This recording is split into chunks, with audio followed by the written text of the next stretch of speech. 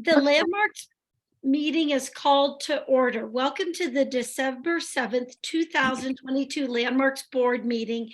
It's 6:02 p.m. I first want to introduce our moderator for tonight, Brenda Rittenauer. Good evening, everyone. Brenda Rittenauer from Communication and Engagements. And I love my opportunity to support this meeting with some reminders about public participation in board and commission meetings at the City of Boulder.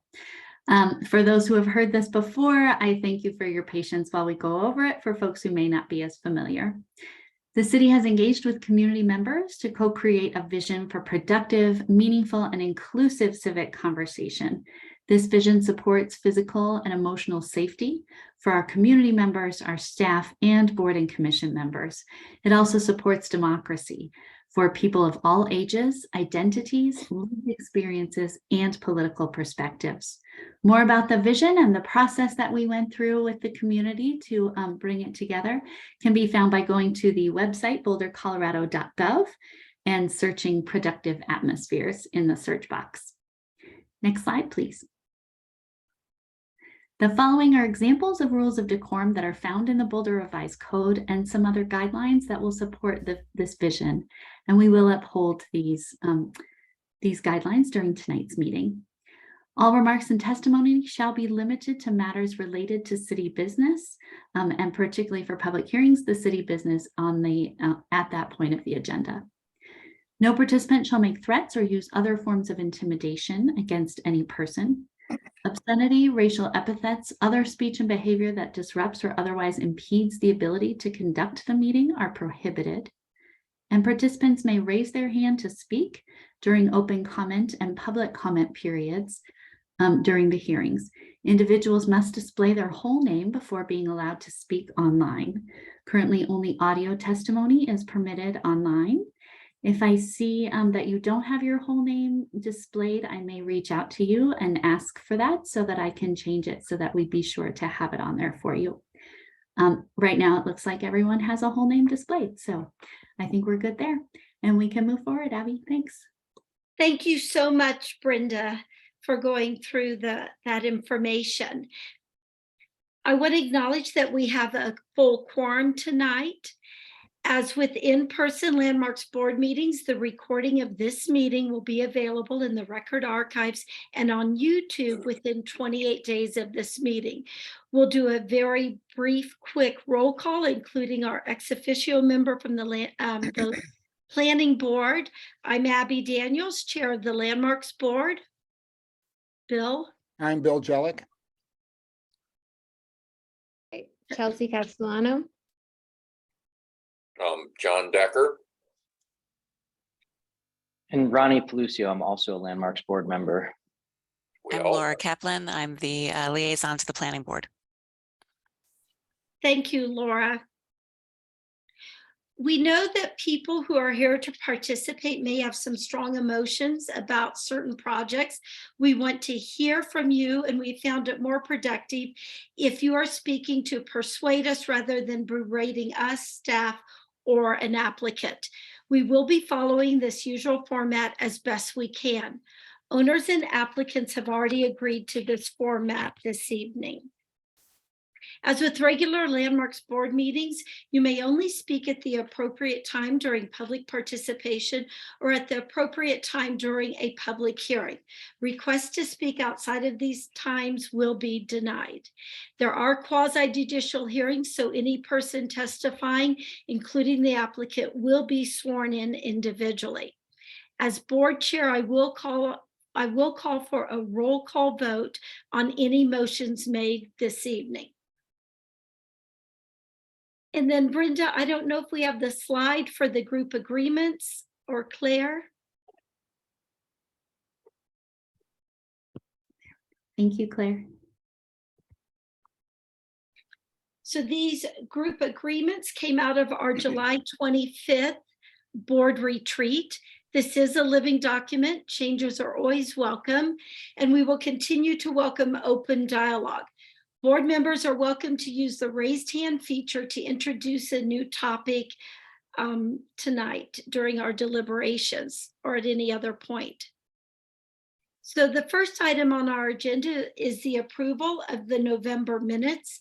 Does anyone have any changes or alterations to the minutes? Seeing and hearing none, I move that we approve these minutes. Do we have a second? A second. Thank you, Bill, for seconding the motion. We'll do the usual roll call vote. Bill, Aye. Chelsea, Aye. John, Aye. Ronnie, Aye. and I vote aye, so that the November board meeting minutes are approved unanimously. Now we will turn to public participation for any items that are not on tonight's agenda. And Brenda, I don't know if you see anyone yet, but we'll certainly give them a moment or two to Sure. indicate they'd like to speak. We do have one person, and for others of you, this is the moment where you would use your raise hand function that's found at the bottom of your screen in your icons. And so you can look for it there. If for some reason you can't find it there, you can push Option Y or Alt Y with that raise hand function. At this point, we have 2 folks with their hands raised, although I imagine we might have more, but we can go ahead and begin if you're ready, Abby. I am ready. Who's the first speaker? Great. So we'll start with Lynn Siegel, and Lynn will be followed by Catherine Barth. Then you should be able to unmute, and Aubrey will put up the timer after Abby swears you in. Can I go after? Sure, although my other hand has gone down now. So at this point, you are the only hand I have up. Okie dokie. Why don't I ever get an answer? Maybe, Abby, the reason that I sound irritated is that I never hear from the Landmarks Board back on extensive, long, involved, detailed letters that I write about the preservation of historic structures in Boulder. I know you want to do that, but you know what? I do too. And there needs to be some kind of an iterative process. That's why the tone of my voice is not all friendly, happy. So what's the problem here? What is the problem here? I write you and you don't care. Got it? You don't care. You never respond.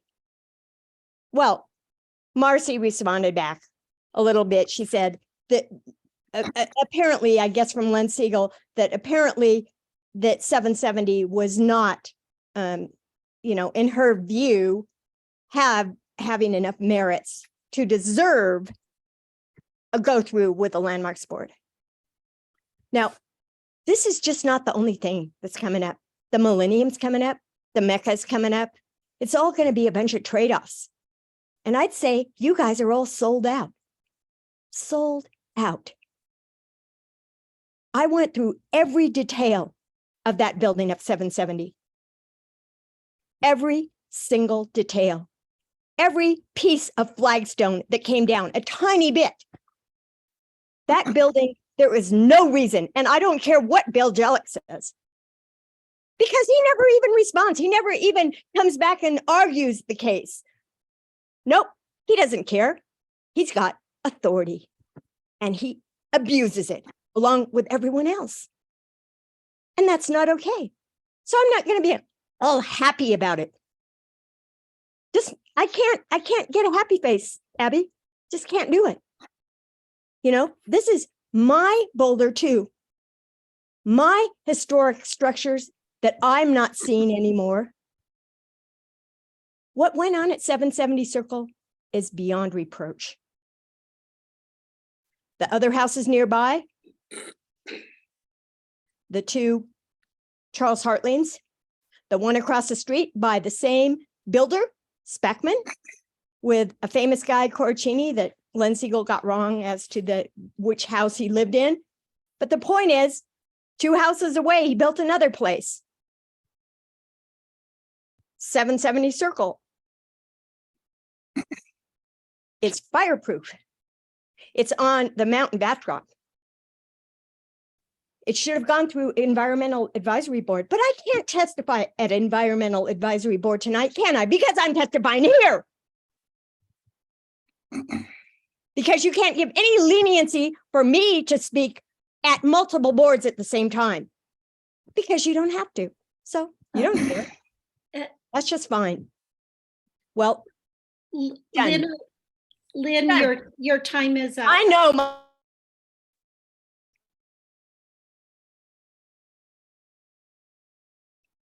Brenda, does anyone else have a raised hand?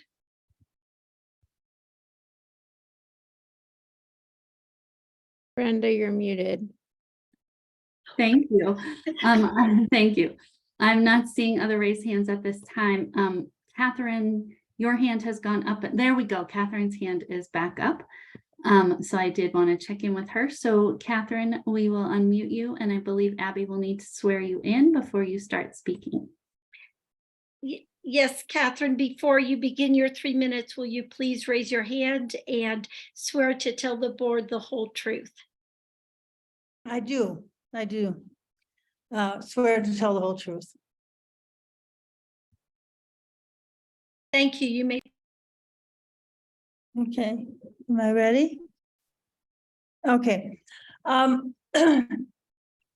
Well, as you can tell, and I certainly wasn't thinking of speaking about this at all, there is a level of upset about 770 Circle.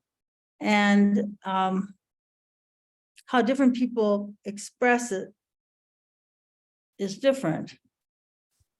But it seems like to me that it was a building that should not have slid through the process.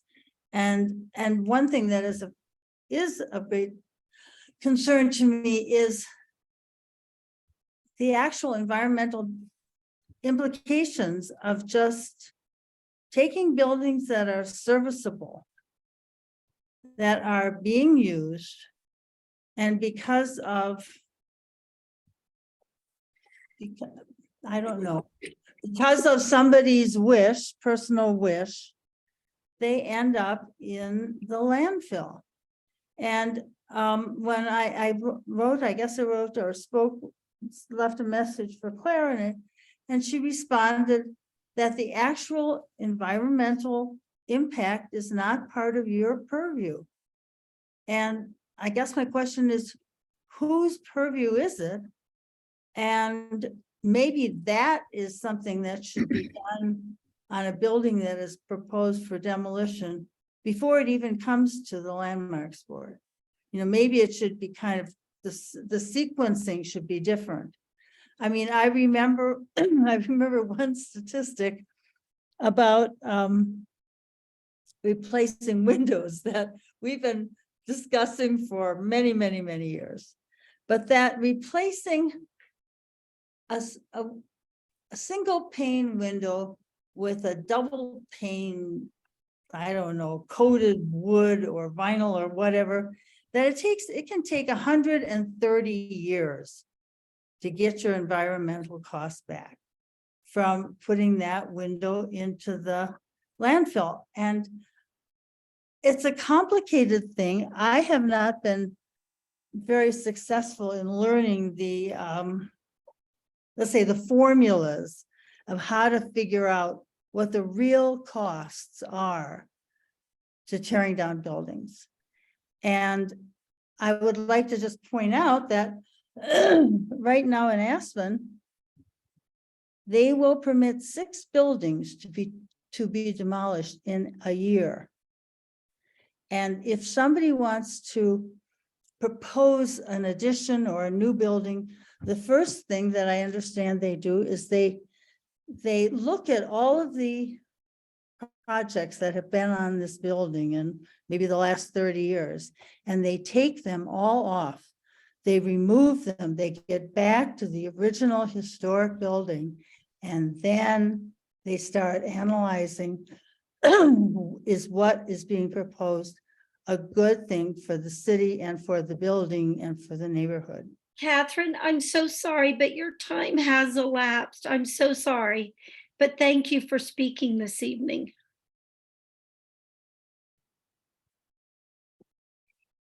And Brenda, is there any other member of the public who would like to address anything not on the agenda? I am not seeing any other hands up at this time. And Abby, I wonder if it wouldn't be appropriate to turn to the board to see if anyone has any comments on the open comment that was shared tonight. Thank you, Brenda. I think that's a great suggestion. Do any of my colleagues have anything they want to ask or say at this point? I guess I'll step in, Abby. I'm not sure what to say in response to the 770 Circle comments. I understand and appreciate Catherine's approach to this topic.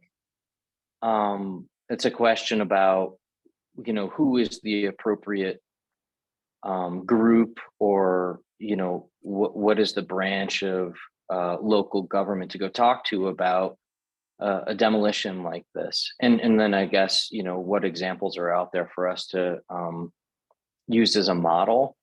I think, Claire's response is an accurate response. And, it's kind of like what we are, tasked to do as a landmarks board. And so, Catherine, I wish I had, and Lynn, I wish I had more information about that to share with you. But, I feel like our organization has done what we've really set out to do. So I guess that's really what I can say about that. But I really like Catherine's approach to it, which is this inquisitive approach about, what's another way for us to, as a community, address this. And then I would also just like to say, I really feel like, Lynn, I appreciate when you attend these meetings, but it's very unfair for you to target people. And I disagree with you wholeheartedly about what you've said about individuals on this board and whether or not they care and what their behavior is. I would ask that you stop doing that. Like, it's very hard to hear, and perhaps next time I'll jump in and, as you're saying that, ask you to stop, because I don't think it lands well. I don't think it's true. I think it's accusatory, and it's really not what this is about. On the other hand, I compliment you for your passion and your willingness to attend as many meetings as that you do that are interdisciplinary. And, I think that you, in your message, really demonstrate a common message that I think we hear from people in our community that are, similar types of highlighted concerns as Catherine has brought up. So I felt like I should point out both of those things, because I think I'd appreciate if you didn't do that, certain aspects of the way in which you're communicating, and then also just encourage you to keep communicating with us. And when we do receive emails from you as individual board members, I have found myself in a position of it not feeling appropriate to respond, as they are questions that I think are really directed toward more broad policy aspects of the Landmarks Board, and they are questions that should be addressed, as they have been, as you've indicated, by our staff, as Marcy has done. So yeah, Abby, I hope that's helpful, but those are my thoughts. It is very helpful, Ronnie, and I couldn't say it much better, because it is interesting. We do have something about environmental significance in our ordinance. However, that really is significance of a property on a site. And I do know how often we as board members will acknowledge the environmental significance of the loss of a particular building, but we also know it's not under our purview currently. But I think there does need to be a discussion, or to see what other potential partners or boards in the city can help us address that.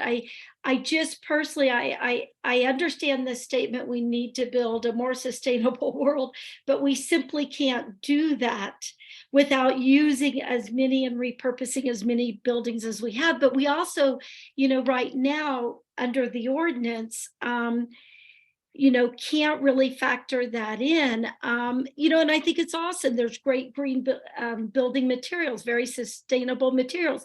Many of those are shipped from long, long distances, as opposed to the buildings built of local stone or things just 18 miles away in Lyon. So it is something I think we all care about and we were all interested in. We just don't right now have that in our purview, but maybe we can explore options to further that. And Lynn, I do so appreciate your time and energy that you spend observing and monitoring all boards, and you have some very good insights, but it is harder for us. I don't think we take the information that you want to share with us in as well when we feel maybe we're being attacked or personally attacked.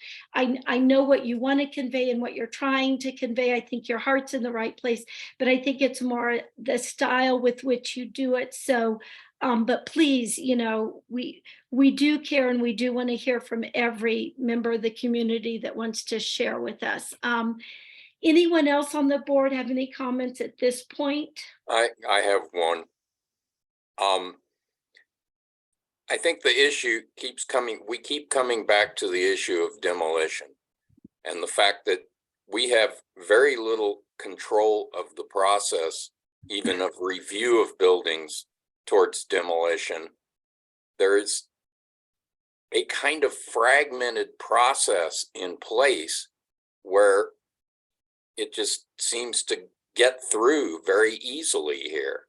And I have my frustrations with this because there are alternatives and there are much more environmental ways to approach the issue of repurposing and adaptive reuse of buildings that aren't being explored because there is no, I guess, comprehensive process in place, and there's been no comprehensive review of the problem.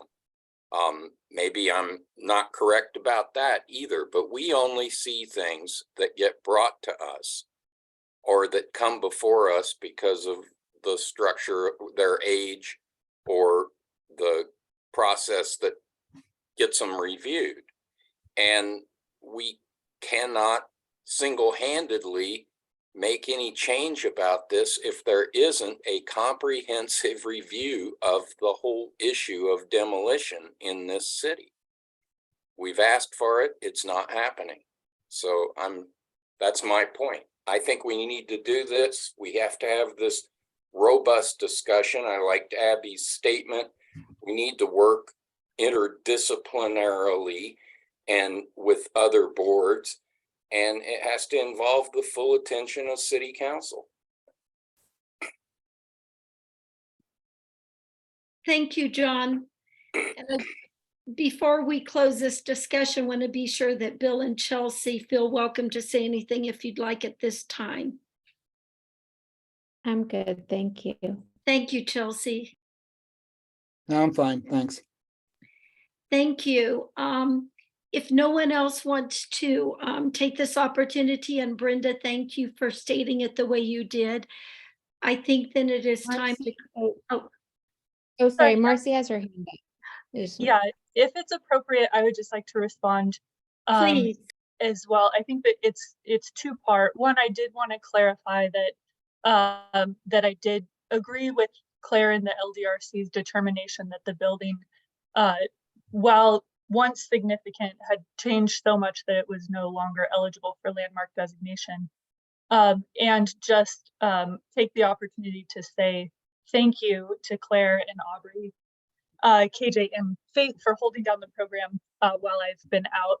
I would say that there is a very high level of integrity when it comes to the Landmarks Board and the Landmarks Design Review Committee decisions. A lot of care goes into preparing for those, presenting the information, and helping you as the board make informed decisions.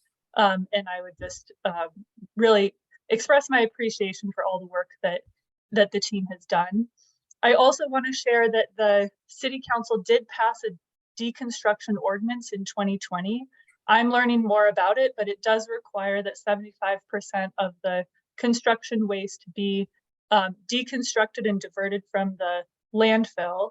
And so I hear kind of at the core of these demolitions, both of the 770 Circle, which is a large building, and the Millennium Harvest House Hotel, that it's a lot of building waste. And I agree. And we know that in the United States, construction waste is a huge amount of what's in our landfill. In terms of the 60%. Landmarks Board's purview and the landmarks and the historic preservation program, we're carefully looking at what is significant to this community and what should be preserved into the future.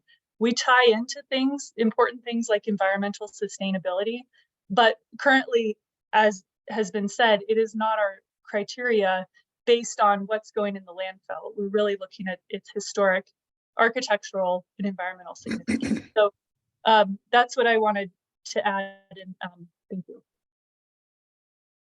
Marcy, I want to just add to what you just said. Len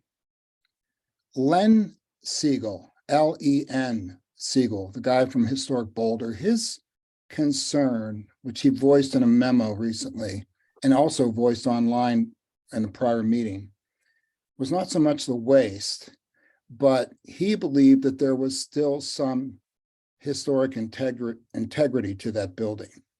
So he had a more salient, pointed point to make with us.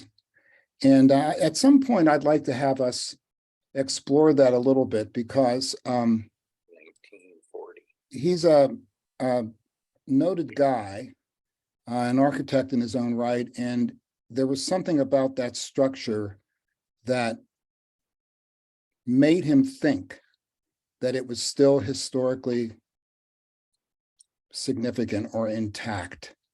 And where I think the issue is coming from is, and not to be conflated with the whole sustainability problem of what to do with waste, but it's coming from a sense that the 1940 cutoff for our review, although in the case of 770 Circle, the Landmarks Board was invited to participate in that, although we didn't have to.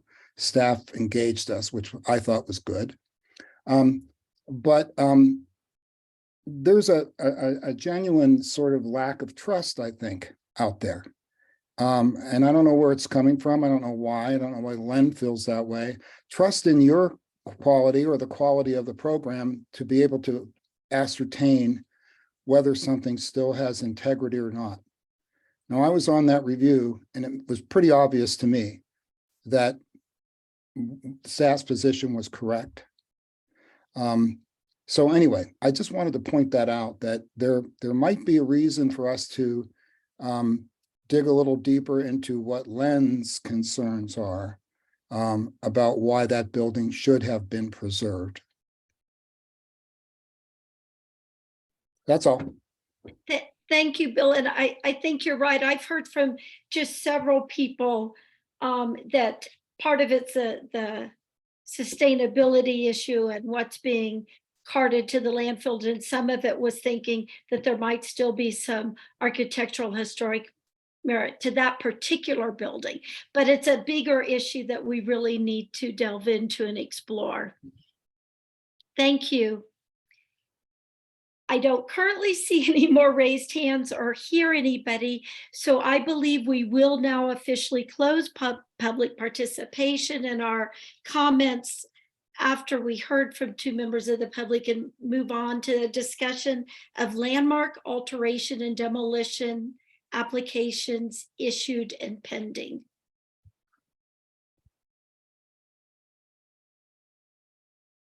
Yeah, the statistical report. This is the November statistical report. Blue, as usual, are LACs, and the, sorry, I'm just getting my pointer here. And the pink and purple are demo reviews. As you can tell from the pie here, we approved more LACs this month than demos. We reviewed and approved 18 LACs in November. 7 were approved by staff. 10 total were reviewed and approved at LDRC. That's these ones. 5 were approved without additional review, 4 came back to staff for additional review, and 1 needed more than 1 review at LDRC.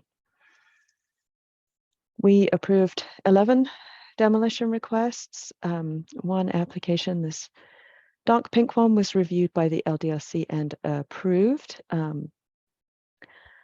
9 were reviewed and approved by staff, and 1 post 1940s demo was referred by staff to the Landmarks Board for review and a public hearing.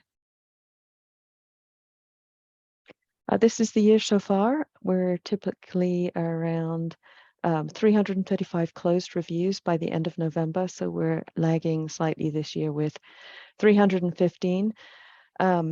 But again, I want to point out what a busy year it's been for demolition review. We've completed 153 demo reviews so far this year. 130 of those have been staff reviews. 16 have been LDRC or Landmarks Board reviews, including 7 that were escalated by staff for additional review. I'm sorry, Claire, did that demolition number include all demolition requests or just the accessory demolition? The so let's see, there's 153 total reviews. The 130 that have been reviewed by staff are accessory demos and post 1940 demos. And then the 7 that were escalated by us were post 1940 demos. So those built in 1940 or after, that were identified as being potentially eligible by staff, and we wanted LDRC to take a second look at those. Does that answer your question? Yeah, so what this is really saying is there still are a lot of non-designated accessory demolition requests coming through your group for review. There are for the accessory, that's this thin pink line. They're about the same as they usually are. It's actually the post 1940 demos that have increased in number. But yeah, we review all of the accessory. Yeah, I mean, the demos. point I'm making is the lion's share of the demolition requests are coming from non-designated post 1940 demos. Mhm. So the little structures on the alleys and things that don't have any real apparent relevance for historic preservation, those things are on a general basis, judging from these 3 years we're looking at, seem to be the bulk of what's being demolished around No, both. the accessory buildings are this light pink here. So Claire, is it Oh, fair to okay. say the rest, that other color could be a entire house or structure, correct? The purple in the middle here, this large block here, would be the primary structure. Yes. Yeah, And okay, I'm this- sorry. Yeah, I had it this- reversed. So, and- so the demolition, I'm sorry, Abby, but I just want to make this point that it seems like the demolition requests are steady. They seem to be coming at a steady rate, is all I'm pointing out. Steady throughout the year, but an increase this year in post But increased 1940s. slightly, yeah, but increased slightly over the prior 2 years. Yeah. I'm sorry, Abby. No, that's fine, It- because Bill, that answered some questions I had, so thank you. John? No questions. I'm sorry. It was Ronnie. Ronnie, I did you have a had a question? comment here. We look alike. Just coming off of the heels of the conversation about waste, I just want to point out, it's my understanding that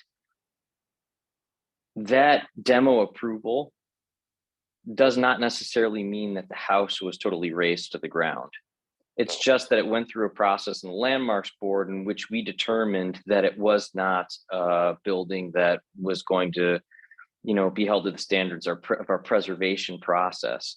That doesn't mean that the homeowner or the applicant is scraping the house. It could be as simple as that they were making a modification to the house, but it went through a process that had them request a demolition approval. So I just wanted to make sure that I made that point, because it would be dangerous for us to confuse those two matters. That's not what this graph means.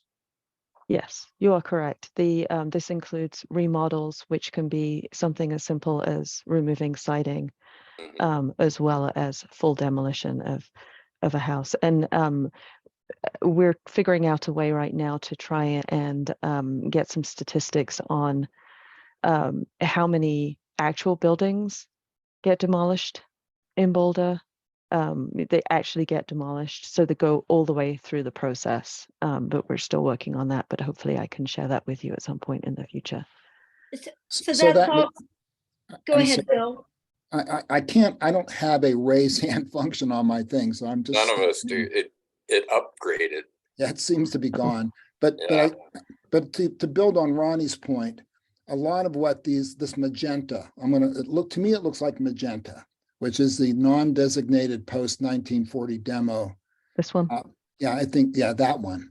And it might be helpful, Claire, if it's possible to put the actual numbers inside of each one of these colored graphs sections, so we can actually see specifically what the numbers are we're talking about. But that is also subject to the same filter that Ronnie just described, right? I mean, that these might not be full demolitions. These could be anything that is triggered by the definition of a demolition, which is a street-facing property, street-facing wall, I'm sorry, 50% of the roof or whatever, right? I mean, is that, or am I getting that wrong? No, that is correct. Okay, so it's the same filtering type of thing going on for the stuff that's post 1940 as it is pre 1940 when we get involved. Okay. Yeah, Claire, I think it's a language issue. We need a different name for partial demolition versus full demolition. I mean, it's just demolition refers to removal of anything from a built structure. Yeah, I agree, John.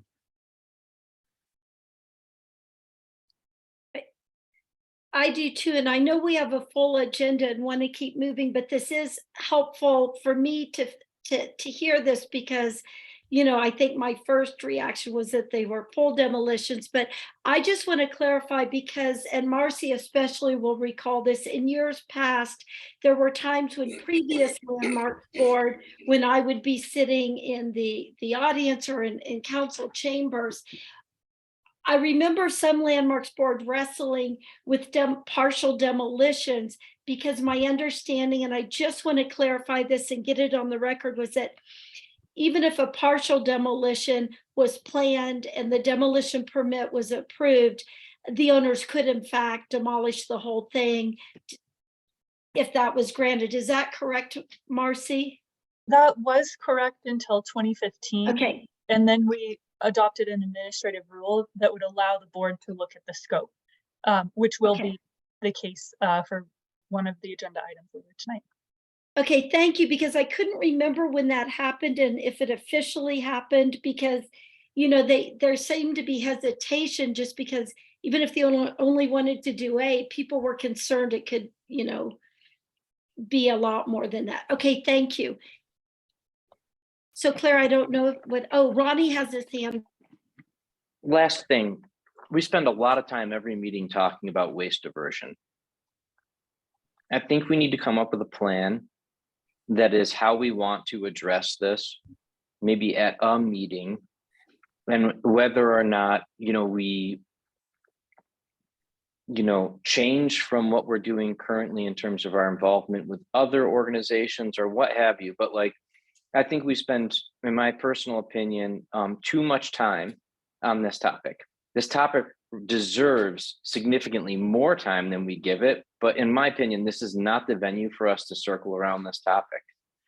Not that we shouldn't talk about demolition, the number of demos and the consequences of demos in relation to historic preservation, and whether or not there is an avenue for it to somehow relate to waste diversion and all of the other impacts that we've talked about. But I just think that we aren't tackling this topic properly if we want to engage it. We just continuously touched the surface of it in the similar ways. And so I would request that we come up with a plan about how we want to engage this, and we try to reduce the repetitive talk about this. Thank you. Ronnie, I agree with you. That was kind of the gist of my comment, was that this is a broader topic. It's a big policy issue that we can only affect a tiny part of. And I think we need to have a plan on how we respond to our piece of it, and be open to participation in a broader and more comprehensive discussion about this at the city level. It's a really important topic, but we can't handle it. We can't do it. It's out of our purview beyond specific cases. Laura, I see you have your hand up. Thank you. So one, I just wanted to say that at least for me, I do have a raise hand button, but it's buried in behind reactions, like a little smiley face, in case that's helpful to folks for later, if you also have that reactions button. Second Oh, thing. yeah, thank you. I found it. Sure. It is. Regarding There it is. waste diversion, I don't know what board within the city would have any purview over that. I don't know if staff have a suggestion, maybe environmental advisory board. But you know, my suggestion would be to find out if there are other boards that are interested in this topic, and then maybe see if there can be some kind of educational session to learn about, you know, what is the diversion policy. And if a building is not demolished but is upgraded, you know, one factor is the city's energy efficiency code and what that means in terms of, I know that there used to be a policy that if you made improvements to your house that were worth half of the value of the structure of your house, so like 50% of the assessed value of the structure of your house, you had to bring the whole structure up to the energy code. You know, things like insulation, changing your siding, changing your windows, changing what's in your attic, your crawl space, quite an intensive process, which also creates its own waste as things get scraped out and replaced. And I think that that policy may have changed, and it may no longer be related to the value of the structure. I think they were talking about changing it so that it was, if you basically could see through a wall, like you tear down the walls, that's when you would have to make all those energy upgrades. I don't know what it is currently, but I think if your concern is around stuff ending up in a landfill, it seems like it would be good to educate yourself at least on those two pieces. I would love to be educated on those two pieces if Landmarks Board does some kind of like a joint educational session with other boards. And there's probably other things that I can't think of. So maybe as a process suggestion, like see what other boards are interested in this topic, and then maybe gather suggestions for what kind of education might be helpful as a launching point for discussing a new policy or a potential new policy. Thank you, Laura. Bill, I see your hand up. Yeah, thanks, Laura. That was helpful. I want to underscore again that we need to understand the purpose of this board, what its prime objectives are. And to the extent that we have certain bolder, government-driven ancillary objectives, we try to meet them. But the objective of this particular board is about historic preservation. I just want to underscore that. In the case that we talked about earlier today, there was a tremendous amount of waste. There will be a tremendous amount that gets produced when that building gets demolished. But the board is not here to judge whether or not that waste is proper or not proper. It's here to look at the historic integrity of the structure itself and to try to preserve it if it determines that there is. Just want to put that out there. Thank you. Thank you, Bill. Claire, I didn't know if you had anything to conclude on the statistical report. I have one final, oh no, I have a couple of final slides. This is our new applications received slides, and this is compared to the last 2 years. We've received and processed 25 new applications in November. Actually, 2022 is the green line. And you can see that against a 6-year average for new applications, November was slightly down from an average year. That's it, unless anybody had any additional questions on the statistical report.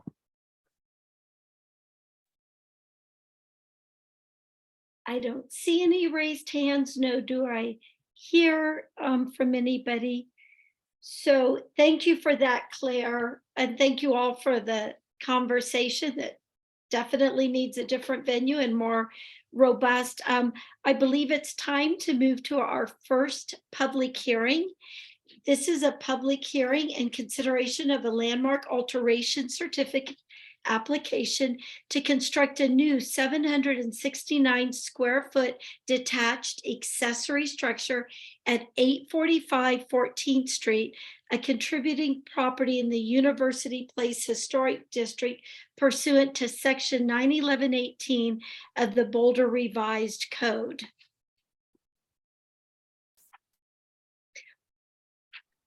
All right, thank you, Abby. I will go through the quasi-judicial hearing procedures.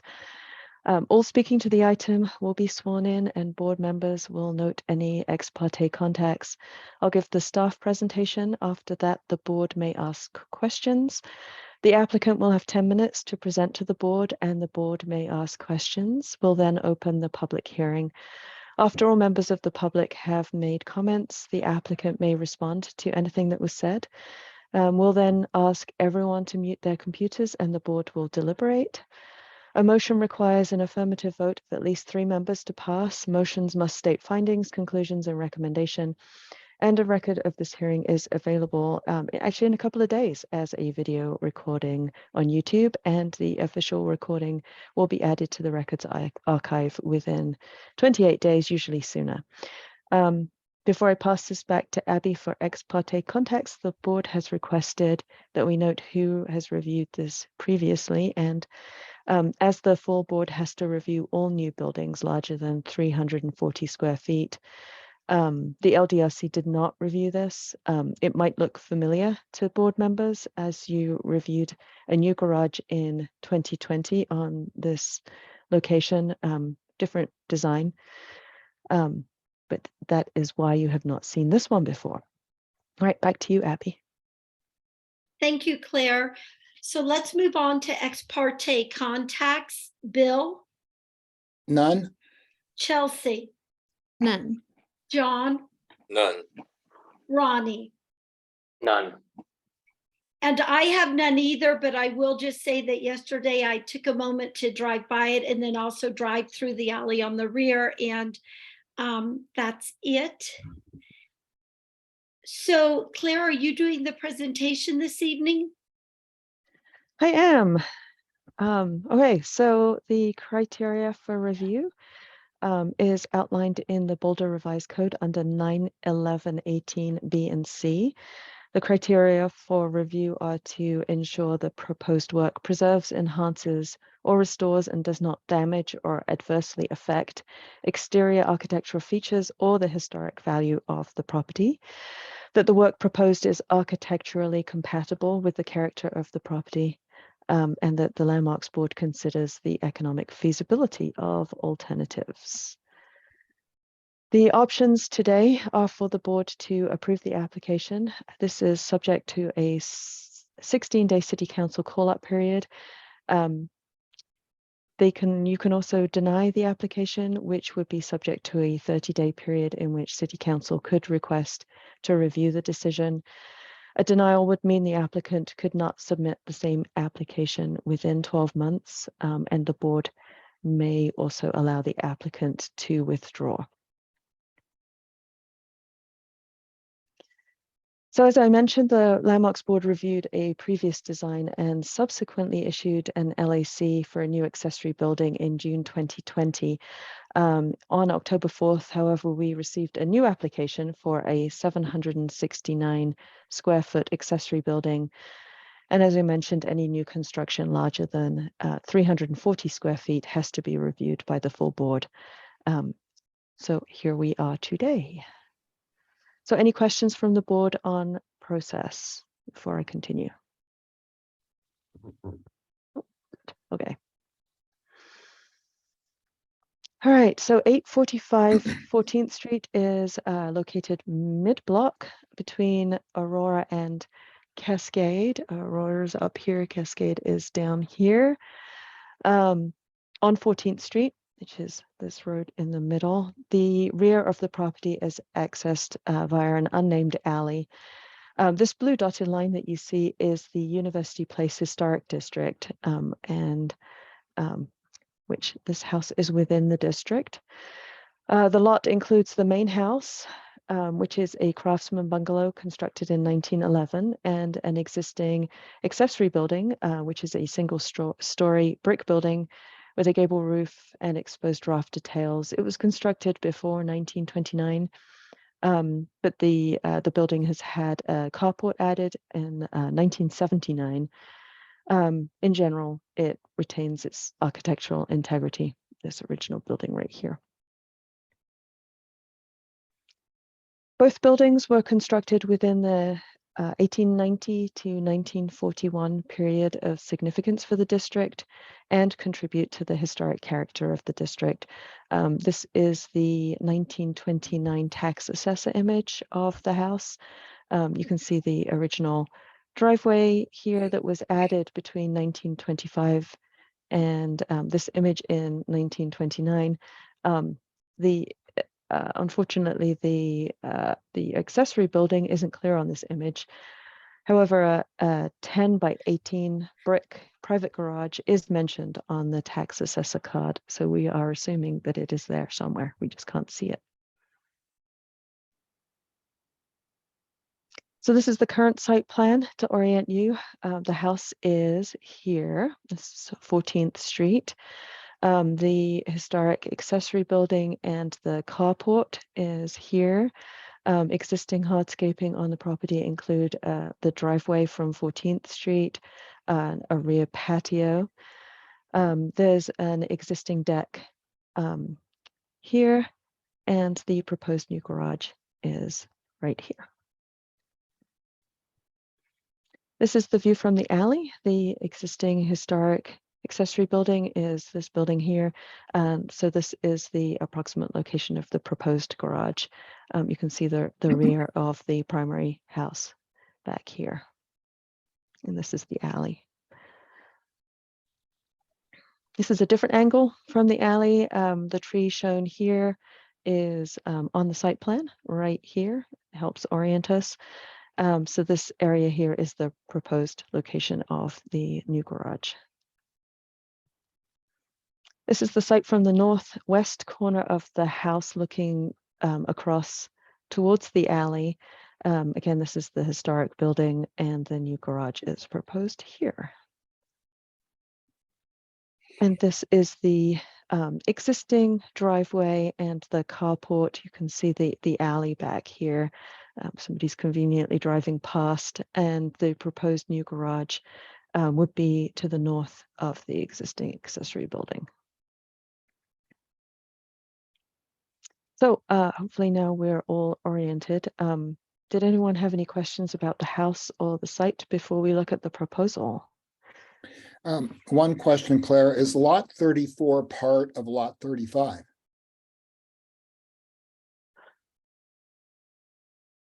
Yes, it is. Sorry, that was too small for me to read. Yes, this is lot 35. This is the home, the primary building, and yes, this is lot 34, and that is indeed currently part of the and this is lot 36, so it actually spans 3 lots. Anyone else? All right, so I will carry on. So the proposed garage here is 769 square feet. For comparison, the footprint of the house itself is 1,272 square feet, according to county records. The previously approved garage had a footprint of about 480 square feet, and that's the blue dotted line that you see in here. In addition, the proposal calls for a concrete driveway apron and walkway that goes along here and down towards the house to meet the patio near the house. Current photographs show an existing tree around here somewhere that will be removed. The existing concrete driveway is proposed to remain, but the curb cut here at 14th Street will need to be removed as part of the permit process. This is the proposed west elevation facing the alley. The proposal shows a main gable form for the 2-car garage. The height of the main gable is 18 foot 8 inches. The roof is moderately steeply pitched. It's a 12-9 pitch. There's a pair of square casement windows at the gable end. It gives the impression that the garage is 1.5 story, but it is just 1 story. Horizontal fiber cement, also known as cementitious siding, is proposed. There is some wall-mounted lighting proposed and an overhead double sectional steel door. This is the rear gable back here, which we can actually see better from the east elevation, which we'll get to. It appears as a shed roof addition from the front. The proposal is to stucco this portion of the building. There's a proposed insulated fiberglass door here and a metal fence and gate proposed on the north side of the building. This is the applicant's rendering of the alley view. You can see the alley here with the existing accessory building and the proposed path that goes down towards this gate. So moving around, this is the north elevation. The north elevation shows the overlapping sides of the gable forms. This is the main roof and the smaller inset roof form that projects as an overlapping gable at the rear elevation. This is the side projection that is proposed to be the stucco, and this little piece here is the metal gate. There are no window openings on this elevation. So moving around, this is the east elevation. This is the side that faces the house. This best explains the overlapping gable form. The smaller gable has a shallower pitch. It's a 12-4 pitch. There are 3 wide-spaced horizontal awning windows proposed for the stucco part of the garage, and a pair of vertically proportioned casement windows proposed for the main part of the garage. And this is the applicant's rendering of the east elevation facing the house. They've continued with kindly adding that that concrete gate, concrete walkway, sorry, and the metal gate up here. So this is the south elevation facing the existing accessory building. This elevation generally shows the side of the main gable, although there's portions of the overlapping gable at the rear. You can see here. There's a trio of small horizontal awning windows. These are different size and proportion to the horizontal awnings on the east elevation. And there's a steel person door proposed at the center of the main garage.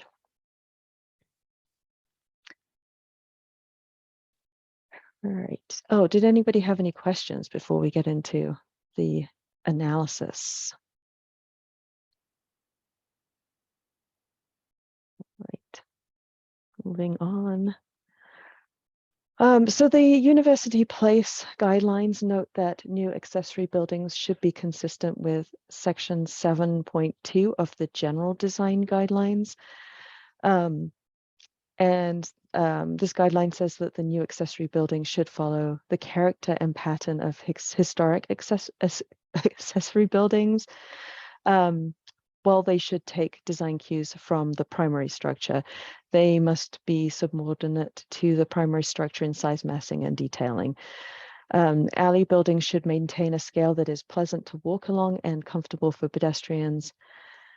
We considered that the proposal was inconsistent with this guideline in that the proposed size of the garage and the proposed hardscaping does not maintain the general proportion of built mass to open space found within the district.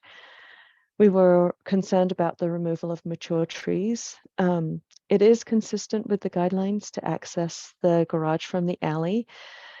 And the proposed, it's actually 10-foot and 8-inch wall-to-wall distance between the historic accessory building and the proposed new one seems sufficient to not have the alley evolve into a tunnel-like passage.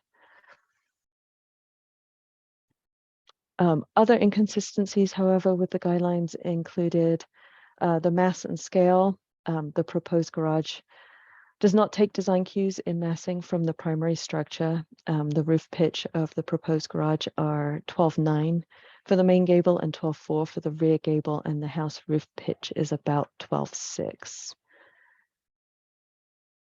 Other inconsistencies were in the materials and detailing.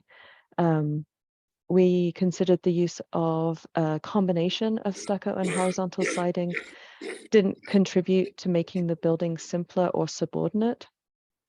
The double garage door is not consistent with historic scale and materials of traditional accessory buildings. The windows proposed are simple punched openings, but the proportions and sizes should be consistent throughout.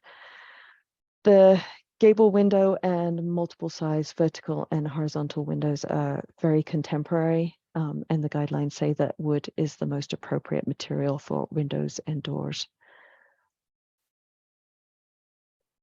There were some areas that are consistent with the guidelines, which we outlined in the full analysis. As reflected in the previous approval, staff believes that an accessory building on this site is appropriate. However, the current design is too large and doesn't maintain the building mass to open space ratio found in the district.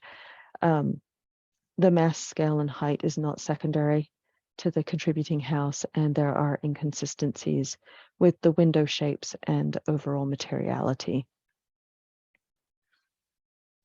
So we prepared findings based on this analysis, and I can review these if the board has questions. But the recommended motion is to deny the application for a landmark alteration certificate, as the changes needed to align with the guidelines seem to be too extensive to provide conditions of approval. And I also think it's important to note that the staff recommendation to deny rather than approve with conditions specifically is to allow the applicant the opportunity of an appeals process. But if the board were to head towards a denial, staff would encourage that the board offer the applicant the opportunity to withdraw the application, which is the other alternative here. If the application was denied, the applicant wouldn't be able to submit a substantially similar application for a full year. So any questions?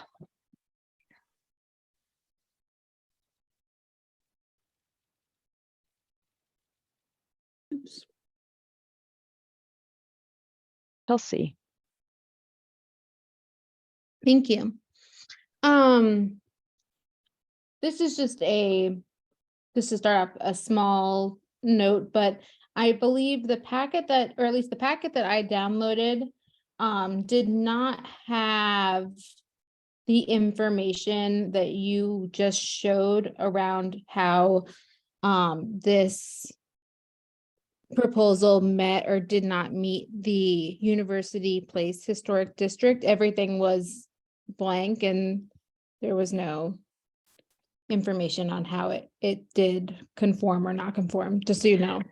The University Place Historic District, the guidelines generally say that to refer to the general design guidelines. If those didn't appear in the packet, I would be very concerned.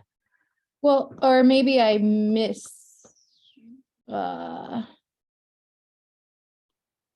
Well, I saw that you said that they generally did not, but then I thought you were just looking at the district specific design guidelines and there was a bunch of information in there, or is that? I guess.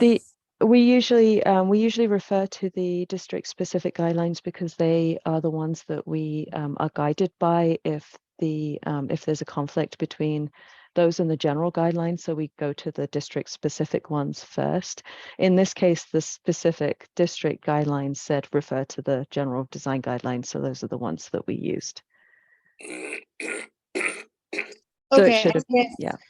Sorry, I Chelsea, just- I also see where you're looking in the attachment where there's the district specific guidelines, but some of the analysis boxes are blank. Yeah, Yep, and I think those are the ones that don't apply directly to this proposal. And we could have just left those out. okay, Yeah, I think Claire's presentation was complete in terms of what we're looking at in terms of the district specific guidelines and then how it refers us to the general guidelines. okay, yeah, I was, okay, unclear because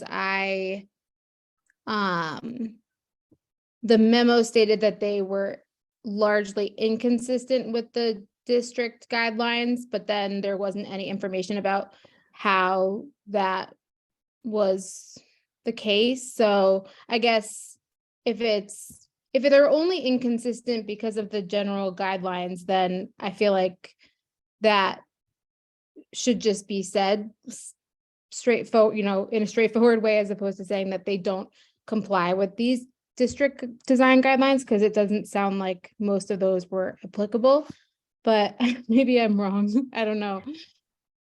Yeah, I apologize for the confusion. I think that we kept those in there just so you could read what it said, and we probably should have taken those out. The ones that it does say not applicable on the right-hand side throughout the district specific guidelines. Okay.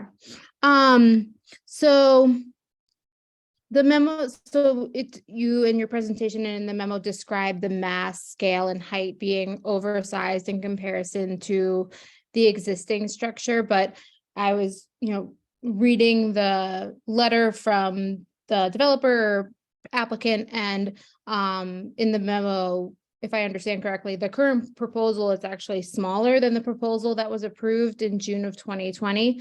So I'm just trying to make sense of that, because you had just said in your presentation that the scale and the size was one of the main reasons why it wasn't approvable.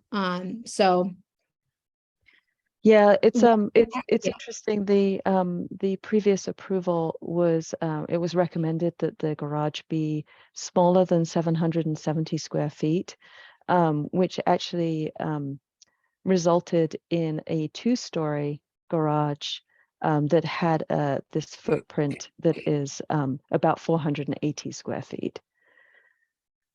So this is the blue dotted line. It was the footprint from the previous approval, and this gray box is the current proposal. But then it was 2 stories before, and now it's 1 story, right? Mhm. Okay. And so then, okay, and then one other just question I have, it's more of an overall question or high level question, is how would any new accessory dwelling unit meet the criteria of preserving, enhancing, or restoring the exterior architectural features of a landmark? Like, is it possible for a new accessory dwelling unit to achieve that criteria? And if so, how would it do that? I believe so. Marcy, do you want to take this one and maybe have some examples? Sure, and I was going to pull up that code language that says it, because I believe it's a 2-part thing, that it preserves, it's asking, does this change improve or enhance the district? And not detract. And so I think sometimes there's things like restoration that are clearly enhancing, and then there are things that it's not detracting from. And an example of that maybe would be a remodel of a non-contributing building that it's not detracting from the overall historic character. And so I would say new construction probably falls somewhere in the middle of that, where the goal is that it doesn't detract from the district. I would say there are probably examples, maybe a reconstruction of something that was there that could enhance the district. But it's a two-part piece of the code where the code is saying, does it enhance it or does it not detract from it? Mm-hmm. Yeah, well, and that's kind of why I have the question, because for this project, it says that it will not damage the features of the architectural of the contributing house, but that it does not preserve, enhance, or restore. So it kind of felt like it was being used, like though the fact that it did not preserve, enhance, or restore was being used as an justification or part of, it's a reason to not meet this criteria. And so the question I still don't quite understand is how a new accessory dwelling unit would do the second part of this statement, which is to preserve, enhance, or restore. I'm just trying to figure out how to judge this fairly, because I don't know how any new accessory dwelling unit would preserve, enhance, or restore the main contributing house. If that I makes see. Yeah, I see what you're saying, and I appreciate your attention to detail. I would say that the recommendation is accumulation of all of the analysis, and I would ask you not to get too hung up on that one piece, because I could come up with different examples of how an addition might do that or might not. But I think it in our viewpoint, the garage or the accessory building that was approved before, in terms of its mass scale location, didn't detract from the district and enhanced it, because it had a sympathetic scale and mass. But then also, as you're going along the alley, there's a break in the buildings, and it maintains the kind of the built mass to open space on the lot. And so whereas this one, in terms of its size and massing, does not do that. So I would ask, don't get too hung up on that one, but I do appreciate you raising the point. Well, yeah, and okay, I won't get too hung up, but I'll try. But every little, it all adds up. And when we say, oh, it doesn't meet this, this, and this, like, well, then that's a very strong case to do one thing or another. So I feel like it is important to be very clear about what it is. This is someone's house that we're talking about. So I feel like it is important to understand how something does or does not meet these, like, very, there's only a few criteria here. So, but this one says that it would not detract from the main house. So I guess I just want to, like, that's, so even though the previous proposal, I guess, detracted less. Okay, so I think those are my questions for now. Thank you.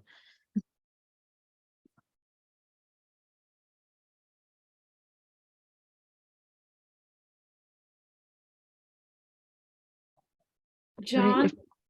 Yes, John, I have one quick question, one request for clarification.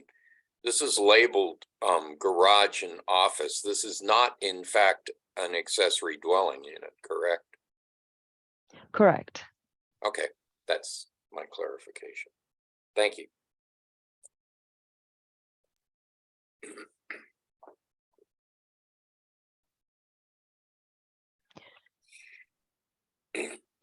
All right. If nobody else had any questions, I believe back to you, Abby.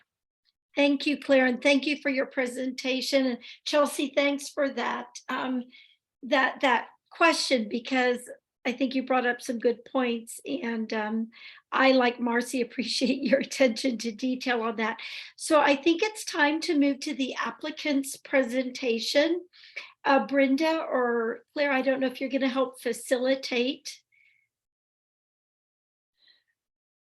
making them available to speak.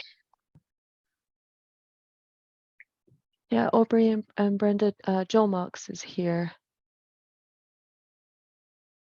Did you want me to? Sorry, say that name one more time. Joel? Yes, I have Joel. We'll promote you to panelist, Joel.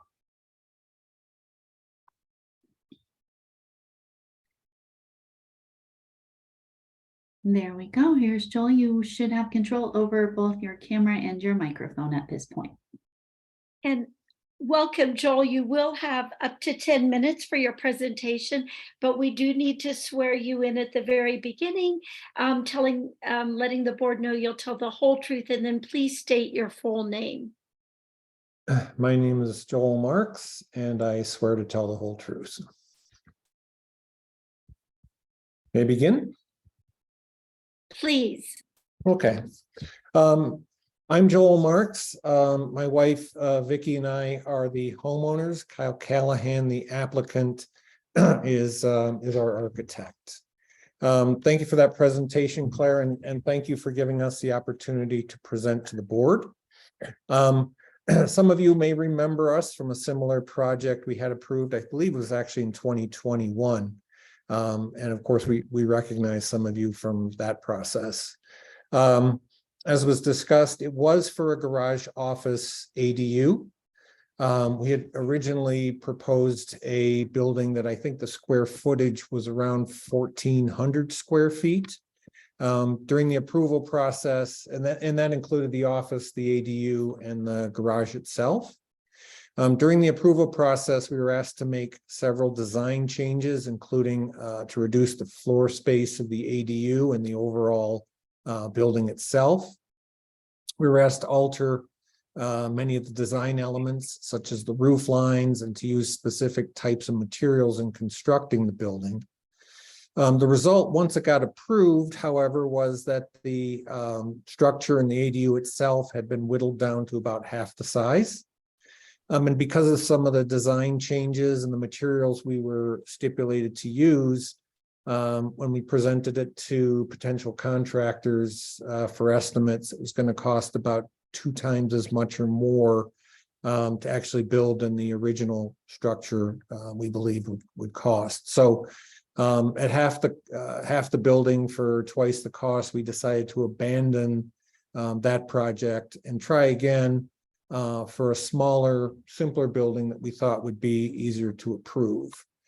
The architect that designed our original building had retired, and so we engaged Kyle Callahan, who's the applicant on this.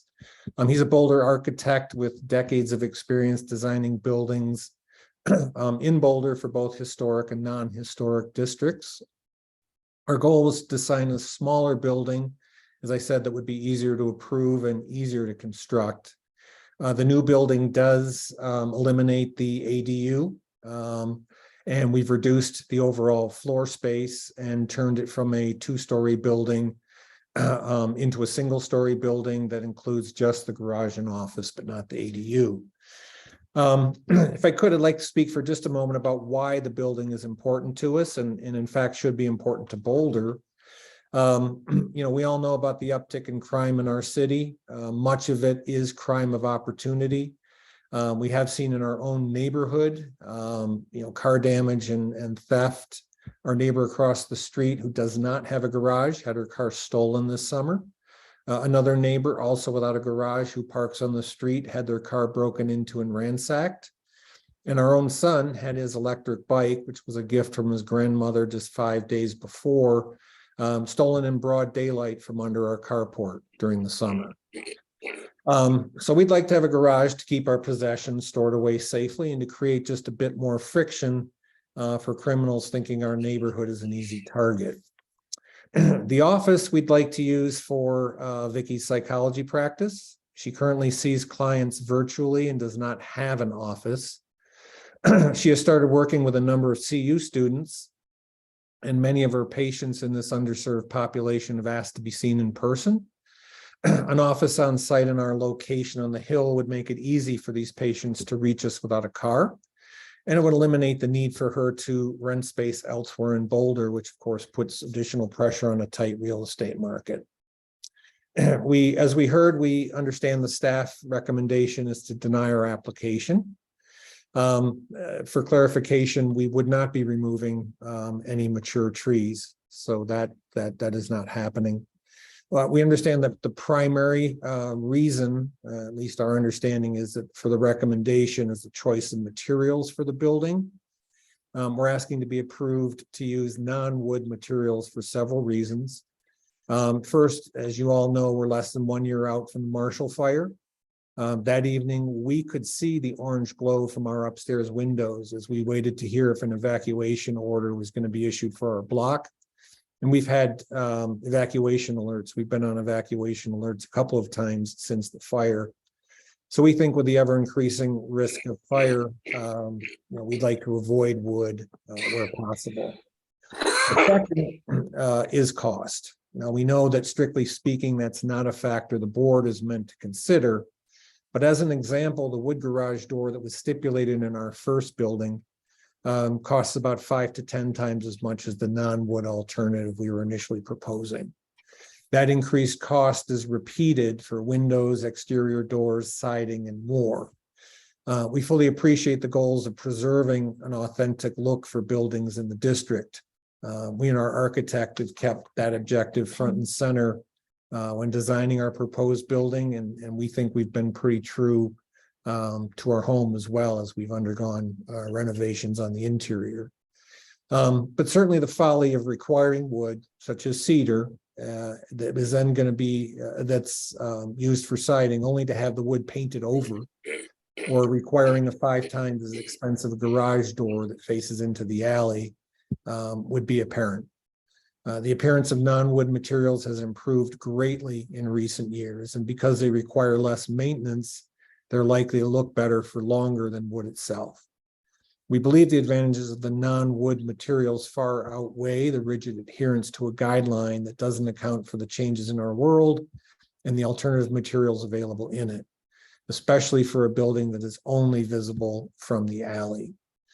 The board itself actually agreed with this argument earlier this year when you approved the use of composite decking materials for the construction of our backyard deck. I have to say that deck looks fantastic, by the way, and it's universally admired by our neighbors, especially those to whom it is visible. So we're requesting approval for our project as presented, and we're happy to answer questions about the project to the best of our ability. Thank you. Thank you for that thorough presentation. Do any board members have any questions for Joel at this moment?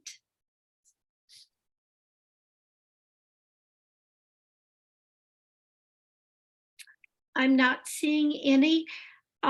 So now we will proceed to public participation for this particular agenda item. If there's anyone from the public interested in speaking to this. And Joel, just so you know, if members of the public do speak, you will have 3 minutes afterwards if there's anything you'd like to add or rebut. Brenda, do you see anyone who would like to address this? I do not see any hands up currently.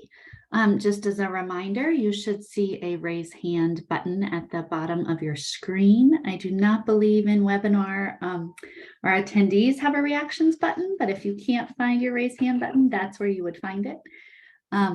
If you do have a reactions button, or you can press Option Y or Alt Y, depending on what kind of computer you have. So I'm giving a good 7-second pause to see if any hands come up.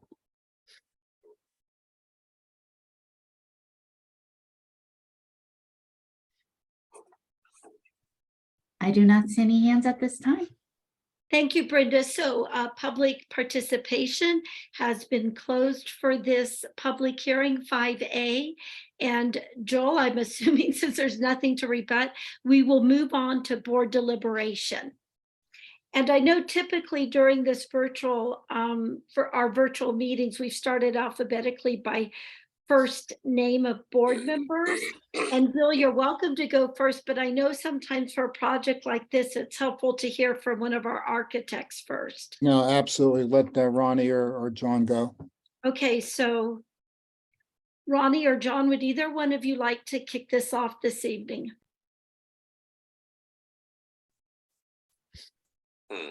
Well, neither of them would want to kick it off. I appoint John to start. Okay. Thank you. I'll Thank you, jump John. in there. You've been nominated. I've been nominated. I understand the goals of the project, and I also understand the outcome of the review in terms of the, I guess, Marcy, just to clarify me a little better, it's the open space issue is the fact that because the two-story building has become a one-story building, the coverage, the area covering the site has increased enough to, I guess, eat more open space than it would have as a two-story building. Is that correct? That's correct. In the general design guidelines, when it talks about site design, it asks to look at the amount of built space to open area on the property. And so while the previous approval was about the same size in terms of square footage, the footprint has now expanded since it's a one-story building. Right. Okay. So that's I guess the kind of mass open space issue is the biggest issue. The issue of the materials, we have yet to really dig into the issue of what I would call synthetic siding type materials, which we need to. In my case, I think on new construction, especially on the tertiary side of the primary structure, it may be appropriate. I would express a little concern about the use of stucco, at least the way it's being used, as appropriate in this, I guess, ensemble of materials. So I'm not as troubled by that relative to the guidelines. I think some review of that needs to occur. However, the issue of the coverage of the site and the occupancy of the creation of a I guess almost continuous alley wall on that one boundary is an issue. And I'm wondering if there is a configuration variation of this that could accomplish what is desired here. It also seems that the mass of the garage is, I guess, exaggerated by the height of the gable, because it almost looks like it's a 1.5 story building. And that's something else that some modification could probably bring down. It is appropriate to put a garage on that side of the property and addressing the alley. So I have a very mixed kind of feeling about this, that it's not quite as or I wouldn't say indefensible. It's not quite as troublesome as is being indicated here. A one-story building, if properly treated, is going to be actually less or more subordinate to the primary structure than a two-story building. So that is probably the correct response. Ronnie, what do you think?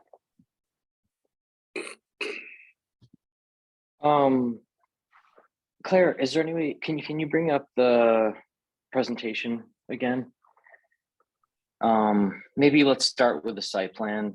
Yeah, it's pretty easy kind of checkbox stuff here.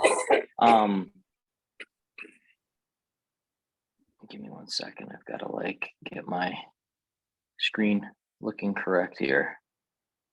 Okay, Joel, excellent presentation. I mean, I really appreciate you kind of outlining what your desire is and how you got from point A to point B. So thank you for doing that. That's very helpful to hear. And also, I do think that staff's memo, was well written on this, and that they pointed out a handful of aspects that they've identified as kind of not complying. And just as at a high level, my takeaway from staff's memo wasn't about the materials being kind of the primary piece. And I know that you pointed to that. I thought that there were other aspects to it, which I believe John just started, to point to. But, some obvious stuff here is like, is it in the right spot? Yeah, that's great. I think that, I kind of have a question for staff, but I feel like to start, I think that even in your proposal, you describe the architectural character of this structure as, deliberately attempting to not be kind of the baby bear version of the primary residence. And, if you were to take a step back and look at what the precedent is on site, it is the existing residence and the existing carport. And, I have read and kind of found the one compelling aspect of staff's report to point out that the precedent is there on site to draw from, and the forms that are being proposed, are kind of like a third version of something.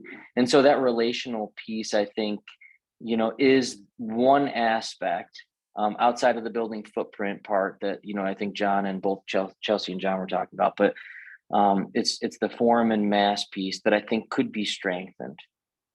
That being said, let me just ask a quick question here. Claire or Marcy, could you flip to the existing residence image? Yeah, and actually go back one. I kind of preferred the historic one. Yeah, that's great. Okay, so, and then I'm sorry to put you on the spot. I know you mentioned this earlier and it's in the report, and I have my phone here. I always have the report kind of pulled up, but it's so hard to see on the phone. What is the pitch that we've determined is the pitch of this primary residence? The roof pitch, sorry. Yes. Because I feel like you reported it as 612 somewhere, but maybe I'm misunderstanding that. Almost looks 1212 in that image. It was written in the previous approval, so I do not have the expertise to check that. It's okay. It's okay. I mean, maybe you take whatever time you might need to give me a minute to look at it. But I think that there's a handful of things here, Joel, that you and your team, probably understand and in the past have understood. It's like, what is this thing and what are the things to reference? Well, it has a 1.5 story building in which the second story that has habitable space is allowed to have additional head height through a dormer. And that dormer is a shed dormer along kind of the broad length of this building. Windows are vertically oriented and, they have some definition to them. There's a strong base to this building in which, in this image, you can see the brick. It hasn't been painted over or in fact, even stuccoed over. I can't tell what's happening currently. And then what happens above that is essentially the second floor, the 1.5 above it. That is, I imagine, to be like a truss system in which you can inhabit. And this is all pretty typical stuff, right? Like the base of the lowest part of the building, that's the foundation, is made of stone. So there's kind of a nobility and strength of materials that you can track as you go from base to top. And if you just click forward one image to like the current. Oh, by the way, I'll also just point out, not that you need to do this stuff. I just want to point out, what do you see when you see this? There's some other aspects here. There's brackets, there's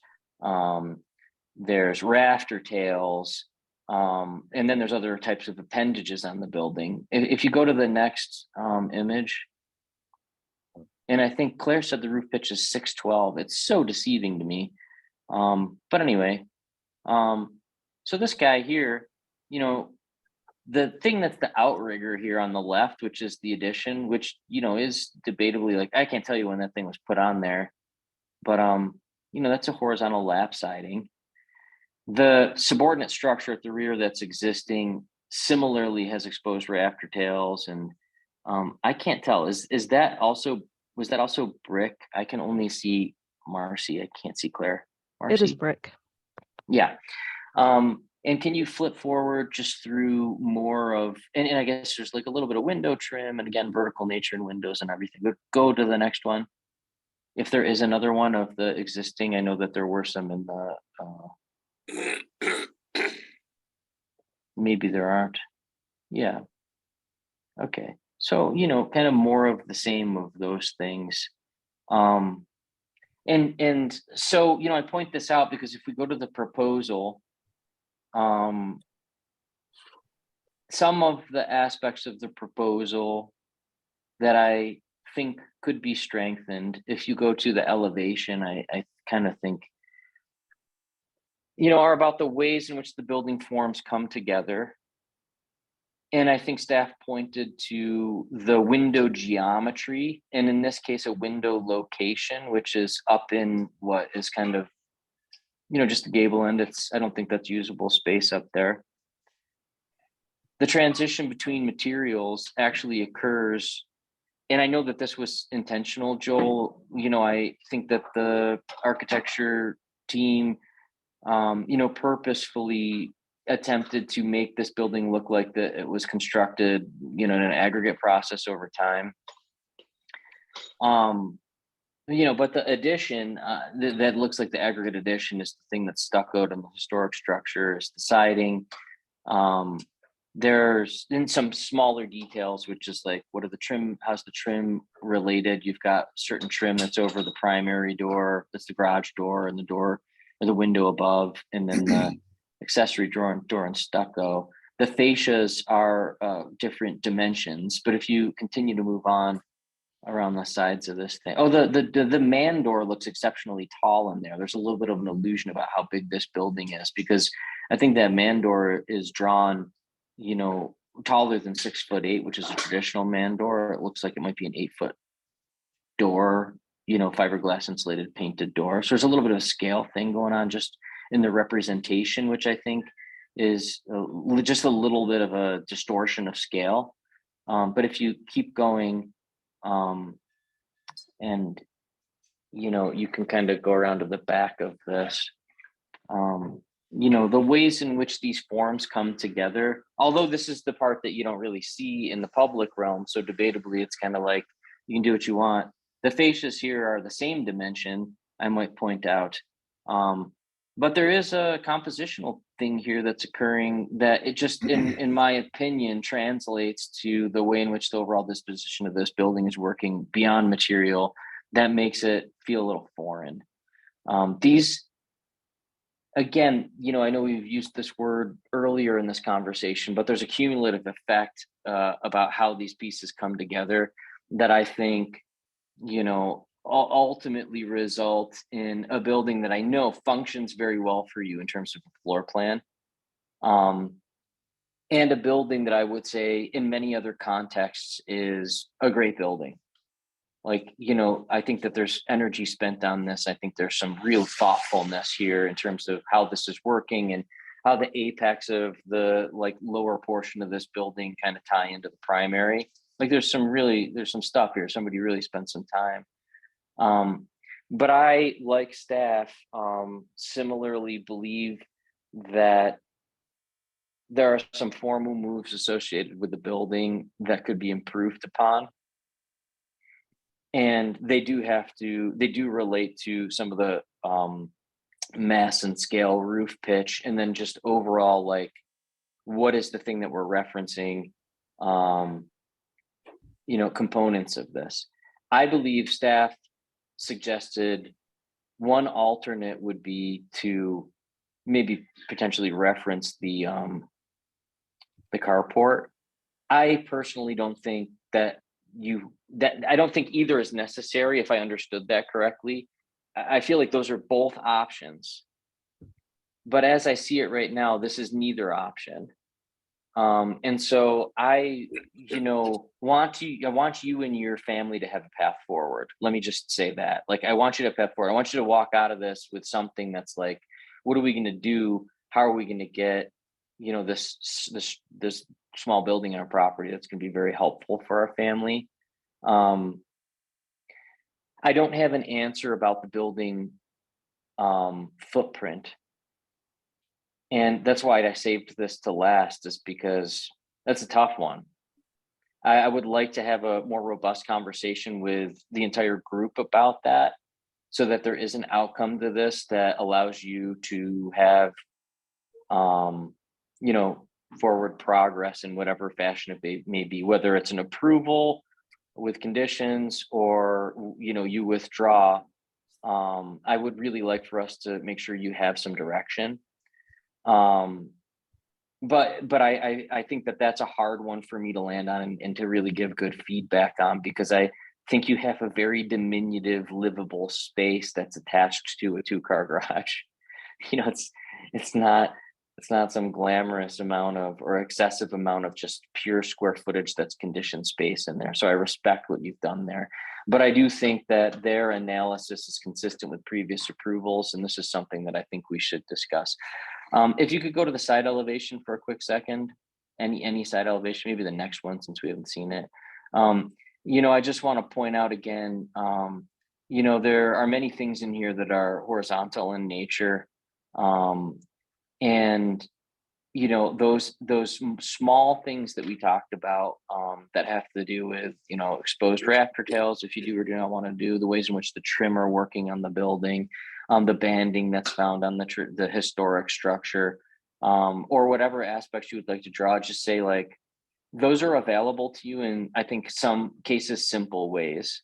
And I do think that if there was another round of something, however it is processed with us, that I'm confident that you and your team could propose something that, in my opinion, is more closely aligned with those historic structures. So I'll kind of leave it at that. I have a couple other things on my mind, but I'll leave it at that. And maybe Abby, if you are up for passing it on, I see John has his hand up there. Maybe somebody else has I something. do see John has his hands up, and we still need to hear from Bill and Chelsea. And John, is yours, is this a good, This is my just, assumption is your comment is timely at this point. yeah, it is timely at this point. Looking at the primary structure, is that stucco on the primary structure? The second floor in particular? It is. Okay, I'm going to withdraw my stucco comment. I think that deriving materials off of the primary structure is appropriate wholly. So, I just one quick echo to what Ronnie said. I think there is a path forward here. I'm not sure how we address that tonight yet. So we got to listen, or we got to hear what everyone else thinks about this. I think that the two biggest, I guess, kind of problems with this are, I think, how far the mass, or how far in the site plan, how far the location of the building intrudes into the space between the house and the new building. And it does seem like it could be pushed back a little further towards the alley, and that would accomplish some portion of it. And then I think the issue of the two different slopes on the roof is causing some of the problem with exaggeration of the height. And from this side, it looks like a shed addition, but on the front, it's a kind of two complete different buildings in collision. And I think that that's an issue that could be resolved or could be resolving. But I'm going to leave it at that. And I do want to hear from Bill and Chelsea, but I want to say that what I hear from you and Ronnie right now, and you're going down traveling a similar path with what you're saying, but I mean, my takeaway from staff's memorandum and presentation is there's definitely a path forward. A structure like this would be definitely possible on this property, but are there too many conditions that make it impossible tonight to approve this, as well as, you know, I don't really think we can redesign this in a Zoom call. But Bill, would you like to go next?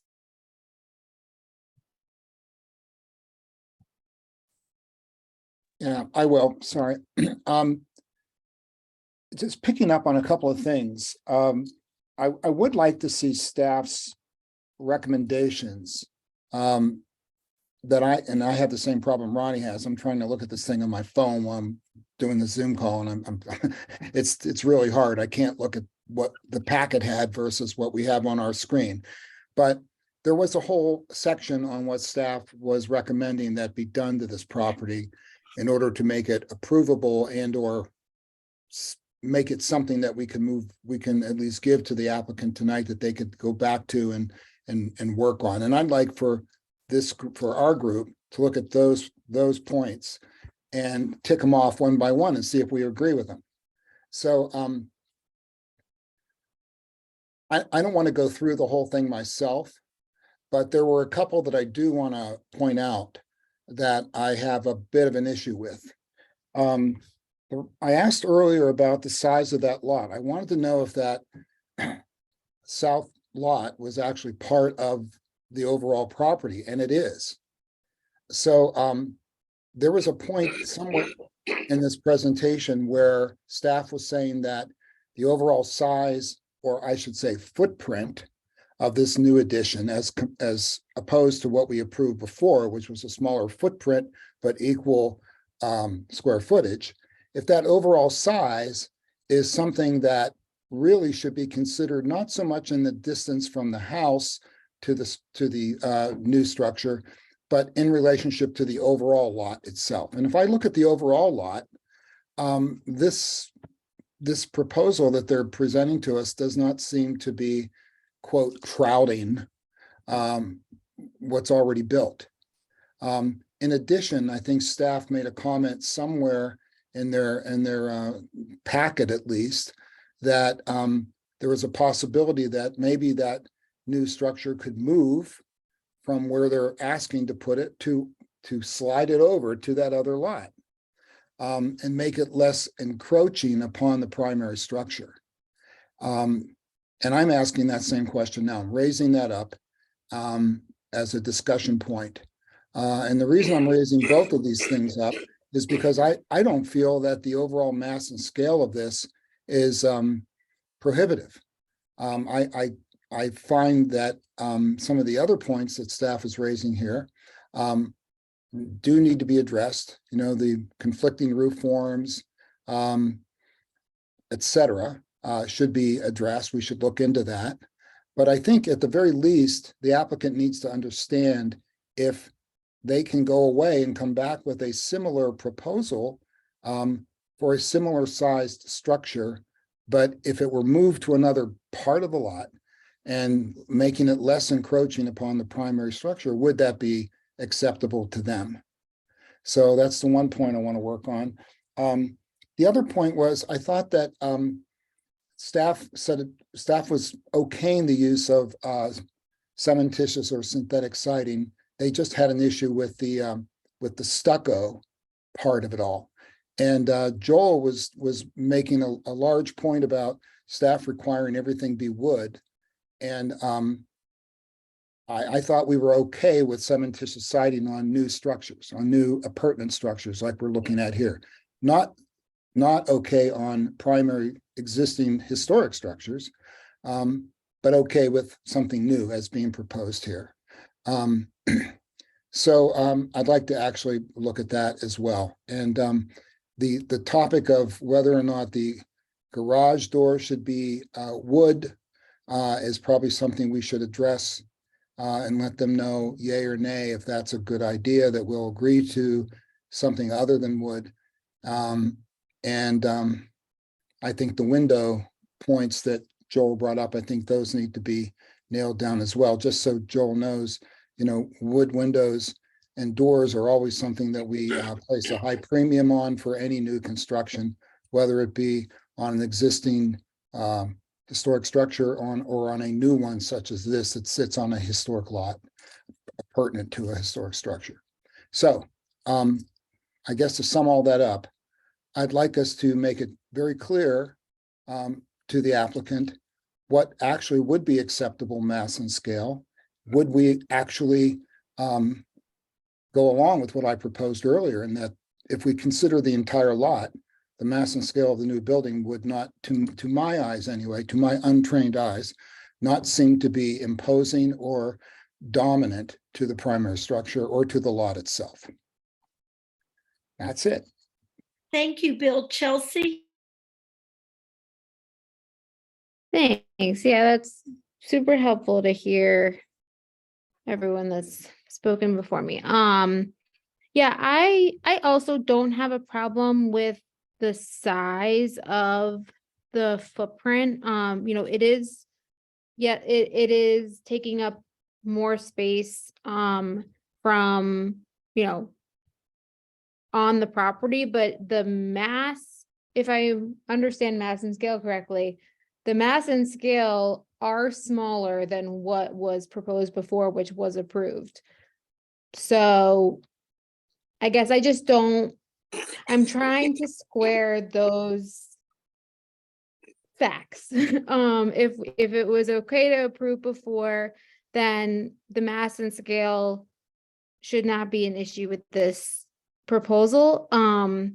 But I understand that in terms of reducing the overall open space, like that's the one piece that makes sense to me.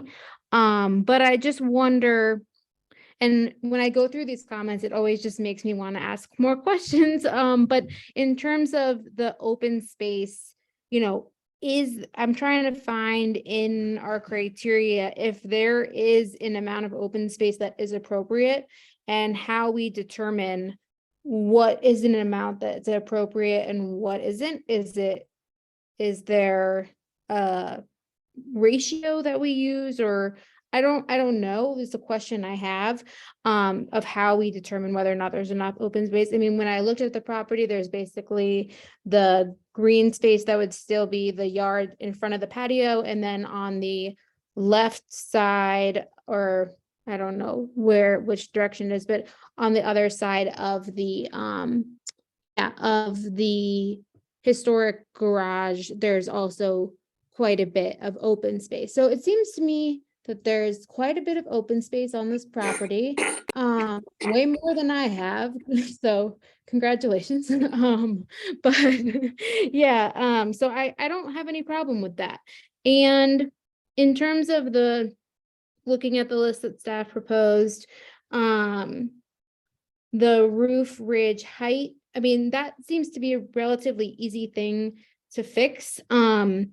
And I did have a question about the issue of the wood, because on recommendation I, it says that the garage doors should be wood. And again, I have a question of where, if that is something that we require, or if this is just a recommendation, because it's a new garage. I don't see why that would have to be wood. Okay, and so there's the recommendation to propose driveway apron appears to be concrete, revised to gravel. I mean, some of these recommendations are pretty easy to resolve. And I guess I've seen us approve projects with just as complicated, if not more complicated, criteria for, conditions of approval. So I understand there's a bit of nuance with this, and we can discuss where we are as a group in terms of how close we are on some of these issues. But when you take each of these individually, I just feel like we're not that far off from approval. And also, I have some questions about whether or not these are requirements or they are just recommendations. What is actually required to meet the criteria and what isn't. Is sort of where I feel like this is closer than approval than not approval. So I'll let others speak to where they are. Thanks. Thank you, Would like Chelsea. Staff to respond to your questions or wait? I would love to hear an answer if those. Yeah, Marcy, I would go ahead if you would. Sure. All right, so the guidelines are guidelines, not hard and fast requirements. And so when it comes to the guideline about the built mass to open space, it's generally found in the area is what it says. And so there's no specific percentage. And so it makes sense to me that you and Bill could look at the same thing and come to a different conclusion. I think that's completely fair. Because there's not a hard percentage. You had another question. You had another guideline question. And then About the wood garage door.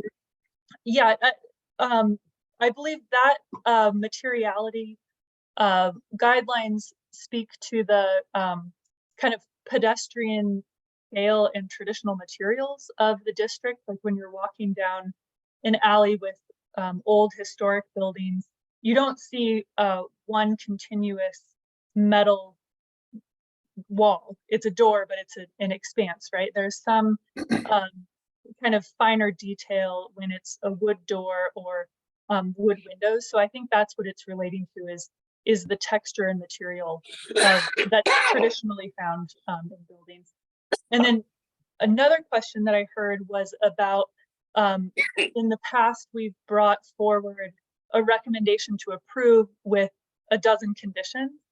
And we're trying to be very intentional about at some point, it's cleaner and clearer to recommend denial rather than changing the project so much through our recommendations that the owners end up with a project they don't want, or that it's yeah, so we want to respond to what's been proposed, and then at some point, in our opinions, it was too many conditions to sort out, and that a denial would be clear. But I think the board, if you're heading towards consensus that the mass, scale, and location are appropriate, I think that those are the biggest things. That then the rest are details that could be sorted out. Bill, I see your hand up. Yeah, thanks, Marcy. I want to be clear as well that I'd like to see this applicant leave here tonight, not have to come back to this meeting, but go to a DRC and iron out the details.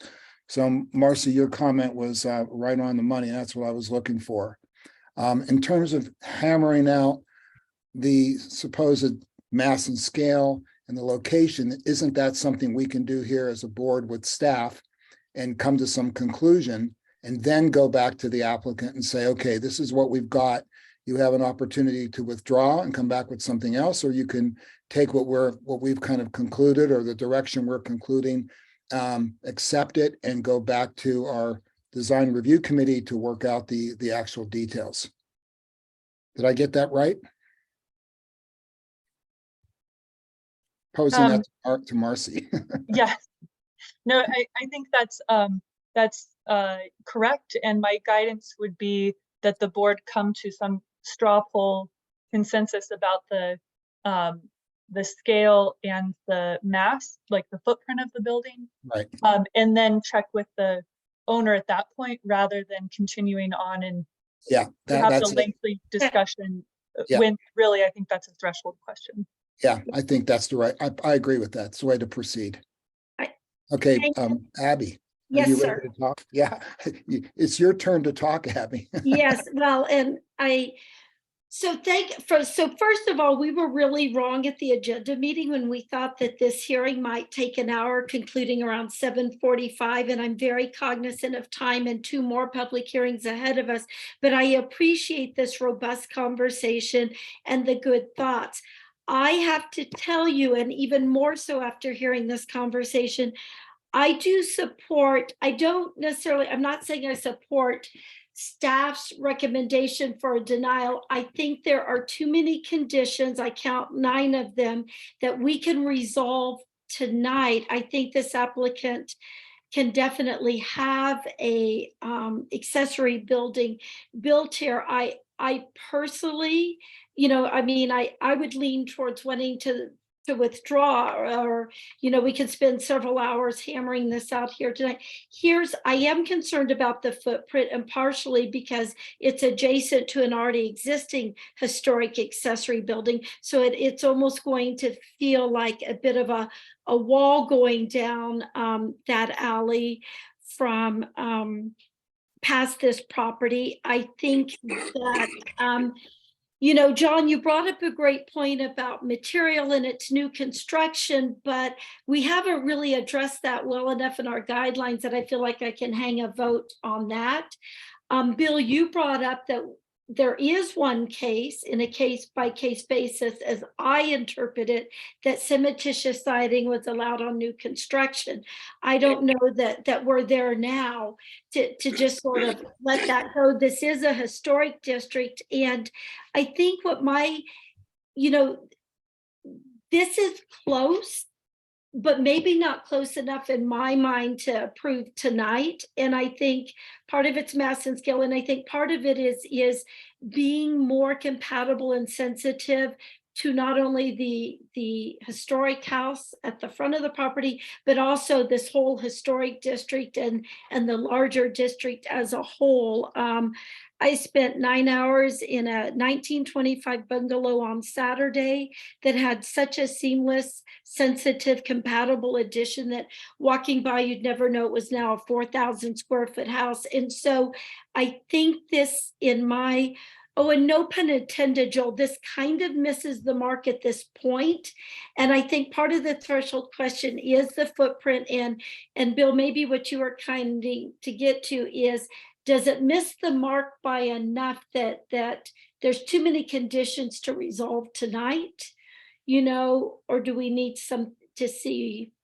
No, I wasn't suggesting that. I was going along Marcy's reasoning, which was, let's look at the mass and scale and location and get that knocked out. If we can knock that out, many of these other things, we could easily, address quickly to the applicant, and the applicant will then know more clearly where we stand. No, we won't have a final product. We're not trying to get to that, but Okay. have we struck a compromise that, between staff's recommendations and what the applicant wants, that the applicant feels they can live with it? That's where I'd like for us to. Okay, thank you, Bill, because I don't think we're there tonight. There's definitely conditions both that staff have proposed and that I hear Landmarks board members also want to do. So shall we just do a quick straw poll about the mass and scale and location? Bill? When you say a straw poll, is it like an aye or? Yeah, just yes or no. Well, no, I'm in agreement. I'm sorry, I have to speak to this because I'd like for us as a group to discuss this before we do this poll. Okay. I think I'm leaning where Chelsea's going. I'm okay with this overall size of this thing. It's not 2-story. It's spread out more, as a footprint rather than a vertical thing. Okay. So I'm okay with the size of it. And I see the size of the lot, and it's a big lot, combining these 2 lots together. So I don't see this encroachment problem. Yeah. However, I do think it is possible, if possible, could it move to the south side as staff was recommending? That would make it feel less encroaching upon where the primary structure is located on the lot. So that's what I'd like for us to resolve. Okay. John?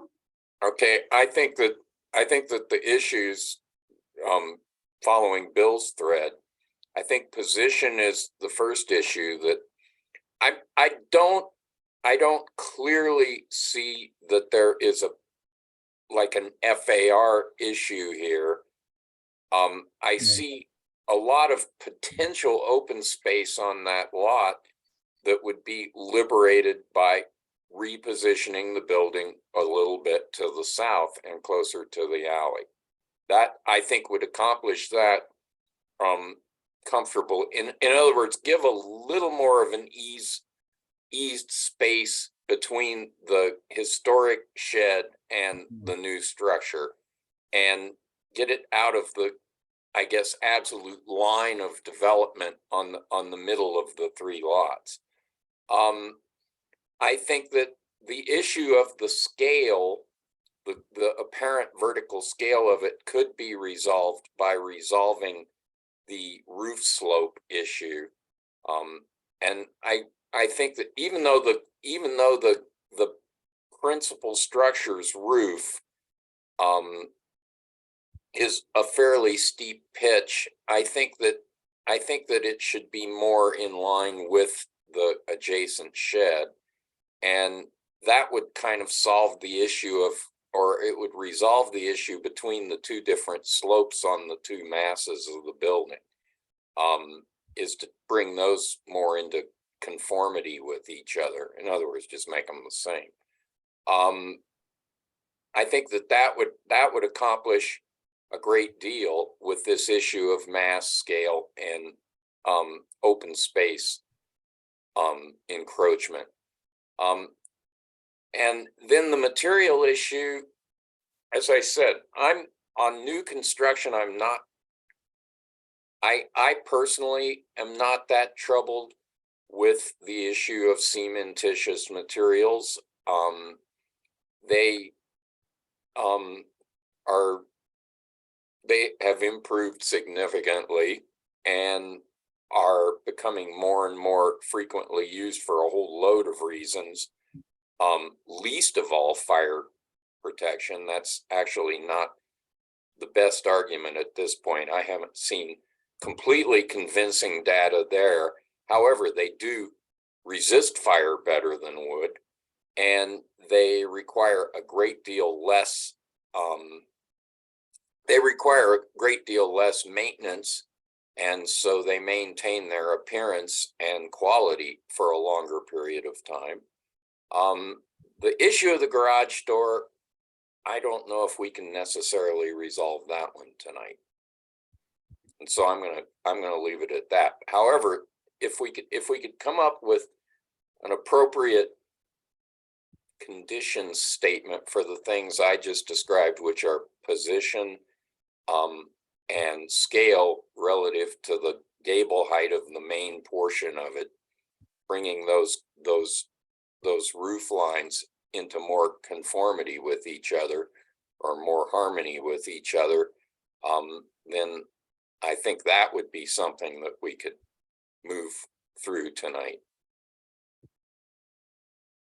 Thank you, Ronnie. Well, I had a couple things. So this isn't the straw poll version. I apologize, but Claire, can you bring up the presentation just quick one more time? And can you recap the square footages for us? And by the way, I don't remember seeing that image that was flashed up for a second there in the memo that was like the history and then the 3 versions of building elevations. And I was actually fearful to ask for this thing, but there it was, because that's not really what we're reviewing. But hey, look, there's this. So this is cool. And this is such a great summary. I'm not sure, like, I know why one wouldn't include this in the packet. I'm pretty confident it wasn't in the packet. But at the same time, this is exactly what I wanted to see all along. So I just want to understand, there was 1,100 square feet. This is such a good summary. In 2020, LDRC approved 770 square feet with a 480 square foot footprint. And then the current proposal is for a similar amount of square footage, but it's all single floor. And then I was having a hard time understanding what the actual width of the garage face is. Is that something that somebody has just offhand? I just couldn't find a dimension for this. Is it, I'm assuming it's like 20 feet or 22 feet. It's just kind of for me to kind of understand what's happening there and plan. It must be about 22 feet, Ronnie. I mean, it's a double garage door. Yeah. Applicant, if you could nod your head, I can't see you, but now, nope, your camera's off. Is it, if it's 22 feet, can you nod, or if it's 20, can you give me a It's- signal? It's 26 feet 4 inches on the back. So that's both of, that's on That's the, out to out. yeah. Yeah, And then so I couldn't the, find the other one. I don't have the one right here about the garage. Okay, facing it's stuff. between 20 and 22, I guess. So that's like kind of a normative to get a full garage door and to get 2 cars in there. Okay. I mean, man, I just, first of all, highest level, I want this process to be the easiest for everybody. And in particular, I don't want it to be like burdensome on the applicant. But I kind of think the least burdensome process on the applicant is not going to DRC with a million conditions, because my opinion on this is we are not in a position to design this building by committee right now as a board. I think, you know, the guidelines and rails to design within and our feedback on options, because there isn't one design solution, there's multiple options, including placement of the garage, is a better route to hand back to the applicant. Because in fact, I think it'll be less frustrating for all parties, including the applicant, and quicker. And no, it might seem like it would be quicker if we just brought this to DRC, but I don't think that would be the case. I think you just iterate at DRC and you might find that it's just as frustration, because to clarify the conditions in which one might approve this application, and then for you to try to comply, you know, there's just not enough. There's not enough for us to do that, in my opinion. And I'm one for making conditions, Joel. So, you know, I just don't think that it's something that I feel confident that we can do. And I know that we all want to make this simple, but I think it's more burdensome to try to approve this tonight. Okay. So I would say that I think that staff's report was a good one. I think it wasn't, you know, it did exactly what I think we need to do for the applicant right now, which is like talk about, you know, what types of options there are. And I believe that I talked a little bit about that, Joel. Hopefully you heard that from me already, so I won't repeat it all. I do agree with Bill in that, you know, what are we going to do about the footprint size? Is this footprint size something that is approvable? That's very hard for me. I mean, Chelsea's making such a great point. That's like, what do we have in our code that talks about this? And, you know, there are ways in which it's described, but it's not like a number. Well, But there there's has- FAR limits on sites, but That's not a landmarks board thing. right, exactly. That's a zoning of. And so, you know, there has been, you know, the cultural thing that happens here, which is like, how are we consistent with previous approvals, and how have we treated this types of applications like this in the past? That's hard for me to, you know, remember it all. I think 770 square feet is larger than what I remember them being. I'm like maybe around 600 square feet, or maybe they pressed up to 650. I don't know.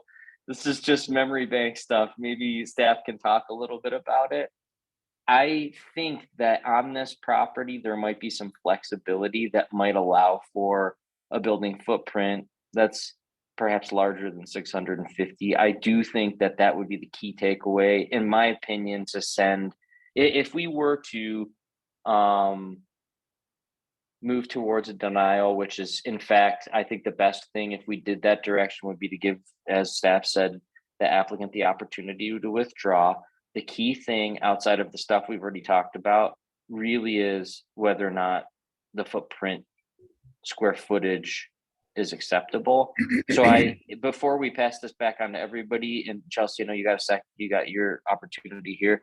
I wonder if maybe Claire or Marcy, sorry again, is there a way that you could just give us a little bit of like, what have we approved in the past for these types of square footages, if you anecdotally know? I'm going to struggle to name a specific square footage because we most often see new garage applications in Mapleton Hill where the design guidelines say 2-car garages are rarely appropriate. And so that tends to result in smaller, usually 1 or 1.5 car garages. So just in my experience, I do think that a 700 square foot footprint is on the larger side of accessory buildings that have been approved by our program, but there's probably a range. But I think I'll just stop there. And may I just follow up question here? First of all, let me just say, the lot numbers that we're seeing here is the historic platting of 25-foot wide lots. Okay, this is one property. And so what you see there are 3 25s, 75-foot wide frontage. I was wondering if staff could comment on that dimension. And am I correct in thinking that a 50-foot wide parcel is more traditional, like ownership structure with a single family house and perhaps back buildings? Yep, that is correct. Typical lots historically in Boulder were about 50 feet wide. So by having the third lot here of 25 feet, it is a wider lot than we typically see. And so, that's super helpful. And just to kind of point out the obvious here, if there was ever a condition or a site condition in which, perhaps there's an opportunity for a larger building that is a outbuilding, it's on a larger lot, in which you could have greater opportunity to still find the balance between the transparency and the openness along an alley face, as well as the open space piece that, is traditionally found in neighborhoods. So I'll just say, I could see a version where we could find a larger outbuilding footprint being approvable as well as consistent with previous approvals on this property. And so I'm just going to go out on a limb and say, I think we could, what was the proposed square footage? I don't know if anybody knows. It was 750 square feet. 770. 770. I mean, by no 74. means do I want this to be a 25-foot contingency, because I was about to say 750. But I think that I personally could see myself supporting, and again, this might be swayed by other people's feedback here momentarily, but currently I could see myself supporting a future approval of a building on this lot that is about 700 and I'm going to say 70 square feet for the sake of Joel's current proposal. Don't make it bigger. Don't go away and make this bigger. That'd be bad. But I could see us contemplating an approval of that on this lot. And if it met other aspects of the things that you're hearing from everybody tonight about ways in which it might be in better alignment with the guidelines, I could see it being approvable. Whether or not it's moved, I don't know. I'm just going to say, I could see it being where it is. And I think that the design might need to change a little bit in order for it to be more compatible. I wouldn't place that as a directive that's if it's not doing that, then I don't see it being approved. But I do think the other things that are talked about here, should be strongly considered. So that's my position right now. Just to recap, I could see myself approving future at 770 or less. I don't think that this should go to DRC. I think it's better and healthier for everybody if the applicant were allowed to withdraw, and I would recommend that you withdraw if it goes that route. And then I would also say, that gives you an opportunity to do the creative process. That's a better process and healthier process for you and your architecture team rather than what could happen right now. And Bill, I see your hand raised, but Ronnie, thank you for articulating all of that, because I think I am where you are, that I don't see a path forward to approve it tonight. I think Shirley, because it's going to be new construction larger than 340 square feet, it has to come back to the Landmarks Board. Bill? Claire, can you tell us if the first time that this original proposal was brought to this to our board at our regular meeting, was it approved with conditions? And is that second item that we saw on that historical slide, as Ronnie called it, is that what the applicant came back with at DRC in the final proposal that was made? Because if that's true, then I got to take issue with Ronnie's assessment here. We clearly were able to deal with a much more complicated set of conditions the first time we saw this proposal, and we were apparently able to send off the applicant to go to a DRC and come up with a final. So we were able to articulate what we wanted. The applicant seemed to accept it, and they took it and went to the DRC. John, could you mute yourself or something there? If you're still going the straw poll, I'm of the straw poll that we, by addressing the issue of the so-called mass and scale and the placement, which I would agree, replace it towards the southern end of the property, leave the mass and scale as it is, but accept mostly all the other changes, recommendations that staff had. I'd be inclined to approve this with those conditions tonight. Would you like me to address the question? Yeah. Yes, this was approved with conditions. This was the proposal that came to the full board. It, I think, went through 2 rounds at LDRC to receive the final approval. The conversations with Joel, and he can confirm this, is led to, and the architect led to the decision to recommend denial, which was that they ended up with a building that they didn't want. So that was one of the reasons that staff recommended denial with this, is that with so many conditions, they would have to go back and redesign a building based on the Landmarks Board's conditions, and may end up with a building that they hadn't proposed. Well, that's sort of different from what we've seen. I don't mean to cut you off, but I read the entire packet, and in there I thought that there were other reasons why that final approval was not acceptable. Not that they didn't want it or they didn't like it in the end, they weren't happy with it. But if that's the case, if I read you correct, Claire, if you're suggesting that the process we went through put them, into a position where they ended up with something they did not like and did not want, then yeah, I can understand why we would have to deny this tonight, so they could take it back. Yeah, if that's the case, but that's not how I read that packet. I read that there was, issues with cost and the builder and various other reasons that caused them to not want to go forward with this accepted design in June 2020. Well, that would be something to confirm with Joel, but with this one, the similar thing is that they said they were happy with this design and didn't want to modify it, and this is what they wanted.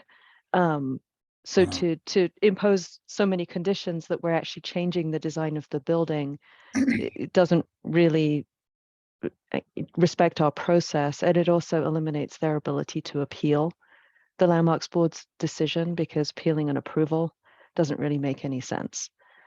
So that's Can I just sorry, but if I heard Bill ask something different than what you answered. Bill, did you ask if this proposal is what they wanted, but the application in front of us? No, I originally asked if we approved the proposal that came to us to the full board on the far left side of our screen right here. Did we approve that? Yeah. I heard. And we didn't deny it. They didn't go back. They didn't follow that path. They went ahead and took our suggestions and came forward with what showed up in the middle of the screen here. And now Claire is saying, well, yeah, they came up with that, but in the end, they didn't like it and didn't want it. So if that's the case, then I can understand why staff is saying, okay, look at all these conditions. And now that they've heard a lot of what we've talked about, maybe they'll understand where this board is leaning and come back with something else that's more in line with those recommendations, rather than go through our process, which is understand the drift of what we're asking them to do. We approve it with conditions, then they go to the DRC and, you know, hash out all the details. I can now understand staff's reticence to have this approved with conditions. I get it. That's not how I read the packet, though. That maybe Joel can, at some point, we can have him speak to that. Yeah, would Yeah, it be? I'm Oh, sorry. yeah. I was gonna ask if it was, can we have Joel speak to it? Yeah, I can. So it's kind of the frog in the pot of hot water deal. So we originally brought the proposal on the left to the committee or to the board. I can't speak to the exact terms that were used, but I know we did meet with this team several times, and over the course of those meetings, as I said before, there were several changes requested. Most significant to us really was the reduction of the size of the ADU. We had originally proposed, I think it was around 700 square feet for the ADU itself, and I think we were at around 325 when we were done. We convinced ourselves that that was okay, something we could live with, but when we went to builders to get an estimate to build it, they were articulating for us a number of the elements of the approved building that just added cost to constructing it. And so at that point, when we realized what the cost would be to build something that we knew we had already made a fair number of compromises on, that's the point where we decided we didn't want to do it. So is it that we didn't get a building that we wanted? We would have been okay with the building, but the cost for the building, that's what drove. And so if I could speak to this one, we've put a lot of time and money in this already. Different architects, lots of revisions, very respectful of the committee and the recommendations being made here. But I don't want to get into that cycle again where I'm going back to my architect, asking for certain changes recommended, coming back to the DRC and the board and having people say, well, okay, that's fine, but now let's tweak this window a little bit. We're spending the money with the architect, and then we don't know what the impact on construction is. And so it just puts us in a difficult position because we've got a lot invested in this already, time and money, and it's not clear what the finish line looks like. Well, that's clarified a lot of things. Thank you, Joel.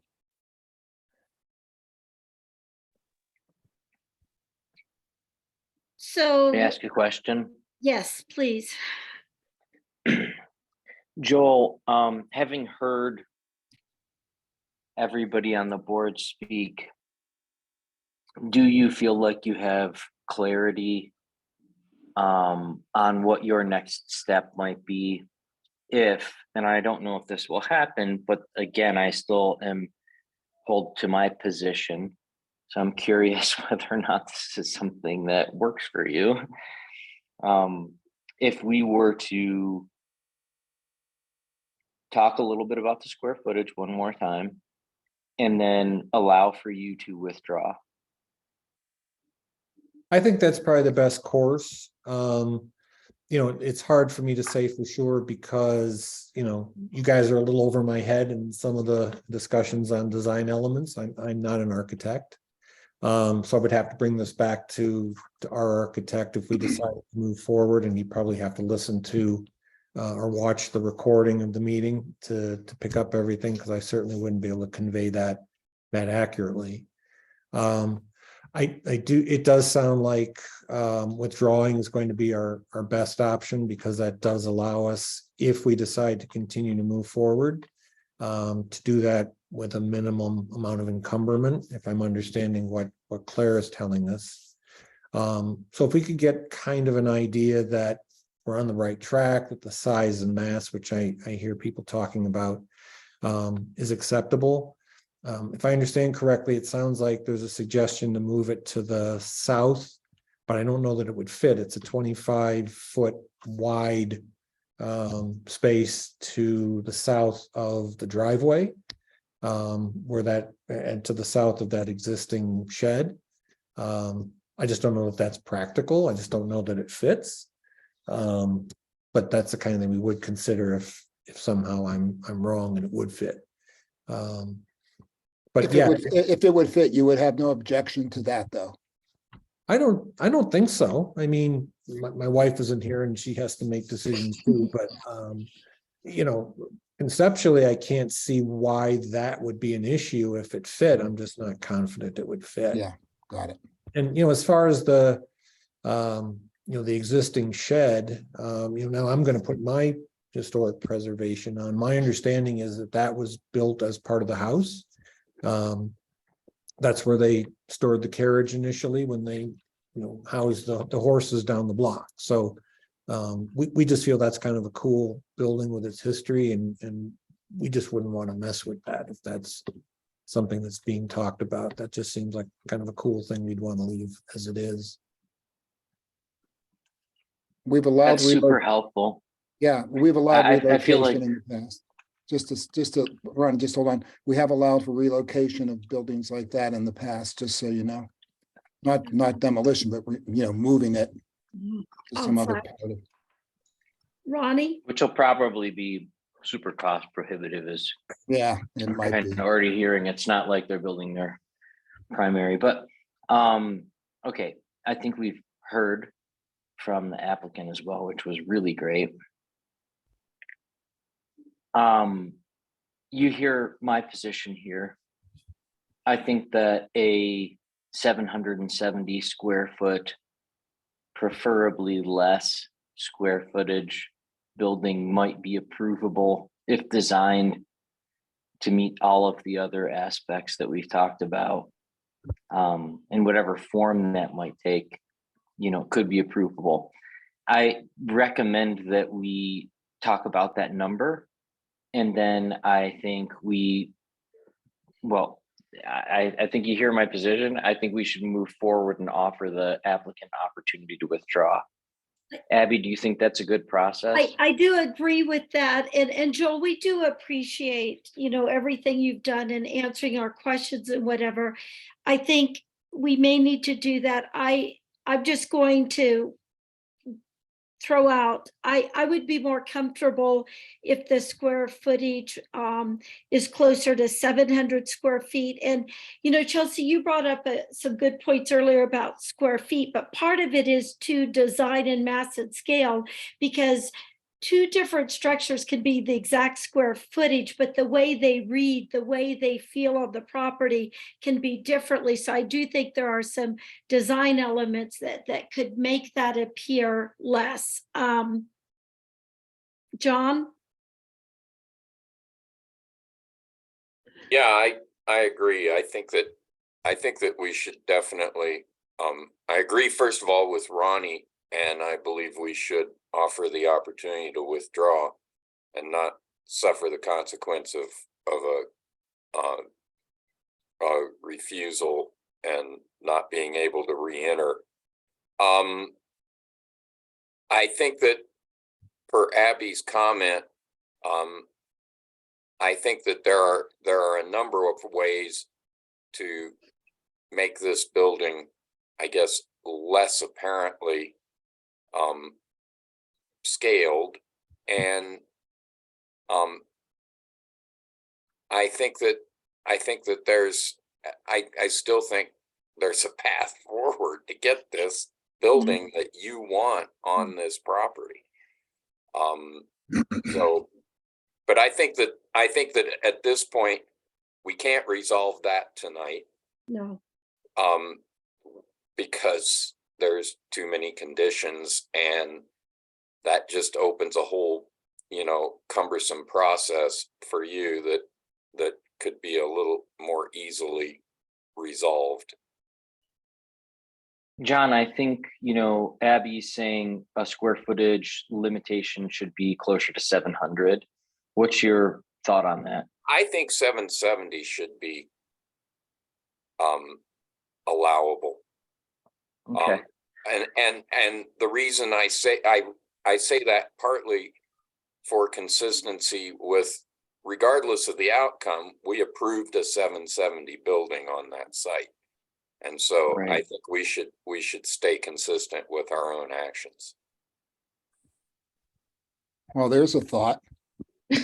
Well, I mean, just for clarification, I mean, I don't want The to open this footprint whole was thing up, but we different, approved yeah. 770 square feet, not 770 square feet of footprint. Correct. And so There's a I don't think that this is a consistency thing there. Like, that's not why I'm saying that we would contemplate a potential future approval of 770 square feet. That's not my reasoning. But I'm curious if we just kind of push off on the 700 numbers or whatever we're at, if we could keep going through that, because it's 8:40 and I think we're getting close. Yeah. John? I I mean, think Bill. John, Bill, Mhm. sorry. Yeah. We both have hats on. I'm not gonna be labor. 770 is fine. I'm cool with it Okay. because it's a large lot. It's a Okay. double lot size. So It's I triple, think yeah. it's a triple. So I Right. don't know why we're, wringing our hands over the size of this, over a couple square feet. Right now, he's got something that can work for him. And regardless of what we approved in the past, I'm okay with 770. I'm also okay with it moving to the south, and I'm okay with us offering a withdrawal. Thank you. But he needs to know when he goes away, what he's going to come back with next time, so he has a prayer of getting it through. Thank you. Chelsea? Anything you want to add at this point, especially about square footage? No, I feel comfortable with the way it is now, and I feel comfortable if it was moved to the south side, if that is what the majority of us are more comfortable with, if that's possible. If not, I'm also fine with it the way it Right. is. I have to qualify. Thank you, Chelsea. I'm sorry, I got to do a little do-over here. If it's possible. If but it's not- possible. Yeah, right. If it's not possible, then forget it. Yeah. So Mhm. So it seems like at least four of us, and Chelsea, I don't know if you said this specifically, but would recommend a withdrawal at this point to give the owner an option to do that. So I think that's our next step if Joel is interested in speaking to that briefly. Mhm. well, Lucas, how do we get to that? Do we need to make a motion to do something like perhaps the motion to denial, or is there just at this moment Joel can Yeah, Joel can make a decision right If now? he wants to withdraw, he would do it before the vote for the denial, because Right. once you do the vote for denial, if that is, if you do deny, then the Yeah. year-long, prohibition Great. comes No, into place. So gotcha. you can just give him the Great. option and he can So, take that. I and think the withdraw ball or is in not. Joel's court, correct, Lucas? I think we're all in agreement that we're okay with a withdrawal at this point. And that would be his call right now if he wants to do Right. it. So Joel, do you have your microphone on? Yeah, I do. Is that something I would need to decide now, or is that something, and to forego the vote at the moment, or? Yeah, decide it now. Okay. Say it to us. Yeah, I mean, it sounds like it's a pretty clear recommendation. So what is the process? Should we withdraw? It would be a brand new application then. Claire would be working to file a brand new application. That's correct. Okay. So just to clarify, what's in front of you right now in your decision point is it sounds like it's heading towards a denial, in which case you couldn't submit a substantially similar application for 1 year, or withdraw the application, take the feedback, which is what I hear, for the same size building, but addressing those other conditions in a new application that would come back to the board in the future. Okay. We will go ahead and withdraw then. I think well, unless we had someone had a last minute comment, I'll let you do that before we decide. Well, I just want to, so in the, like, I guess I wasn't totally clear that we had consensus on this list of requirements because we didn't go through it and say what we agreed to. So I guess not saying that we should do that because we shouldn't, but or maybe we should, but I guess I don't know if I fully agree with I don't know if I personally don't agree with everything on this list of criteria of things that staff has proposed that needs to happen. And so, like, for example, the wood garage doors or so I guess if we send Joel away from this meeting and we're basically saying you have to comply with this whole list, but that's not necessarily true for him to him to get a project approved. I just don't want him to think that, right? Yeah, well, I was gonna ask that, if we do withdraw, and it sounds like we're obviously moving in that direction, how do we know what we need to come back with, right? You referenced the list, do we need to meet all those stipulations? Do we roll the dice again? How do we know what really is going to fly? Claire or Marcy, maybe Yeah, I was gonna maybe say one of you Marcy guys or could Claire's- jump in and answer that. I think Yeah, you're better to, yeah. Marcy or Claire, one of you two address him, please. Yeah, and so I've been taking notes as the board's been discussing, but I don't have a clear direction in terms, I think we have, I hear a clear direction on what an appropriate size would be, which is its current size, 770 square feet or less. And then different board members have referenced the conditions that staff put together in the memo, but I didn't hear clear direction I don't think there is consensus. So I think at this point, my guidance would be if the board could offer some clear guidance of how the project might be revised so that it could be approved by the landmark board without designing from the dais, which is challenging. I'm sorry, Marcy, designing from the dais, which only makes sense if we're in The person. virtual dais. So designing from Zoom. designing from Zoom. right. Designing by committee through this crazy system we're working Right. through right now. Got it. Okay. So Yep. perhaps I would offer something, and what I heard is modifying the roof pitch to be, and maybe somebody can restate what that piece was. And then I've heard different opinions on the materiality as proposed. So that's what I have. So if the board could clarify, but that's at least the roof pitch was a start. And before I ask other board members about that, Laura, did you have something to offer? Just a process suggestion as a facilitator. That's what I do for a living. Maybe the board members could go take a look at the staff's list of conditions and say, which of these are a deal breaker for you? Which of these, if the applicant does not meet them, would cause you personally to deny the project? If that's helpful. Thank you. Claire, is it possible to put that list back up on our screen?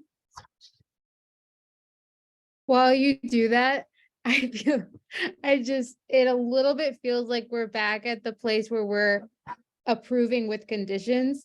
So I don't, so. Well, I mean, that's what you asked for. And I mean, I know, you no, what I'm saying is if we actually get to a place where we have agreement of what the conditions are, potentially it's possible that we could get to an approval with conditions if we have. I just got to jump in, guys. I think the Yeah. applicant doesn't want that. I don't think that's a healthy process. I don't think staff thinks that's a good process. They've already been down that road once. They talked about why that didn't work. I really don't think we should open that up. Yeah, I think I agree with that. At the same time, we would like some guidance on Yes. what it Yep. would take.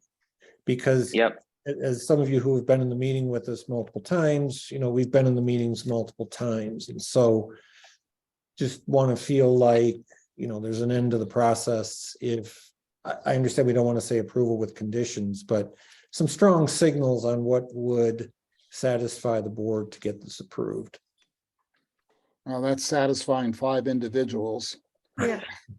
I mean, the My- DRC is a better gamble. You only have 3 you have to go through there, but the only way to do that is for each one of us to go through this list, and Ronnie's saying that's not a good idea to do. That's not what I'm saying. I don't Oh. think we should open the conversation up about whether or not we're Approving going to it approve with this with conditions. conditions. Yeah. I think that one. Marcy Yeah. was saying, what are the high points on here? And there's been other ways of addressing this, and what are the things that are tolerable and what are not. I mean, I think this thing's pretty clear. I feel a little differently. I feel like we're ready to go on this. I know that it sounds confusing, but there's room for interpretation that's part of the design process. I think that the way in which the memo is written here, these are all suggestive, but if you start with the largest and move your way down, that's the way in which I think, I would recommend that you and your design team kind of deal with what you read here.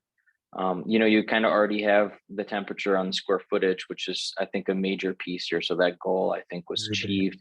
I think that the roof shape, as staff is talking about, and as if you've heard from people here, would be best if it was more referential to existing structures on the site, and if there was an aspect of that also was more clearly indicative of the ways in which the details are interpretive but not reproduction.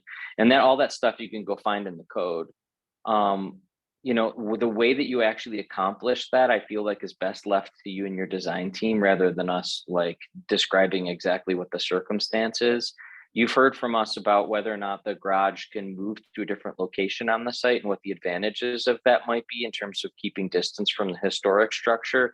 And it might not be possible to move it to the south side. I think if you were to prove that and come back and say this is why it doesn't work, that would probably check a box and at least show that you've tried to explore that.